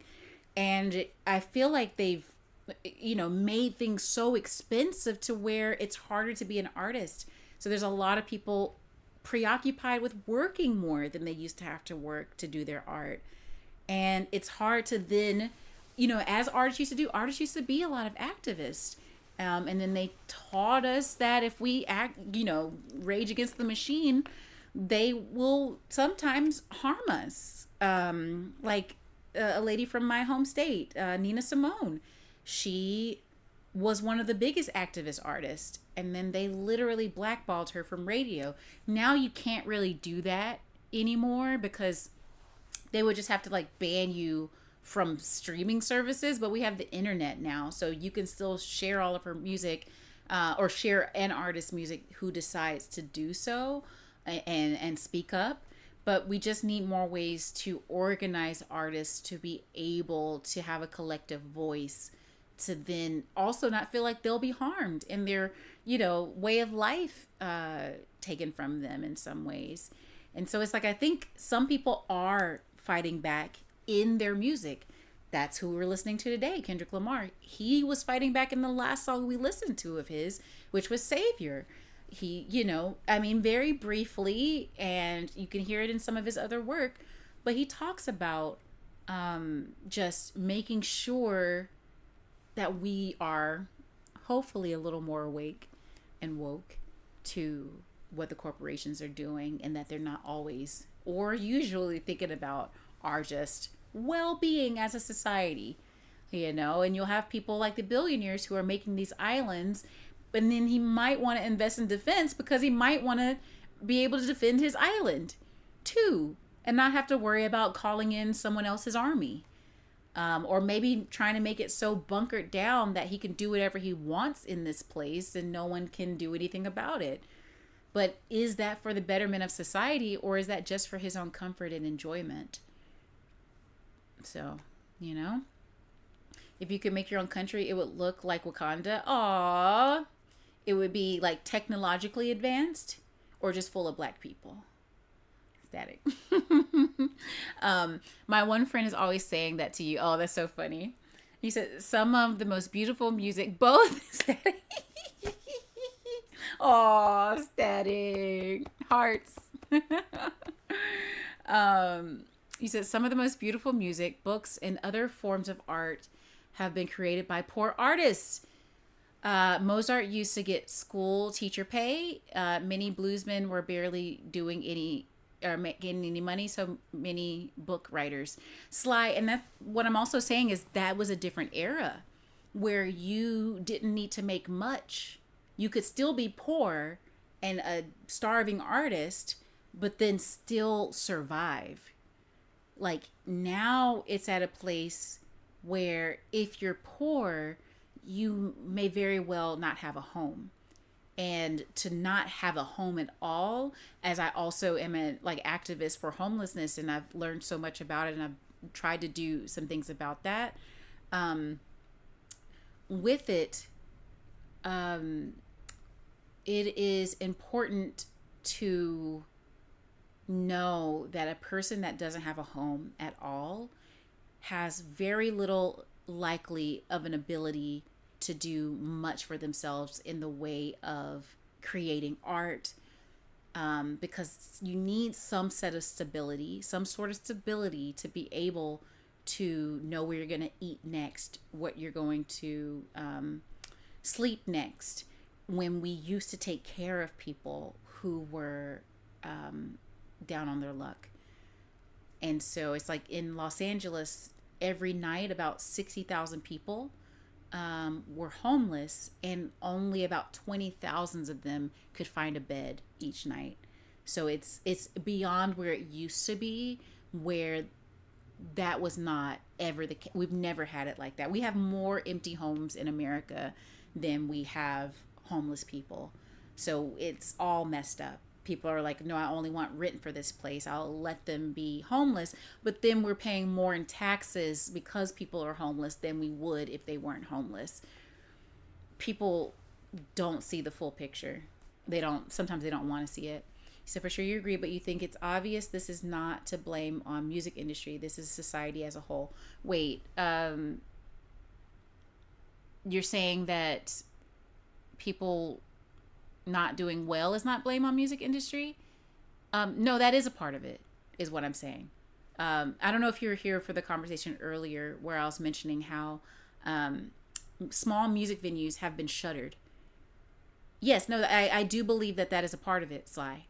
Yeah, the music industry is a part of it itself, because we, including myself, have helped pass laws to make sure that people are getting paid, but at the same time, it shutters some music venues that would be paying these artists who would be able to make a living wage to then be able to not be homeless. There's a really big writer in the music industry that said to me one time that he feels that the literal homeless population in Los Angeles is because of the entertainment industries and people getting really, really close to being maybe famous. Like, I don't know how I agree with this, but he's well respected by a lot of people, but he felt like people got so close to almost getting to realize their dreams, and then it's been taken away from them. The avenues don't exist as much anymore. Like, there was one last jazz club in Los Angeles, and then they tore it down to put a hotel on top of it, you know? And I also agree, Sly. I don't believe anyone should be homeless. I actually made a plan, and I gave it to this nonprofit about how, like a blueprint of how we might be able to end homelessness in Los Angeles. And they accepted the proposal. I don't know what they did with it. I wasn't with that organization anymore after that. But yeah, I really do believe we do not have to have homelessness. But there are people who believe homelessness is a necessity for vulture capitalism, as I call it. Like, they say some people, Drewski Drew has gifted 1 sub to viewers. Oh, Drew! Thank you for gifting the sub to Omar. And you cheered 200 bits. Drewski Drew cheered. X200. Drewsk, thank you so much. Thank you. So very, very much. For all that you... Wait! Drewsk! Oh. Drewski Drew cheered. X200. Thank you, Drewsk, so much. I appreciate that. Wee! Drewsk! Thank you, Static, for the hype. Oh my goodness. Drewsk, thank you so much. So. Oh! Drewski Drew cheered. X60. Cheer 1, cheer 1, cheer 1, cheer 1, cheer 1, cheer 1, cheer 1, cheer 1, cheer 1, cheer 1. I'm doing the dance from Rolling Down a River. Aww. And it equals 100. That's wild. Exorcism cheer. Y'all. Thank y'all so much. I appreciate y'all so much. I don't know what I was saying, but I am just... Oh, we got a train? We got a hype train. Oh, let me get to my other screen. Oh, wait. Oh, well, choo-choo. I don't know if we have one, but still choo-choo. Thank you, Drewsk. I appreciate that so much. And you as well, Static. Thank you so much for the final bits in your pocket. I appreciate that. I appreciate it. What was I about to say? It's so close to my heart. And as I say, we'll get into more of those stories and about my time in LA with that. But yeah, it's just so important that we support the artists. Oh, and real quick, what I will say is LA actually is trying to make sure that the artist population doesn't all fall into the inability to live in the city. And that's the program that I was in. So I was in an artist program in LA where I was in a really cool unit, but I paid a lot less than market rate because I also did art. I had to prove that I was like doing art seriously, and I was when I first moved in there. And yeah, it's something that they're trying to do. I think they got it from New York, because you can easily price out artists out of the city. And not all artists even know about it. They don't do a lot of letting people know. Like I was telling people all the time, like they were like, wait, what? I can get this and I'm an artist? I was like, yeah. They don't tell everybody because I'm sure there are some people who are going to try to just get in there. But it's just like the government. They'll do programs and then not tell anybody about it. But they would give tax breaks to these really nice buildings to let artists be there for a lot better of a price. Sly, okay, yeah, you can share that. Hi, Evan, what's going on? Welcome in here. Welcome in here. Welcome in here. All right, where was my thing? Let's see. Where we at? Okay.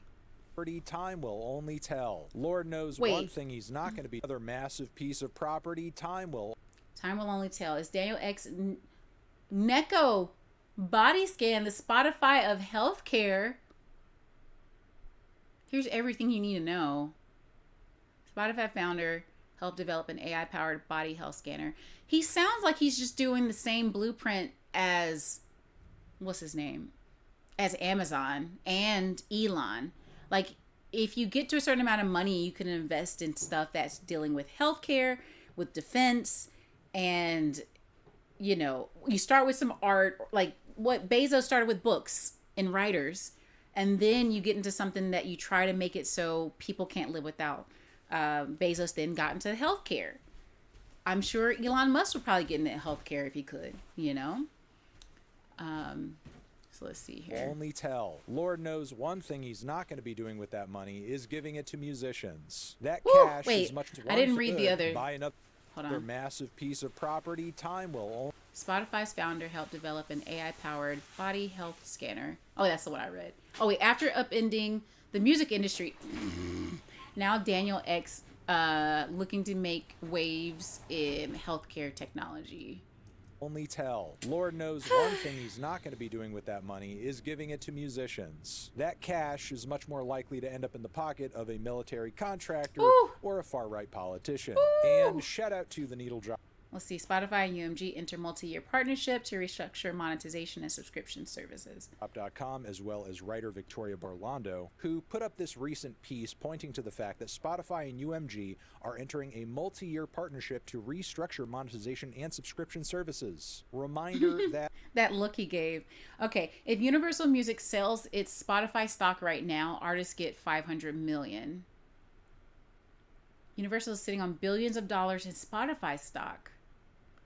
What? If it sells its stake today, it will trigger a massive payout for artists, but that's not the only reason it should cash out. The major labels currently still own a financial stake in Spotify, and for years now, the exclusive deals that Spotify has inked with the majors and what that means for the artists that they... So, and the reason that's weird to me, because it's like, they should have had better deals for their artists before now if they have billions of dollars in stock. Like, you get some say over the company.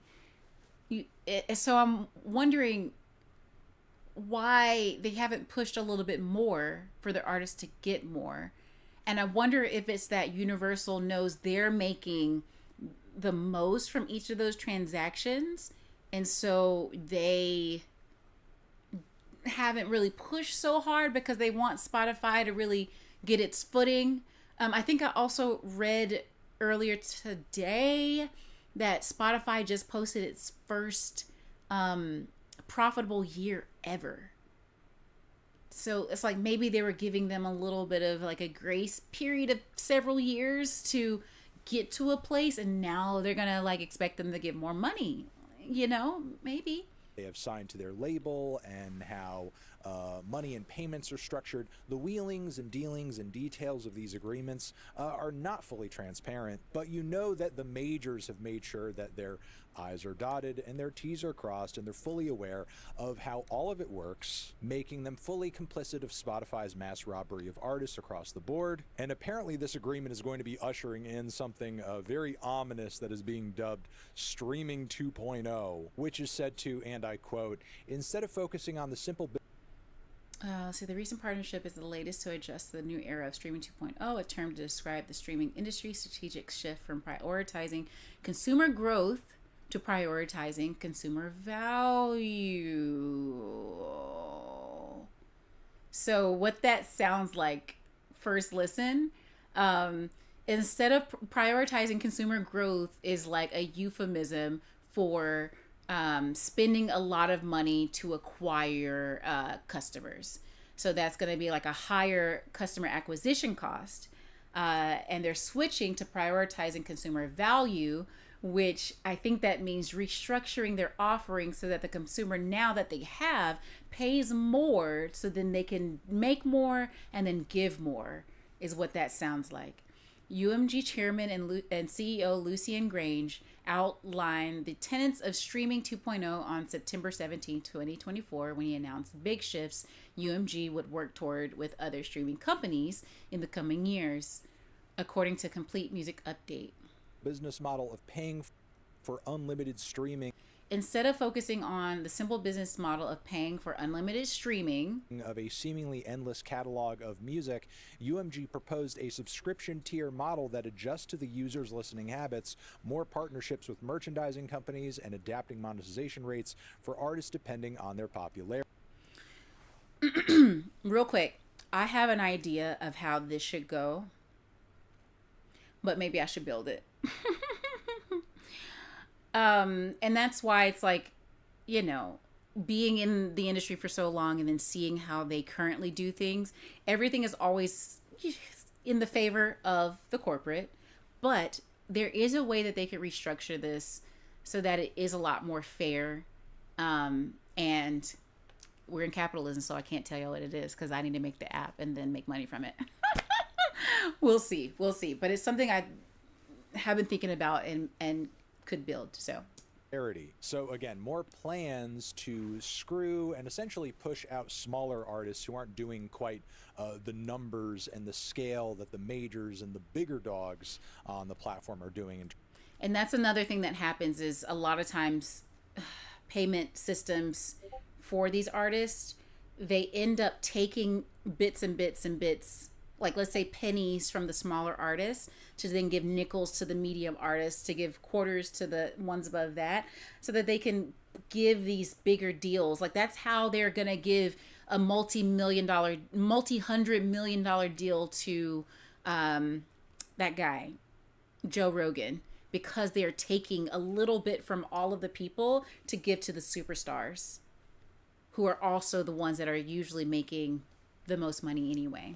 So in terms of views and streams and engagement, which is like pretty much the freaking opposite of what this whole system was created to change in the first place. This idea that like only a certain set of industry connected musicians like had access to making money, the abilities to share their music with the world, and get it out there for everyone to hear. Spotify is essentially going to be creating with the majors hand in hand a hierarchy that pretty much says to any small artist that isn't coming in with a lot of big buzz or a lot of music industry endorsements, hey, fuck you. If we even allow you to upload your shit onto our platform, you can pretty much expect it to end up in a dead zone where, due to your lack of popularity, you're either going to see a lack of exposure or money, really a total and utter lack of money, even if you do get some streams or some engagement. I mean, the whole intention behind this is made even clearer by this Daniel Ek quote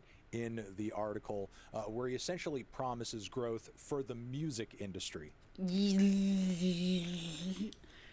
For nearly 2 decades, Spotify has made good on its commitment to return the music industry to growth, ensuring that we deliver record payouts to the benefit of artists and songwriters each year. And this is like, the language is so coded, because like the benefit of artists and songwriters could mean you're giving, just kind of like he said, you're giving money to the labels, who then can have more services and more people to hire to then put the artists in more places and to get them, you know, those types of things, instead of paying the artists and songwriters. Like, you can say directly record payouts directly to artists and songwriters instead of to the benefit. That's what it gives it, this other layer of like, oh, you're not just gonna do record payouts to the artists and songwriters. You know what I'm saying? This partnership ensures we can continue to deliver on this promise by embracing the certainty that constant innovation is key to making paid music subscriptions even more attractive to a broader audience of fans around the world. That feels like they're going to make lower price tiers too. Because the attractiveness of music, it should be the music. But if you are in the business of making the subscriptions attractive because you want them in your ecosystem, that's a different thing. That's Not musicians, not music, but the industry around it. There's that more part. to this piece on Exactly that. .com, and we will link you to it down in the description box again. Feel free to let us know what you think about all of this in the comments. I am sure you will. Over here next to my head is another video that you can check out. Hit that up, or the link to subscribe to the channel. Anthony Fantano, Spotify, trash forever. Ooh. Hi, everyone. Anthony Slam. Ooh. He's mad. He's upset at these guys. He is upset. Oh my goodness. Bandana Bishop, you always give me such thoughtful things to consider. And I am so glad that we ended up in this space, because I wanted to watch this video and you gave me like this segue to even get into that. So thank you so much, Bandana Bishop. Kwani, thank you so much, Kwani. My goodness. Let me see. Drusk, thank you as well for sending me the Savior songs to review. My goodness, Kwani sent so many links. Thank you so much. I'm like trying to remember all the people who sent all the pieces. T, I think the first part of your name is T over on YouTube. You also sent some songs, or you also requested that I do the full Mr. Morale, which hopefully we're going to do on Tuesday, is what I'm hoping for. I'm like, what else? Static. All my moderators, Zadie, went to go get cookies. I hope she made it okay on those cookies. Arian, oh my goodness, thank you so much as well. Y'all, I appreciate y'all. I'm gonna have to chop all this stuff up and put a whole bunch of this on YouTube for forever, right? Oh, Zadie, on the milk, sent like 1,000 links. Yes, Static, it's beautiful. I was trying to put flowers on each of them. I'm gonna have to, like, you know, put the flowers up, because I'm so grateful. Like, Kwani wasn't even there, wasn't with us yet in the community when I was like, y'all are gonna have to let me know about some things to look at, okay? So I appreciate y'all so much. And my heart and the music, y'all are doing the things. Y'all helped me get my heart right, to get my energy right, to 2025 might be the year that I put out something officially. Oh man. Yeah, but I really enjoyed this, and it gives me a lot of optimism, because I want to talk about some things that are in a bit of depth, and I appreciate that Kendrick is doing it. Just like he said in his interview earlier, he said he is you know, saying things that not everybody feels that they can say. And I've kind of done a little bit of that too in my life, where I felt like I needed to speak up for people who didn't feel comfortable enough to do it. And, you know, it's something that I've spent a lot of times talking about things. I've spent a lot of time in my life discussing and feeling my feelings and talking about my feelings and talking about the feelings of others as well. So I'm really, really glad that I'm able to share in this way. We have our partnership, and there's so many things that we will be discussing as we go on this journey together. Hi, Locke. What's going on? You said YouTube pays more now than ever before. Oh, that's dope. That's awesome. They're making that money. It's like now that they have ads on everything. I don't think in the beginning they put ads on everything, but like there's ads on my things and I'm not making a dime from that. So I'm like, they better be using that money that they're not paying me to pay some other creators until we get our full partnership. Where are we at?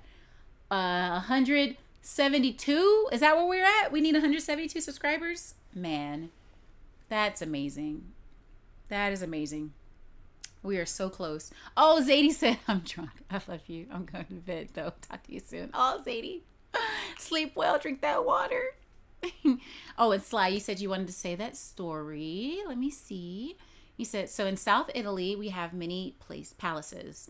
One is the single most beautiful of Europe, even bigger than Versailles in France. This palace is now a museum. Obviously used to belong to our king when you still had one. 3 families of homeless people just started living inside this huge palace. Has thousands of rooms, so no one could find them because they change rooms every day. Oh, see, and that's the thing. We have squatter laws in America, but it gets harder, you know, when you have a HOA who's probably looking out and they're gonna say like, who's over there? You know, when it used to be a little bit more of, you didn't really have a community or like a subdivision and where everyone knows who everyone is. But yeah, technically in America, if a homeless person stays in a home for, I think, a year without being detected, that's now their home. If it's a month, if they say for a month, you can't kick them out without evicting them. And then if it's a year, I think it's a year, you like own the place. So yeah, that's awesome, Sly. This makes you want to read all the articles listed. I feel that, Bandana. I feel that. I feel it.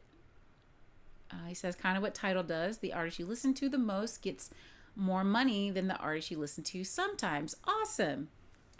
And that's how it should be. That is really, really important. He said, that's a crazy pause. Wait. Oh, man, I don't even know which one. I might be able to see it when I'm editing the video. Which one? If they paid pennies, artists would make a ton. Yeah. They make a fraction of a penny per stream. Exactly. Exactly. And I mean, and when I said pennies, like they take a penny from the artist with the least amount of streams. I meant like for that 1,000 listens, they'll get a penny. And then they take that penny still. You know what I'm saying? It's wild. We're talking about Spotify music. Oh, thank you, Static. Can't say. You know something I've been thinking about, by the way? Like, you know how when you tune into the news and they have the banner at the bottom and it says what you're talking about so that you can tune it at any moment and just get into the story? I'm like, what if I made like a banner and then made it so that you all can like update the headline? Like y'all can write, well, not any and everybody, maybe like mods or something or subscribers can like update the headline, especially if I'm traveling throughout the eons of ideas that we end up talking about. Can't say you disagree with him. He has a large platform, so I'm glad he's using it to highlight this. Absolutely, Bandana Bishop. Absolutely. Yeah, he's legit like about the arts. And I don't even know if he's an artist himself. I just know he loves art, especially music. And he is about that life on making sure people are taken care of. He's definitely a big, I mean, he wasn't like a Drake stan. I mean, a Kendrick stan. But I think he ended up on the op list for Drake. And he makes so many videos that are against Drake. It's wild. If you're making money on Spotify, you're making more money than oh, Locke. Are you an artist? Kwani sent you. Oh yeah, wait, I saw that part. Watching a video with a man who has no, Locke. That's not the stash. Okay, it does not have. It is. Oh, a oh, a oh. Yeah, it could be a ticker, but no, it's called the stanchion. I think. No, not stanchion. What is it called? The ticker goes from left to right. No, I'm just saying it'll be like ARIX or ARI bop bop bop bop. I'll have to like make it or something. Hello. Welcome in. Welcome in. Hello everybody. Let me see, who is this? I have it on a different screen so I couldn't see who. Wait, Gossip Curl. Gossip Curl. I just met Gossip Curl in person. Hello, dear. How are you? We just met at the Atlanta meetup, and Gossip Curl is the luckiest of all of us that went. Gossip Curl, they had a raffle giveaway, and Gossip won it. Oh my goodness, have you put up your lights yet? I have to come check you out. How is it going? What were y'all up to? Welcome in, everybody. I'm Ari X. I am a variety streamer who just got partnered with YouTube like 2 days ago. So this is my first stream since getting partnered. I'm at the like tier 1 of partnership. And you know, almost about to make money from advertising on my videos. But what I also do on YouTube is talk about the music industry, or that's about to happen, but I do music reactions. I've started with music reactions, but I grew up in the music industry, 3rd generation. My last job was at Warner Music Group, and I've just always been in this thing. We did some reactions today. We just talked about some of the Spotify things that just happened with them doing different tiers and learning that the CEO of Spotify is now getting into defense contracting, which, you know, I was hoping he wasn't on his potential villain arc yet. Not even yet at all, I should say. But what were y'all up to, Gossip Curl? Good to see you. Can I get a shout out for Gossip Curl? She was so sweet. It was so great meeting you. By the whoa. I just made this way too big. I'm trying to be able to see this. Oh, there's the button. That's the button I need to press. Oh my goodness. Hello. Oh, I scrolled up way too far. Oh, thank you for following too, Tuxie. Welcome in here. Oh my goodness, so many follows. Meatball Mafia, thank you for the follow. Quispy Gaming, thank you for the follow. Lawless Beast, oh my goodness, thank you for the follows, everybody. You got rated by the Curl Crew. And I have curls. I got some curls. You didn't see them the day we met. I'd actually just blown out my hair. And so it was just kind of like whoosh down. And I had like a bandana on. But it's a whole lot of them. So I appreciate the curl. And I remember you said you came up with your name because you really liked Gossip Girl. And then you decided to do Gossip Curl. I love it. Oh, Starfish Ninja, thank you for the follow as well. Oh my goodness. Oh my goodness. Congrats. Thank you, Gossip Curl. Thank you so much. We met at this, the stream event. Yes. Oh, you're wonderful. I am so good. They had me listen to some really, really great music today. A lot of Kendrick Lamar. Oh my goodness. There's such depth to his art and his music. And as we're getting prepared for the Super Bowl on Sunday, I'm going to do a live reaction to the Super Bowl performance. Oh my goodness. And so this isn't actually my usual setup, but I was getting it ready so that I'm in front of the TV and ready to do this whole thing. So we are preparing for that. Oh, thank you too, Tuxie. Thank you. Oh, you totally forgot. You knew you meant to do that weekend. But how's the stream? How am I excited about Kendrick Lamar? Oh, I am so excited. I might be behind on the chat right now. Yes, entirely excited. Because I actually haven't seen a ton of his performances, so maybe I should be doing some reaction to those too. But I know there are a lot. He puts so much into them, and there's so much into his music videos. I just know it's just going to be a treat. It is going to be all the things, and I'm so excited to see whatever he does with it. I hope he goes through a lot of the songs we all know from his previous albums, but he has so many hit songs that he won't have enough time to do it in 30 minutes. Oh, thank you, Lawless Bees. Thank you. Thank you so much for the congrats. You said that you love that. By the way, I love that emote too. I use that all the time. I feel like we need to get together sometime and talk music. Absolutely. Get the whole Stream Atlanta group together again. Absolutely. But we had a great time. We played some R6S, which was fun. Rainbow Six Siege. See, I've never played it, but I put it together. And you may have gotten a bit heated. That's okay. The passion is there.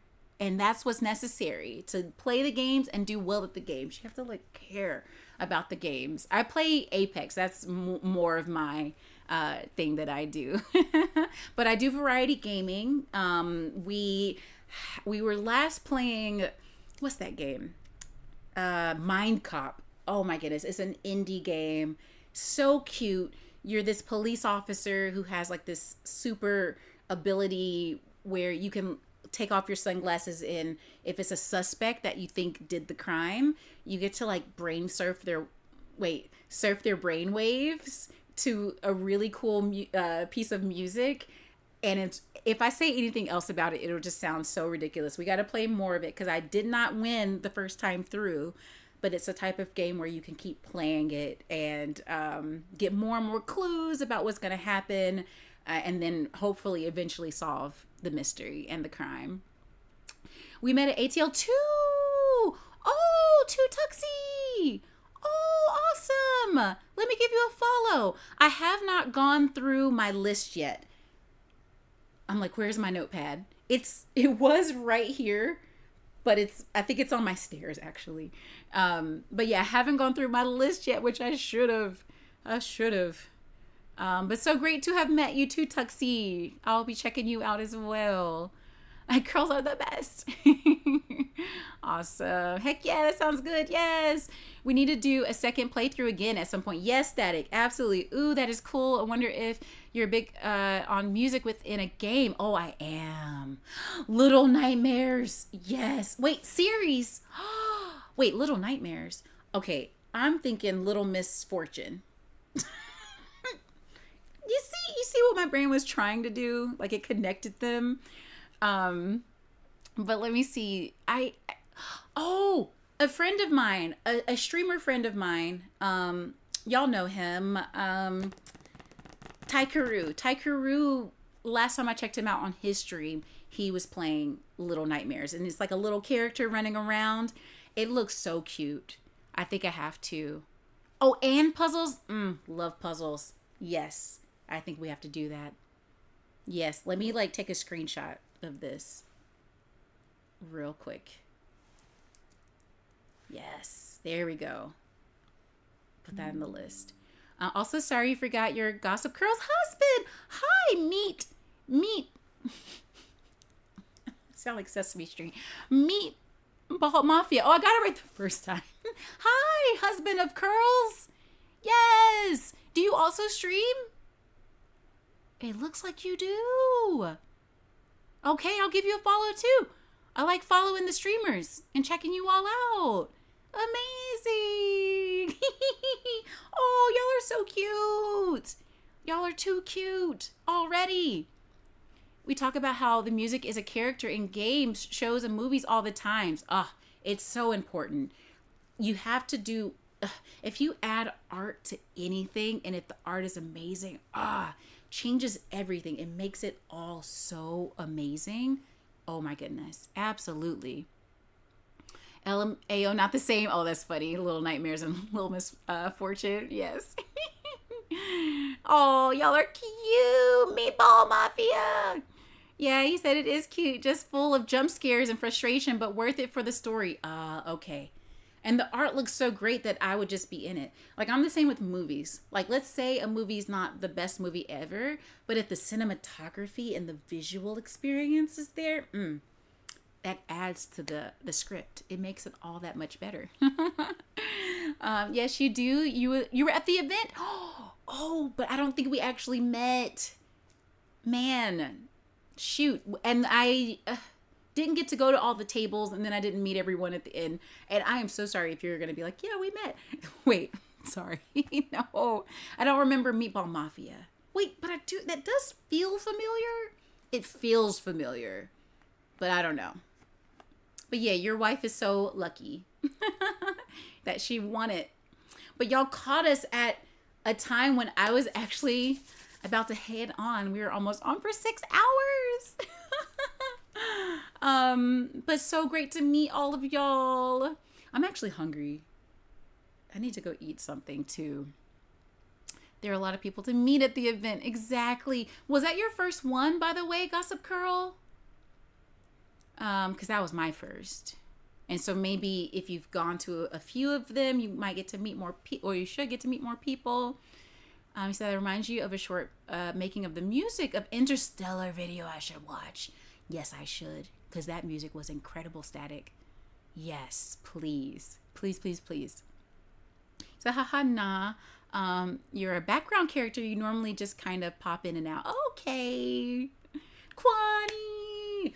This stream was also brought to you by Kwani Fu, who gave us so many things to also react to today. Yes, thank you. You too, Gossip Curl. Like, you just did your whole stream too. So please go do your thing. So wonderful to meet you. You seem so, so sweet. And I look forward to checking out your streams and rating you back as well. You said, okay, you send it. Thank you. Thank you, Static. All right, y'all. We got to see who we're going to raid. We're going to see who we're going to raid today.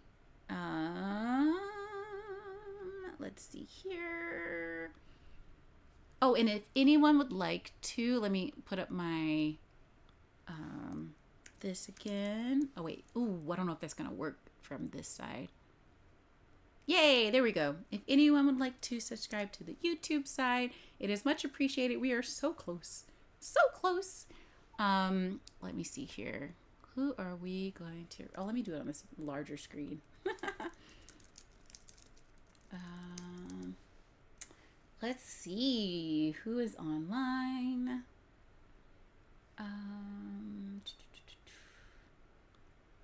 Let us see.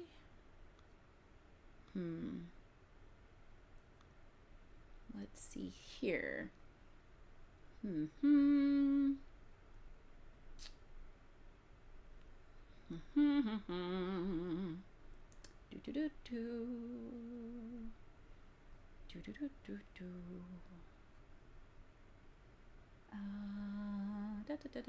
You know what? We're gonna raid this person back. They raided us, and I want to return the favor. Supportive, oh my God, friend in the community. And he usually plays a bunch of retro games. Really funny. He'll tell you he's not a streamer. He's definitely a streamer. Let me see here. I'm like, where's the page I need? Let me pull this up here so it's a little bit bigger. And we're gonna do a raid out. Oh, thank you, Static. Yes. And then we have raid 2. Also, if you are not subscribed, I have that one. It's 2. Thank you, Static. You were so close. You had it. So that's the raid command. And we are going to...